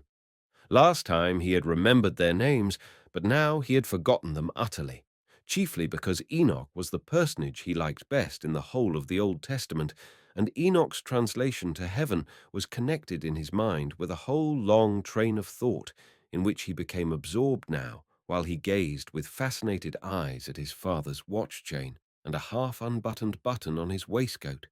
In death, of which they talked to him so often, Seryozha disbelieved entirely. He did not believe that those he loved could die, above all that he himself would die. That was to him something utterly inconceivable and impossible. But he had been told that all men die. He had asked people, indeed, whom he trusted, and they too had confirmed it. His old nurse, too, said the same, though reluctantly. But Enoch had not died, and so it followed that everyone did not die. "And why cannot anyone else so serve God and be taken alive to heaven?" thought Seryozha. Bad people, that is, those Seryozha did not like, they might die, but the good might all be like Enoch. "Well, what are the names of the patriarchs?" Enoch? Enos? But you have said that already. This is bad, Serioja. Very bad.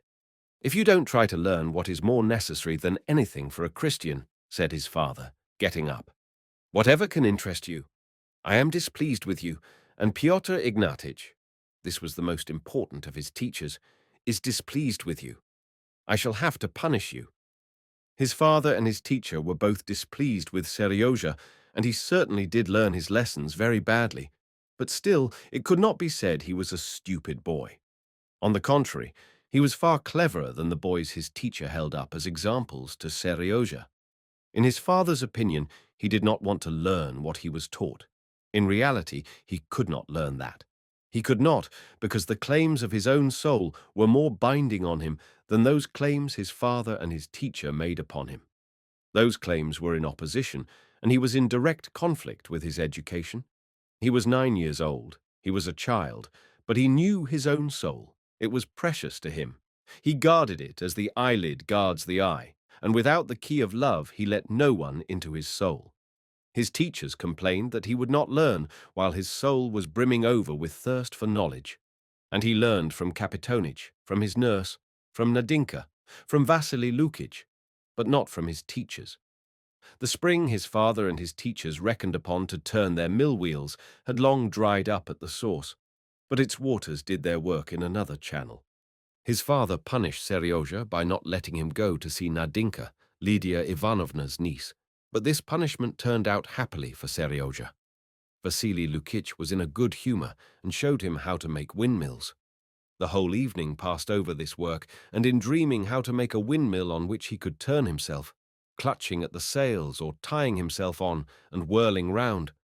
Of his mother, Serioja did not think all the evening, but when he had gone to bed, he suddenly remembered her and prayed in his own words that his mother tomorrow for his birthday might leave off hiding herself and come to him. Vasily Lukich, do you know what I prayed for tonight extra besides the regular things? That you might learn your lessons better? No. Toys. Number. You'll never guess. A splendid thing. But it's a secret. When it comes to pass, I'll tell you. Can't you guess? No, I can't guess. You tell me, said Vasily Lukich with a smile, which was rare with him. Come, lie down. I'm putting out the candle. Without the candle, I can see better what I see and what I prayed for. There, I was almost telling the secret, said Serioja, laughing gaily. When the candle was taken away, Serioja heard and felt his mother. She stood over him and with loving eyes caressed him. But then came windmills, a knife. Everything began to be mixed up, and he fell asleep. Chapter 28. On arriving in Petersburg, Vronsky and Anna stayed at one of the best hotels. Vronsky apart in a lower story, Anna above with her child, its nurse, and her maid in a large suite of 4 rooms. On the day of his arrival, Vronsky went to his brother's. There he found his mother, who had come from Moscow on business. His mother and sister-in-law greeted him as usual. They asked him about his stay abroad and talked of their common acquaintances, but did not let drop a single word in allusion to his connection with Anna. His brother came the next morning to see Vronsky, and of his own accord asked him about her, and Alexei Vronsky told him directly that he looked upon his connection with Madame Karenina as marriage, that he hoped to arrange a divorce and then to marry her, and until then he considered her as much a wife as any other wife, and he begged him to tell their mother and his wife so. If the world disapproves, I don't care, said Vronsky, but if my relations want to be on terms of relationship with me, they will have to be on the same terms with my wife. The elder brother, who had always a respect for his younger brother's judgment, could not well tell whether he was right or not till the world had decided the question. For his part, he had nothing against it, and with Alexei he went up to see Anna. Before his brother, as before everyone, Vronsky addressed Anna with a certain formality, treating her as he might a very intimate friend. But it was understood that his brother knew their real relations, and they talked about Anna's going to Vronsky's estate. In spite of all his social experience, Vronsky was, in consequence of the new position in which he was placed, laboring under a strange misapprehension. One would have thought he must have understood that society was closed for him and Anna, but now some vague ideas had sprung up in his brain that this was only the case in old-fashioned days, and that now, with the rapidity of modern progress, he had unconsciously become by now a partisan of every sort of progress. The views of society had changed, and that the question whether they would be received in society was not a foregone conclusion. Of course, he thought, she would not be received at court, but intimate friends can and must look at it in the proper light. One may sit for several hours at a stretch with one's legs crossed in the same position if one knows that there's nothing to prevent one's changing one's position. But if a man knows that he must remain sitting so with crossed legs, then cramps come on. The legs begin to twitch and to strain towards the spot to which one would like to draw them. This was what Vronsky was experiencing in regard to the world. Though at the bottom of his heart he knew that the world was shut on them, he put it to the test whether the world had not changed by now and would not receive them. But he very quickly perceived that though the world was open for him personally, it was closed for Anna. Just as in the game of cat and mouse, the hands raised for him were dropped to bar the way for Anna. One of the first ladies of Petersburg society whom Vronsky saw was his cousin Betsy. At last, she greeted him joyfully. "And Anna, how glad I am. Where are you stopping? I can fancy after your delightful travels you must find our poor Petersburg horrid. I can fancy your honeymoon in Rome. How about the divorce? Is that all over?" Vronsky noticed that Betsy's enthusiasm waned when she learned that no divorce had as yet taken place. "People will throw stones at me, I know," she said, "but I shall come and see Anna. Yes, I shall certainly come. You won't be here long, I suppose." And she did certainly come to see Anna the same day, but her tone was not at all the same as in former days. She unmistakably prided herself on her courage and wished Anna to appreciate the fidelity of her friendship. She only stayed 10 minutes, talking of society gossip, and on leaving she said, "You've never told me when the divorce is to be. Supposing I'm ready to fling my cap over the mill, other starchy people will give you the cold shoulder until you're married. And that's so simple nowadays. C'est fait. So you're going on Friday? Sorry we shan't see each other again." From Betsy's tone, Vronsky might have grasped what he had to expect from the world, but he made another effort in his own family. His mother he did not reckon upon. He knew that his mother, who had been so enthusiastic over Anna at their first acquaintance, would have no mercy on her now for having ruined her son's career. But he had more hope of Varia, his brother's wife. He fancied she would not throw stones and would go simply and directly to see Anna and would receive her in her own house. The day after his arrival, Vronsky went to her and, finding her alone, expressed his wishes directly. "You know, Alexei," she said after hearing him, "how fond I am of you, and how ready I am to do anything for you. But I have not spoken, because I knew I could be of no use to you and to Anna Arkadyevna," she said, articulating the name Anna Arkadyevna with particular care. "Don't suppose, please, that I judge her. Never. Perhaps in her place I should have done the same. I don't and can't enter into that," she said, glancing timidly at his gloomy face. "But one must call things by their names. You want me to go and see her, to ask her here, and to rehabilitate her in society. But do understand that I cannot do so. I have daughters growing up, and I must live in the world for my husband's sake. Well, I'm ready to come and see Anna Arkadyevna. She will understand that I can't ask her here, or I should have to do so in such a way that she would not meet people who look at things differently. That would offend her. I can't raise her." "Oh, I don't regard her as fallen more than hundreds of women you do receive," Vronsky interrupted her still more gloomily, and he got up in silence, understanding that his sister-in-law's decision was not to be shaken. "Alexei, don't be angry with me. Please understand that I'm not to blame," began Varya, looking at him with a timid smile. "I'm not angry with you," he said still as gloomily, "but I'm sorry in two ways. I'm sorry, too, that this means breaking up our friendship. If not breaking up, at least weakening it. You will understand that for me, too, it cannot be otherwise." And with that, he left her. Vronsky knew that further efforts were useless and that he had to spend these few days in Petersburg as though in a strange town, avoiding every sort of relation with his own old circle in order not to be exposed to the annoyances and humiliations which were so intolerable to him.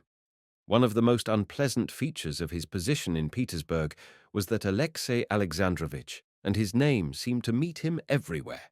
He could not begin to talk of anything without the conversation turning on Alexey Alexandrovitch. He could not go anywhere without risk of meeting him. So at least it seemed to Vronsky, just as it seems to a man with a sore finger that he is continually, as though on purpose, grazing his sore finger on everything. Their stay in Petersburg was the more painful to Vronsky that he perceived all the time a sort of new mood that he could not understand in Anna. At one time she would seem in love with him, and then she would become cold, irritable, and impenetrable. She was worrying over something and keeping something back from him, and did not seem to notice the humiliations which poisoned his existence, and for her, with her delicate intuition, must have been still more unbearable. Chapter 29. One of Anna's objects in coming back to Russia had been to see her son. From the day she left Italy, the thought of it had never ceased to agitate her. And as she got nearer to Petersburg, the delight and importance of this meeting grew ever greater in her imagination. She did not even put to herself the question how to arrange it. It seemed to her natural and simple to see her son when she should be in the same town with him. But on her arrival in Petersburg, she was suddenly made distinctly aware of her present position in society, and she grasped the fact that to arrange this meeting was no easy matter. She had now been 2 days in Petersburg. The thought of her son never left her for a single instant, but she had not yet seen him. To go straight to the house, where she might meet Alexey Alexandrovitch, that she felt she had no right to do. She might be refused admittance and insulted. To write and so enter into relations with her husband, that it made her miserable to think of doing. She could only be at peace when she did not think of her husband. To get a glimpse of her son out walking, finding out where and when he went out, was not enough for her. She had so looked forward to this meeting, she had so much she must say to him, she so longed to embrace him, to kiss him. Seryozha's old nurse might be a help to her and show her what to do, but the nurse was not now living in Alexey Alexandrovitch's house. In this uncertainty, and in efforts to find the nurse, 2 days had slipped by.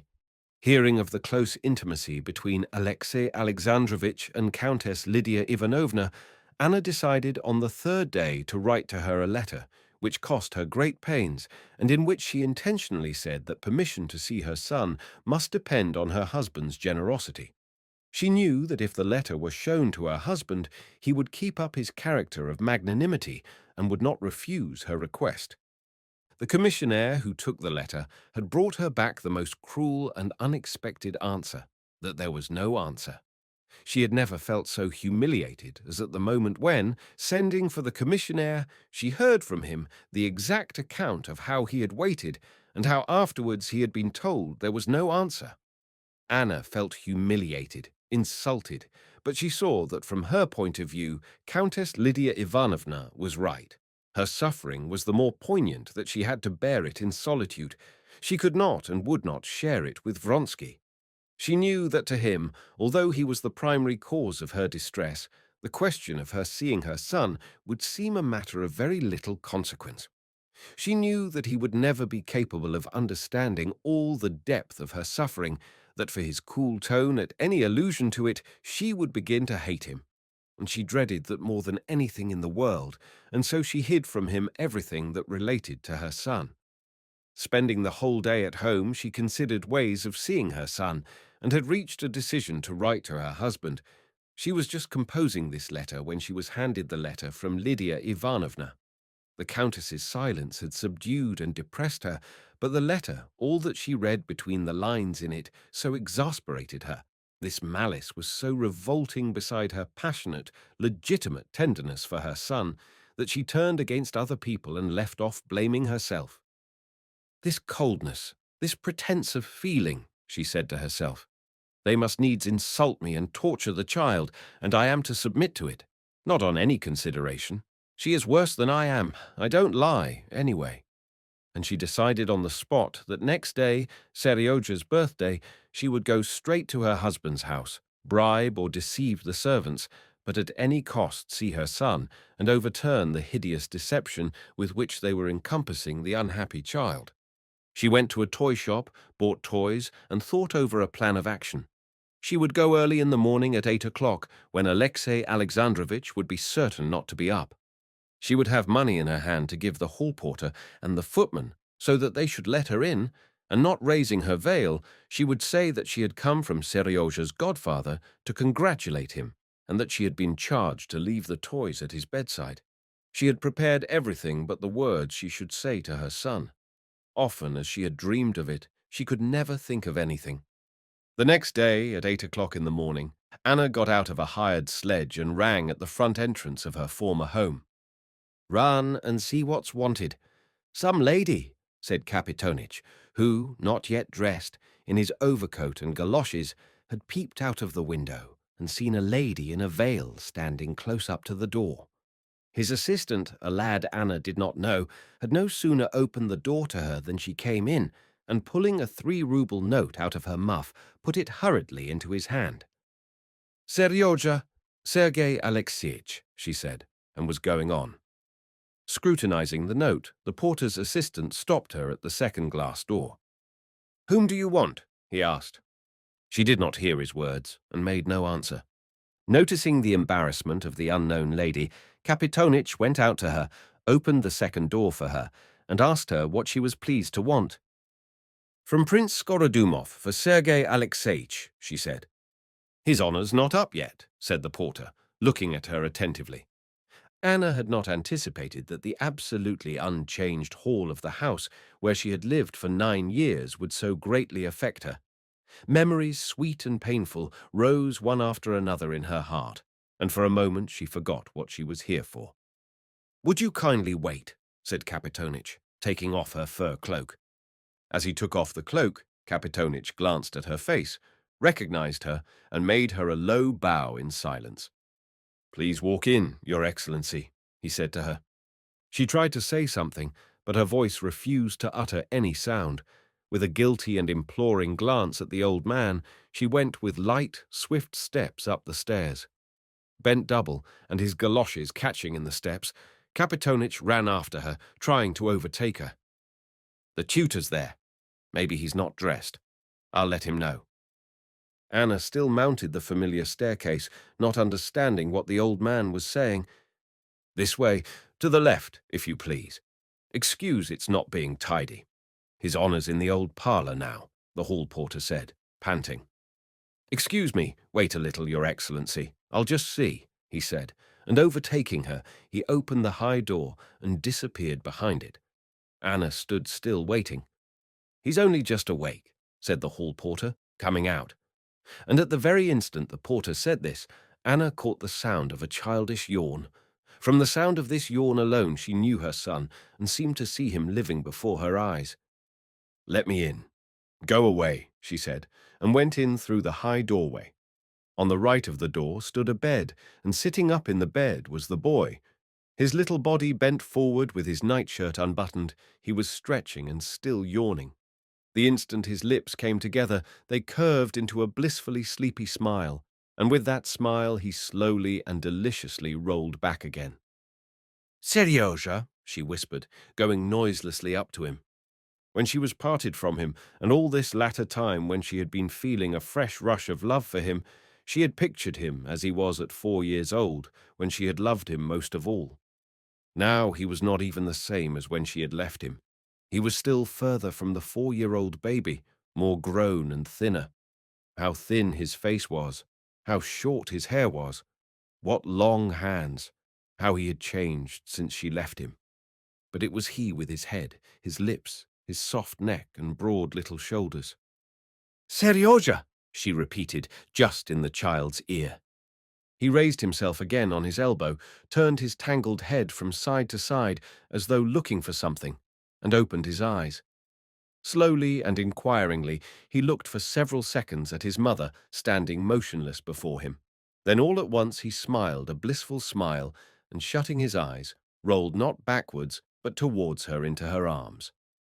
Seryoja, my darling boy, she said, breathing hard and putting her arms round his plump little body.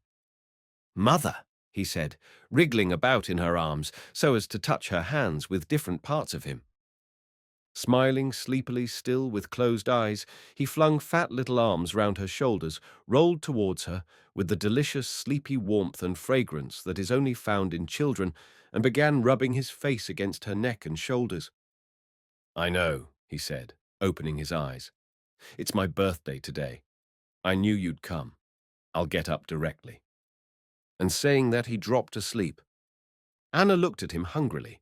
She saw how he had grown and changed in her absence. She knew and did not know the bare legs so long now that were thrust out below the quilt, those short cropped curls on his neck in which she had so often kissed him. She touched all this and could say nothing. Tears choked her. What are you crying for, Mother? He said, waking completely up. Mother, what are you crying for? He cried in a tearful voice. I won't cry. I'm crying for joy. It's so long since I've seen you. I won't, she said, gulping down her tears and turning away. Come, it's time for you to dress now, she added, after a pause. And never letting go his hands, she sat down by his bedside on the chair where his clothes were put ready for him. How do you dress without me? How? She tried to begin talking simply and cheerfully, but she could not, and again she turned away. I don't have a cold bath. Papa didn't order it. And you've not seen Vasily Lukich. He'll come in soon. Why, you're sitting on my clothes. And Seryozha went off into a peal of laughter. She looked at him and smiled. Mother, darling, sweet one, he shouted, flinging himself on her again and hugging her. It was as though only now, on seeing her smile, he fully grasped what had happened. I don't want that on, he said, taking off her hat. And as it were, seeing her afresh without her hat, he fell to kissing her again. But what did you think about me? You didn't think I was dead? I never believed it. You didn't believe it, my sweet. I knew. He repeated his favorite phrase, and snatching the hand that was stroking his hair, he pressed the open palm to his mouth and kissed it. Chapter 30. Meanwhile, Vasily Lukich had not at first understood who this lady was, and had learned from their conversation that it was no other person than the mother who had left her husband and whom he had not seen as he had entered the house after her departure. He was in doubt whether to go in or not, or whether to communicate with Alexei Alexandrovich. Reflecting finally that his duty was to get Seryozha up at the hour fixed, and that it was therefore not his business to consider who was there, the mother or anyone else, but simply to do his duty, he finished dressing, went to the door and opened it. But the embraces of the mother and child, the sound of their voices, and what they were saying made him change his mind. He shook his head, and with a sigh he closed the door. I'll wait another 10 minutes, he said to himself, clearing his throat and wiping away tears. Among the servants of the household there was intense excitement all this time. All had heard that their mistress had come, and that Kapitonich had let her in, and that she was even now in the nursery, and that their master always went in person to the nursery at 9 o'clock, and everyone fully comprehended that it was impossible for the husband and wife to meet, and that they must prevent it. Corney, the valet, going down to the hall porter's room, asked who had let her in, and how it was he had done so, and ascertaining that Kapitonich had admitted her and shown her up, he gave the old man a talking to.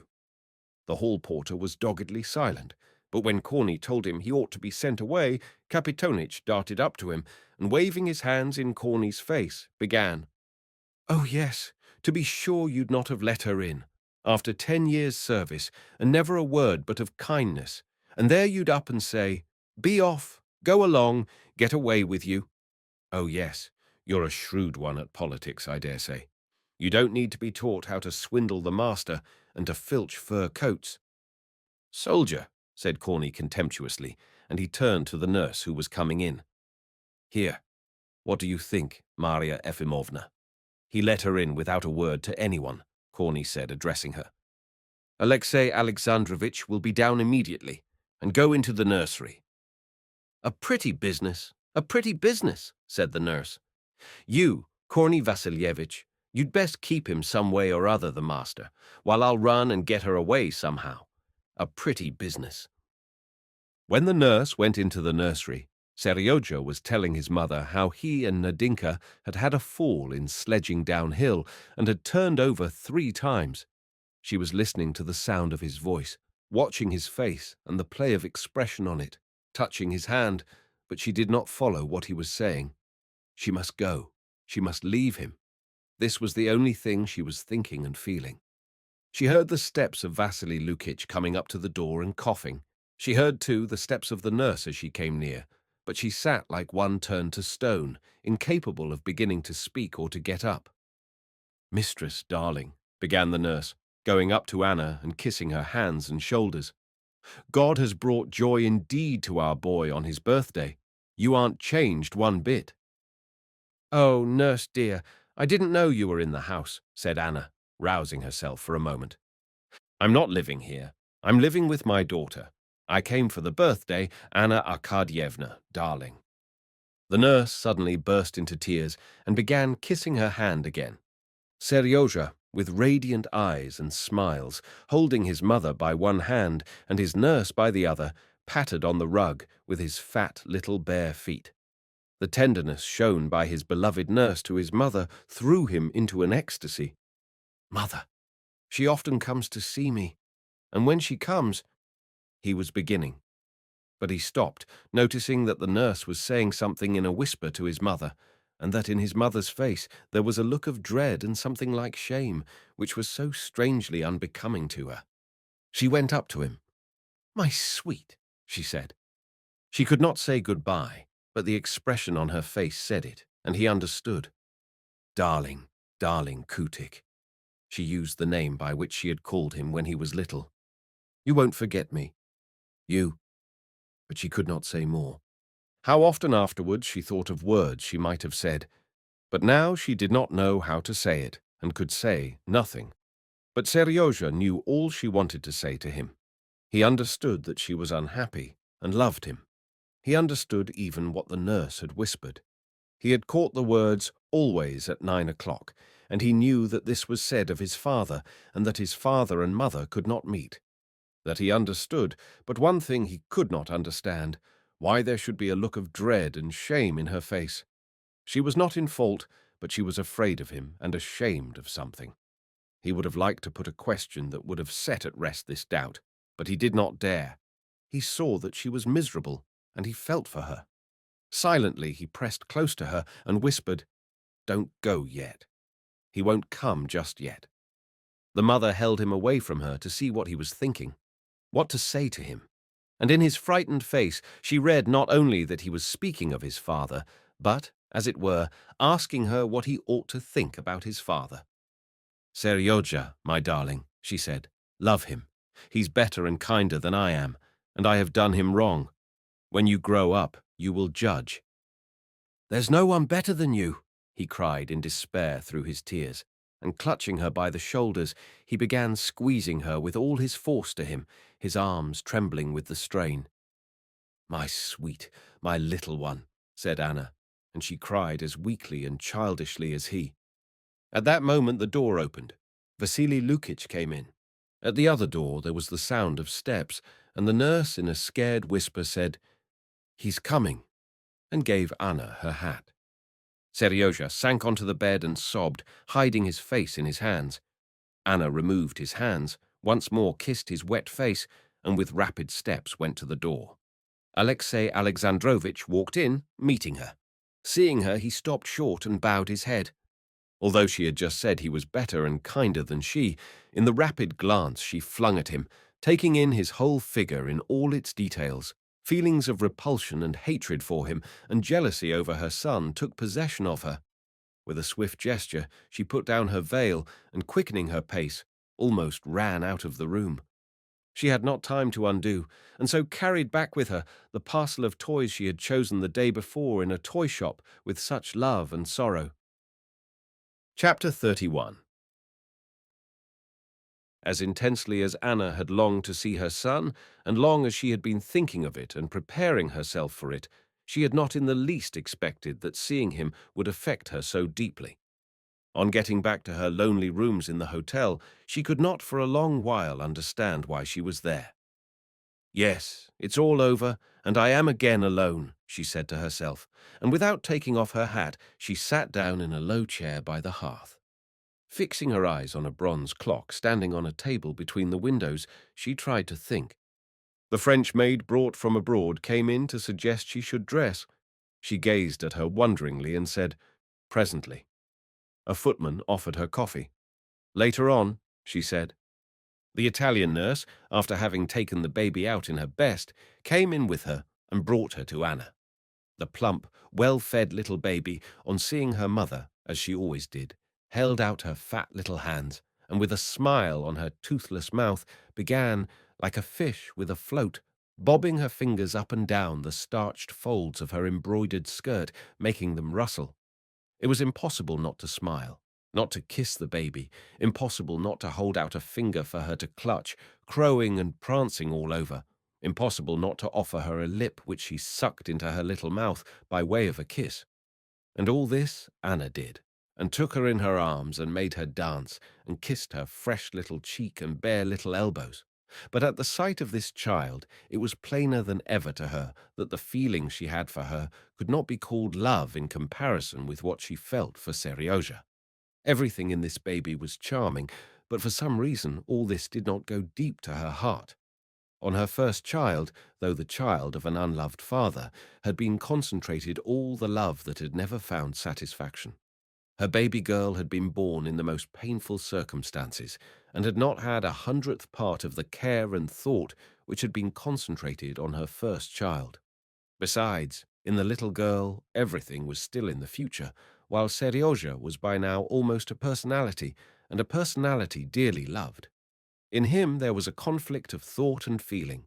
He understood her, he loved her, he judged her, she thought, recalling his words and his eyes, and she was forever, not physically only, but spiritually, divided from him, and it was impossible to set this right. She gave the baby back to the nurse, let her go, and opened the locket in which there was Seryozha's portrait when he was almost of the same age as the girl. She got up, and taking off her hat, took up from a little table an album in which there were photographs of her son at different ages. She wanted to compare them, and began taking them out of the album. She took them all out except one, the latest and best photograph. In it he was in a white smock, sitting astride a chair, with frowning eyes and smiling lips. It was his best, most characteristic expression. With her little supple hands, her white, delicate fingers that moved with a peculiar intensity today, she pulled at a corner of the photograph, but the photograph had caught somewhere, and she could not get it out. There was no paper knife on the table, and so, pulling out the photograph that was next to her son's, it was a photograph of Vronsky taken at Rome in a round hat and with long hair, she used it to push out her son's photograph. "Oh, here is he," she said, glancing at the portrait of Vronsky, and she suddenly recalled that he was the cause of her present misery. She had not once thought of him all the morning, but now, coming all at once upon that manly, noble face, so familiar and so dear to her, she felt a sudden rush of love for him. But where is he? How is it he leaves me alone in my misery? She thought all at once with a feeling of reproach, forgetting she had herself kept from him everything concerning her son. She sent to ask him to come to her immediately. With a throbbing heart she awaited him, rehearsing to herself the words in which she would tell him all, and the expressions of love with which he would console her. The messenger returned with the answer that he had a visitor with him, but that he would come immediately, and that he asked whether she would let him bring with him Prince Yashvin, who had just arrived in Petersburg. "He's not coming alone, and since dinner yesterday he has not seen me," she thought. "He's not coming so that I could tell him everything, but coming with Yashvin." And all at once a strange idea came to her. What if he had ceased to love her? And going over the events of the last few days, it seemed to her that she saw in everything a confirmation of this terrible idea. The fact that he had not dined at home yesterday, and the fact that he had insisted on their taking separate sets of rooms in Petersburg, and that even now he was not coming to her alone, as though he were trying to avoid meeting her face to face.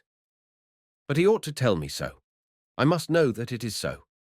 If I knew it, then I know what I should do, she said to herself, utterly unable to picture to herself the position she would be in if she were convinced of his not caring for her. She thought he had ceased to love her. She felt close upon despair, and consequently she felt exceptionally alert. She rang for her maid and went to her dressing room.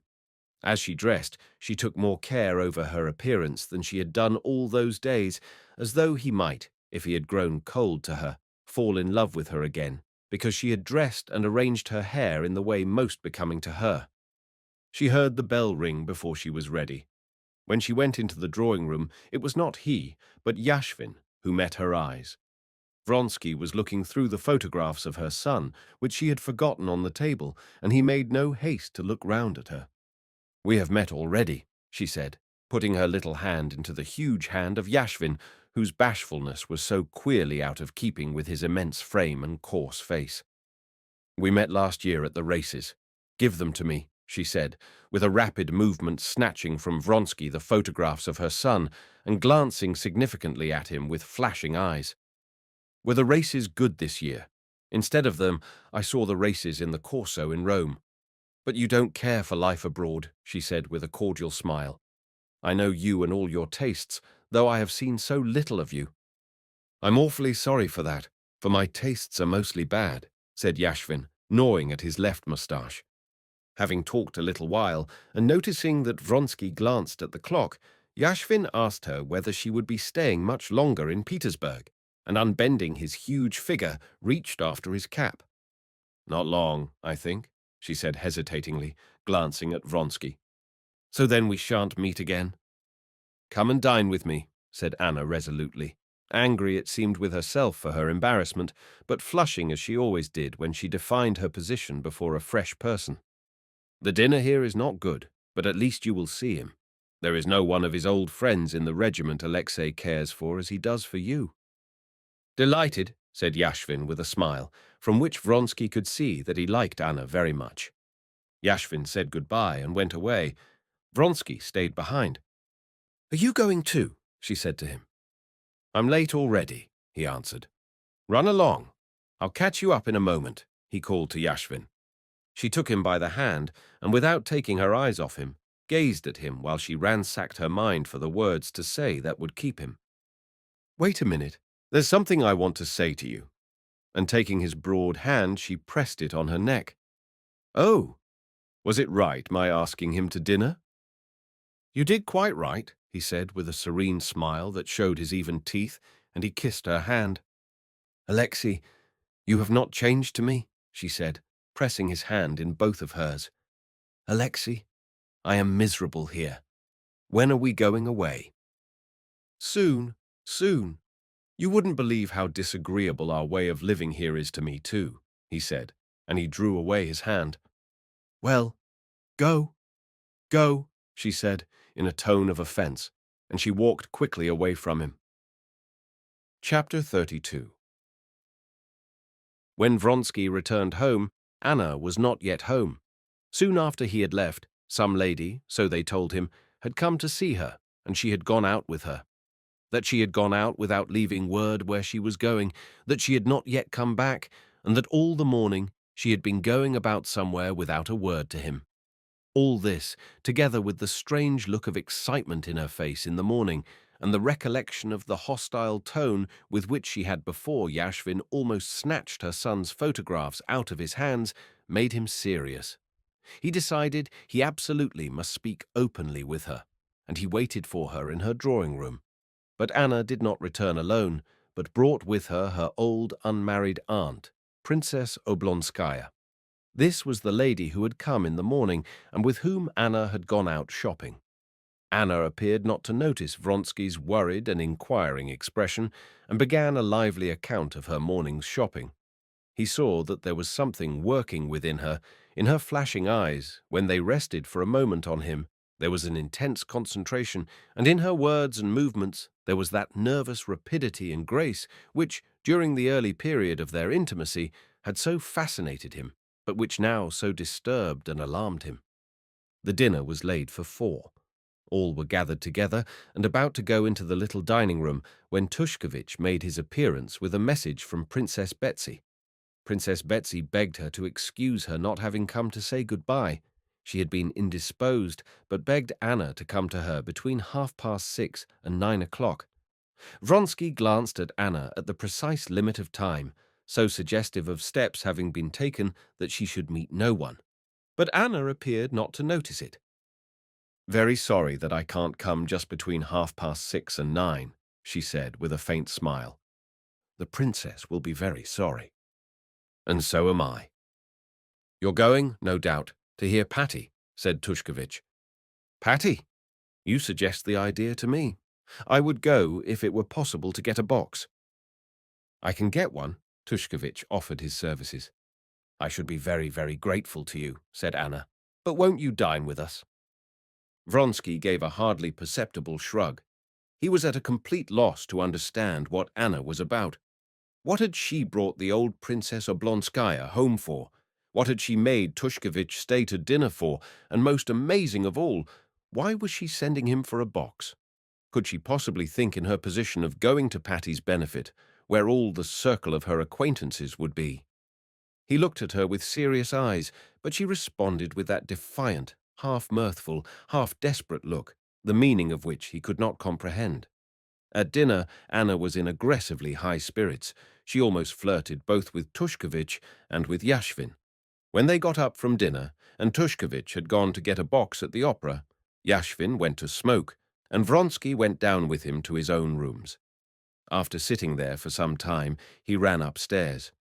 Anna was already dressed in a low-necked gown of light silk and velvet that she had made in Paris, and with costly white lace on her head, framing her face, and particularly becoming, showing up her dazzling beauty. "Are you really going to the theatre?" he said, trying not to look at her. "Why do you ask with such alarm?" she said, wounded again at his not looking at her. "Why shouldn't I go?" She appeared not to understand the motive of his words. "Oh, of course.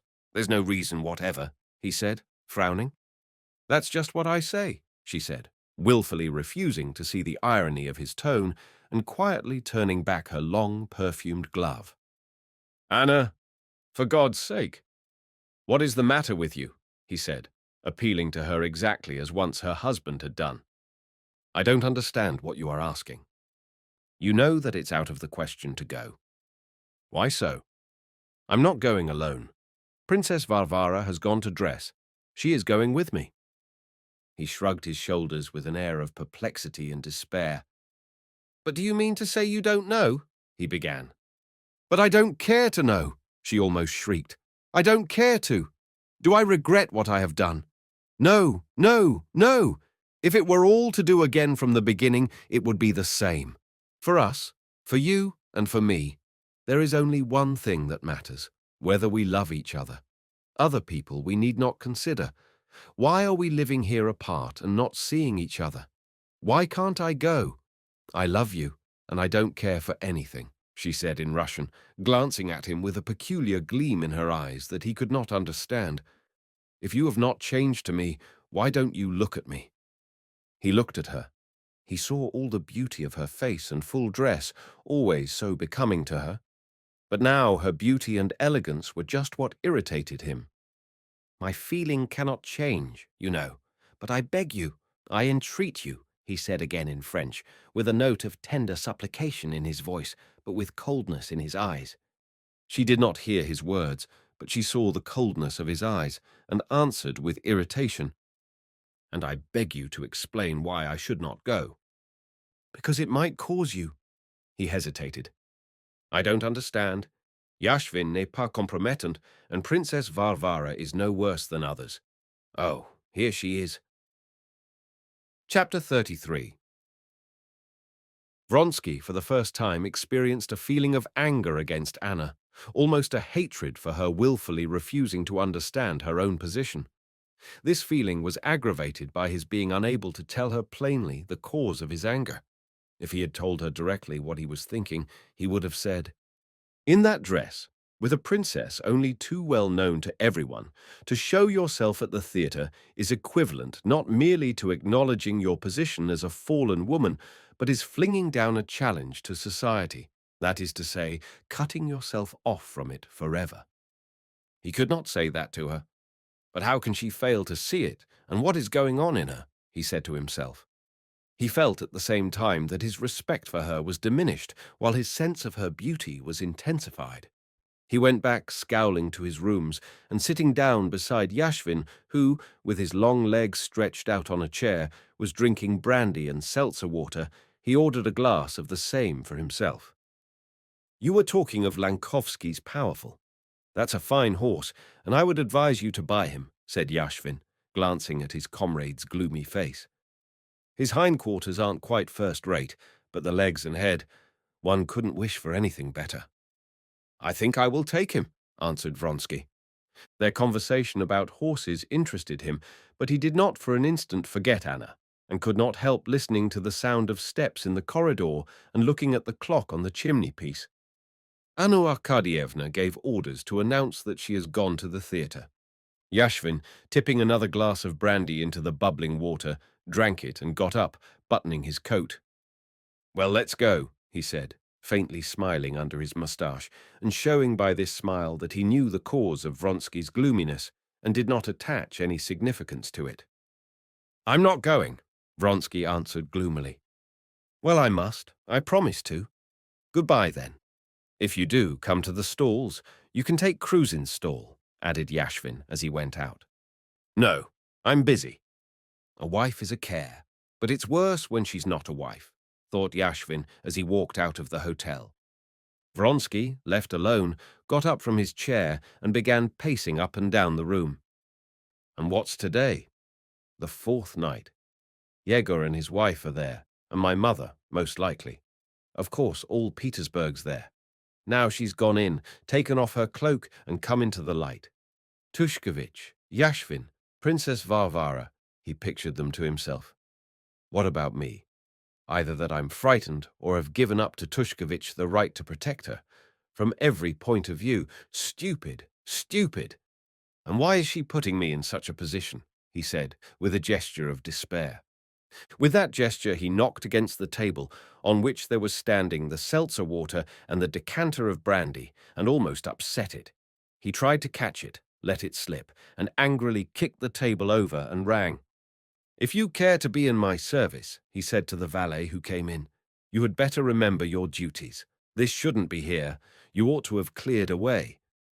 The valet, conscious of his own innocence, would have defended himself, but glancing at his master, he saw from his face that the only thing to do was to be silent, and hurriedly threading his way in and out, dropped down on the carpet and began gathering up the whole and broken glasses and bottles.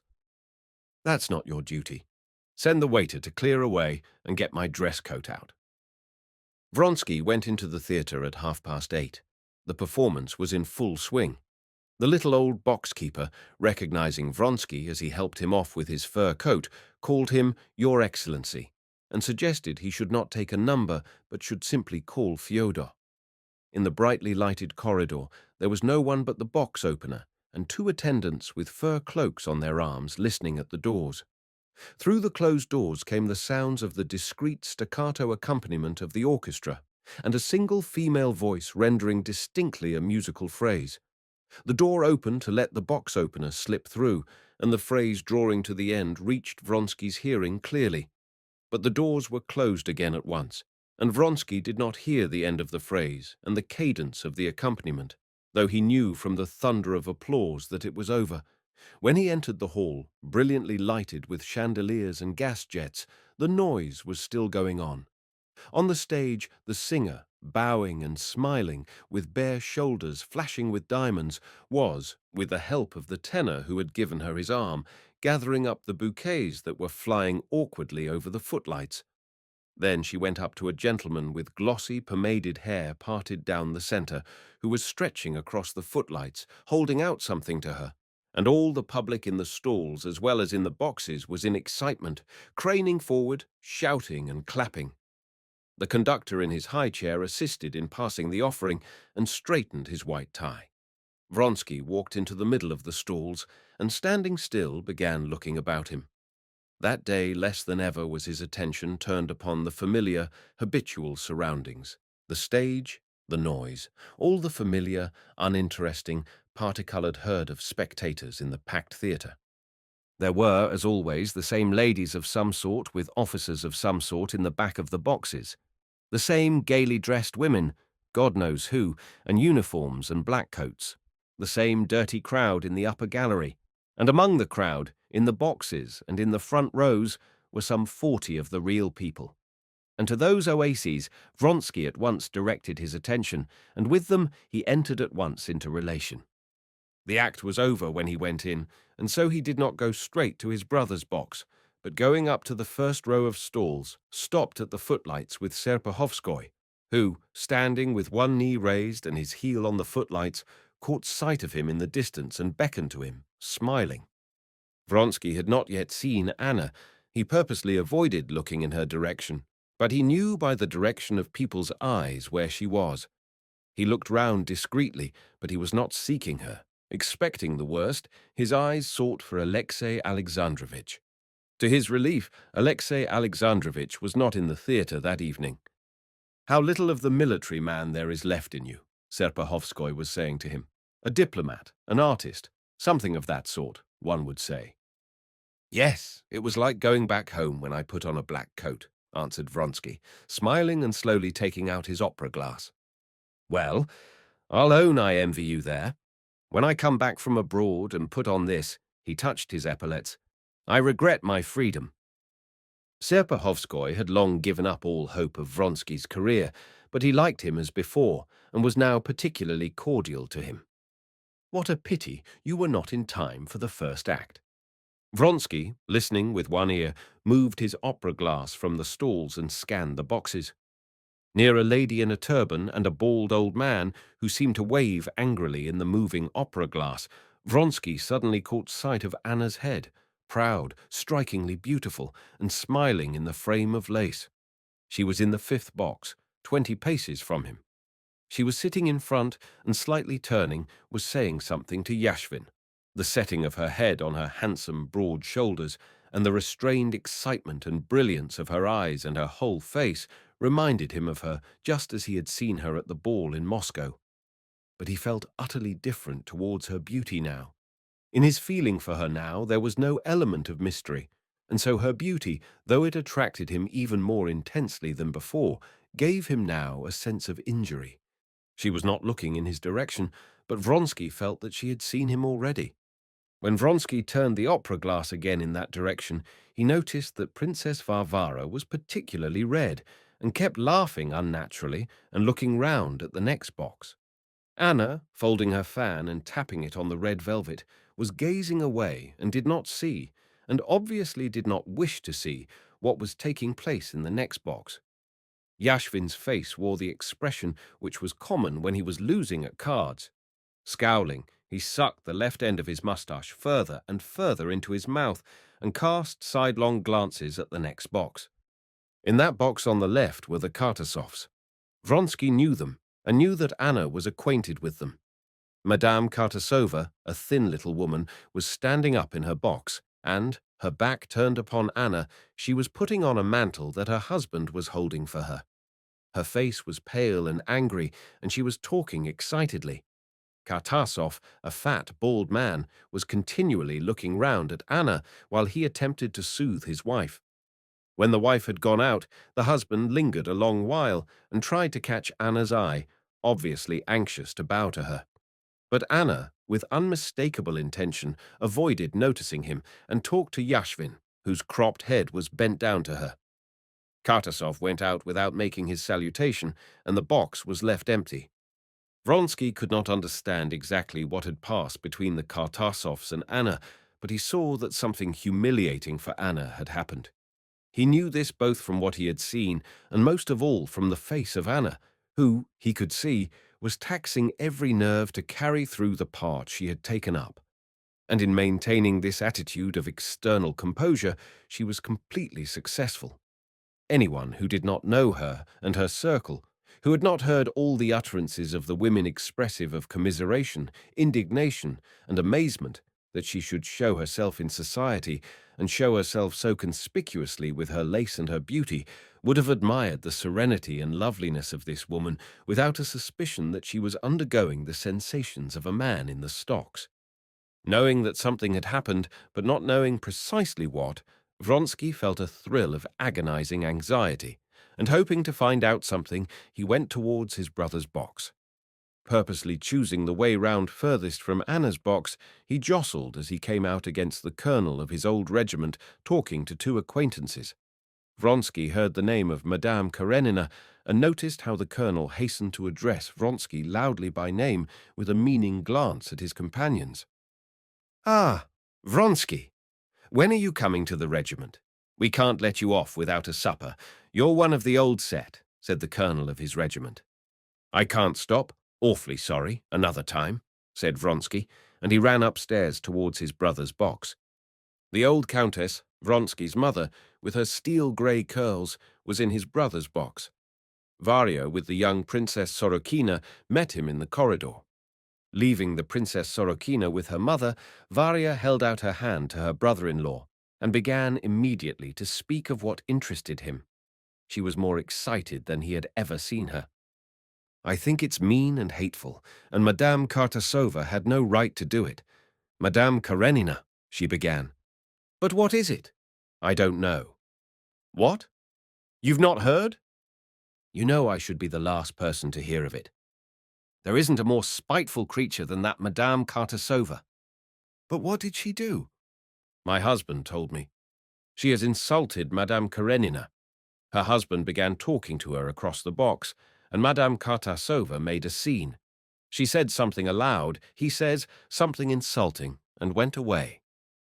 "Count, your maman is asking for you," said the young Princess Sorokina, peeping out of the door of the box. "I've been expecting you all the while," said his mother, smiling sarcastically. "You were nowhere to be seen." Her son saw that she could not suppress a smile of delight. "Good evening, maman. I have come to you," he said coldly. "Why aren't you going to faire la cour à Madame Karenina?" she went on when Princess Sorokina had moved away. "Elle fait sensation. On oublie la pâtie pour elle." "Maman, I have asked you not to say anything to me of that," he answered, scowling. "I'm only saying what everyone's saying." Vronsky made no reply, and saying a few words to Princess Sorokina, he went away. At the door he met his brother. "Ah, Alexei," said his brother. "How disgusting! Idiot of a woman, nothing else. I wanted to go straight to her. Let's go together." Vronsky did not hear him. With rapid steps he went downstairs. He felt that he must do something, but he did not know what. Anger with her for having put herself and him in such a false position, together with pity for her suffering, filled his heart. He went down and made straight for Anna's box. At her box stood Stremov, talking to her. "There are no more tenors. Le moule en est brisé." Vronsky bowed to her and stopped to greet Stremov. "You came in late, I think, and have missed the best song," Anna said to Vronsky, glancing ironically, he thought, at him. "I am a poor judge of music," he said, looking sternly at her. "Like Prince Yashvin," she said, smiling, "who considers that Patti sings too loud." "Thank you," she said, her little hand in its long glove taking the playbill Vronsky picked up, and suddenly, at that instant, her lovely face quivered. She got up and went into the interior of the box. Noticing in the next act that her box was empty, Vronsky, rousing indignant hushes in the silent audience, went out in the middle of a solo and drove home. Anna was already at home. When Vronsky went up to her, she was in the same dress as she had worn at the theatre. She was sitting in the first armchair against the wall, looking straight before her. She looked at him and at once resumed her former position. "Anna," he said. "You! You are to blame for everything," she cried, with tears of despair and hatred in her voice, getting up. "I begged, I implored you not to go. I knew it would be unpleasant." "Unpleasant," she cried. "Hideous. As long as I live, I shall never forget it. She said it was a disgrace to sit beside me. "A silly woman's chatter," he said, "but why risk it? Why provoke? I hate your calm. You ought not to have brought me to this. If you had loved me—" "Anna, how does the question of my love come in?" "Oh, if you loved me, as I love, if you were tortured as I am," she said, looking at him with an expression of terror. He was sorry for her and angry notwithstanding. He assured her of his love because he saw that this was the only means of soothing her, and he did not reproach her in words, but in his heart he reproached her. And the asseverations of his love, which seemed to him so vulgar that he was ashamed to utter them, she drank in eagerly and gradually became calmer. The next day, completely reconciled, they left for the country.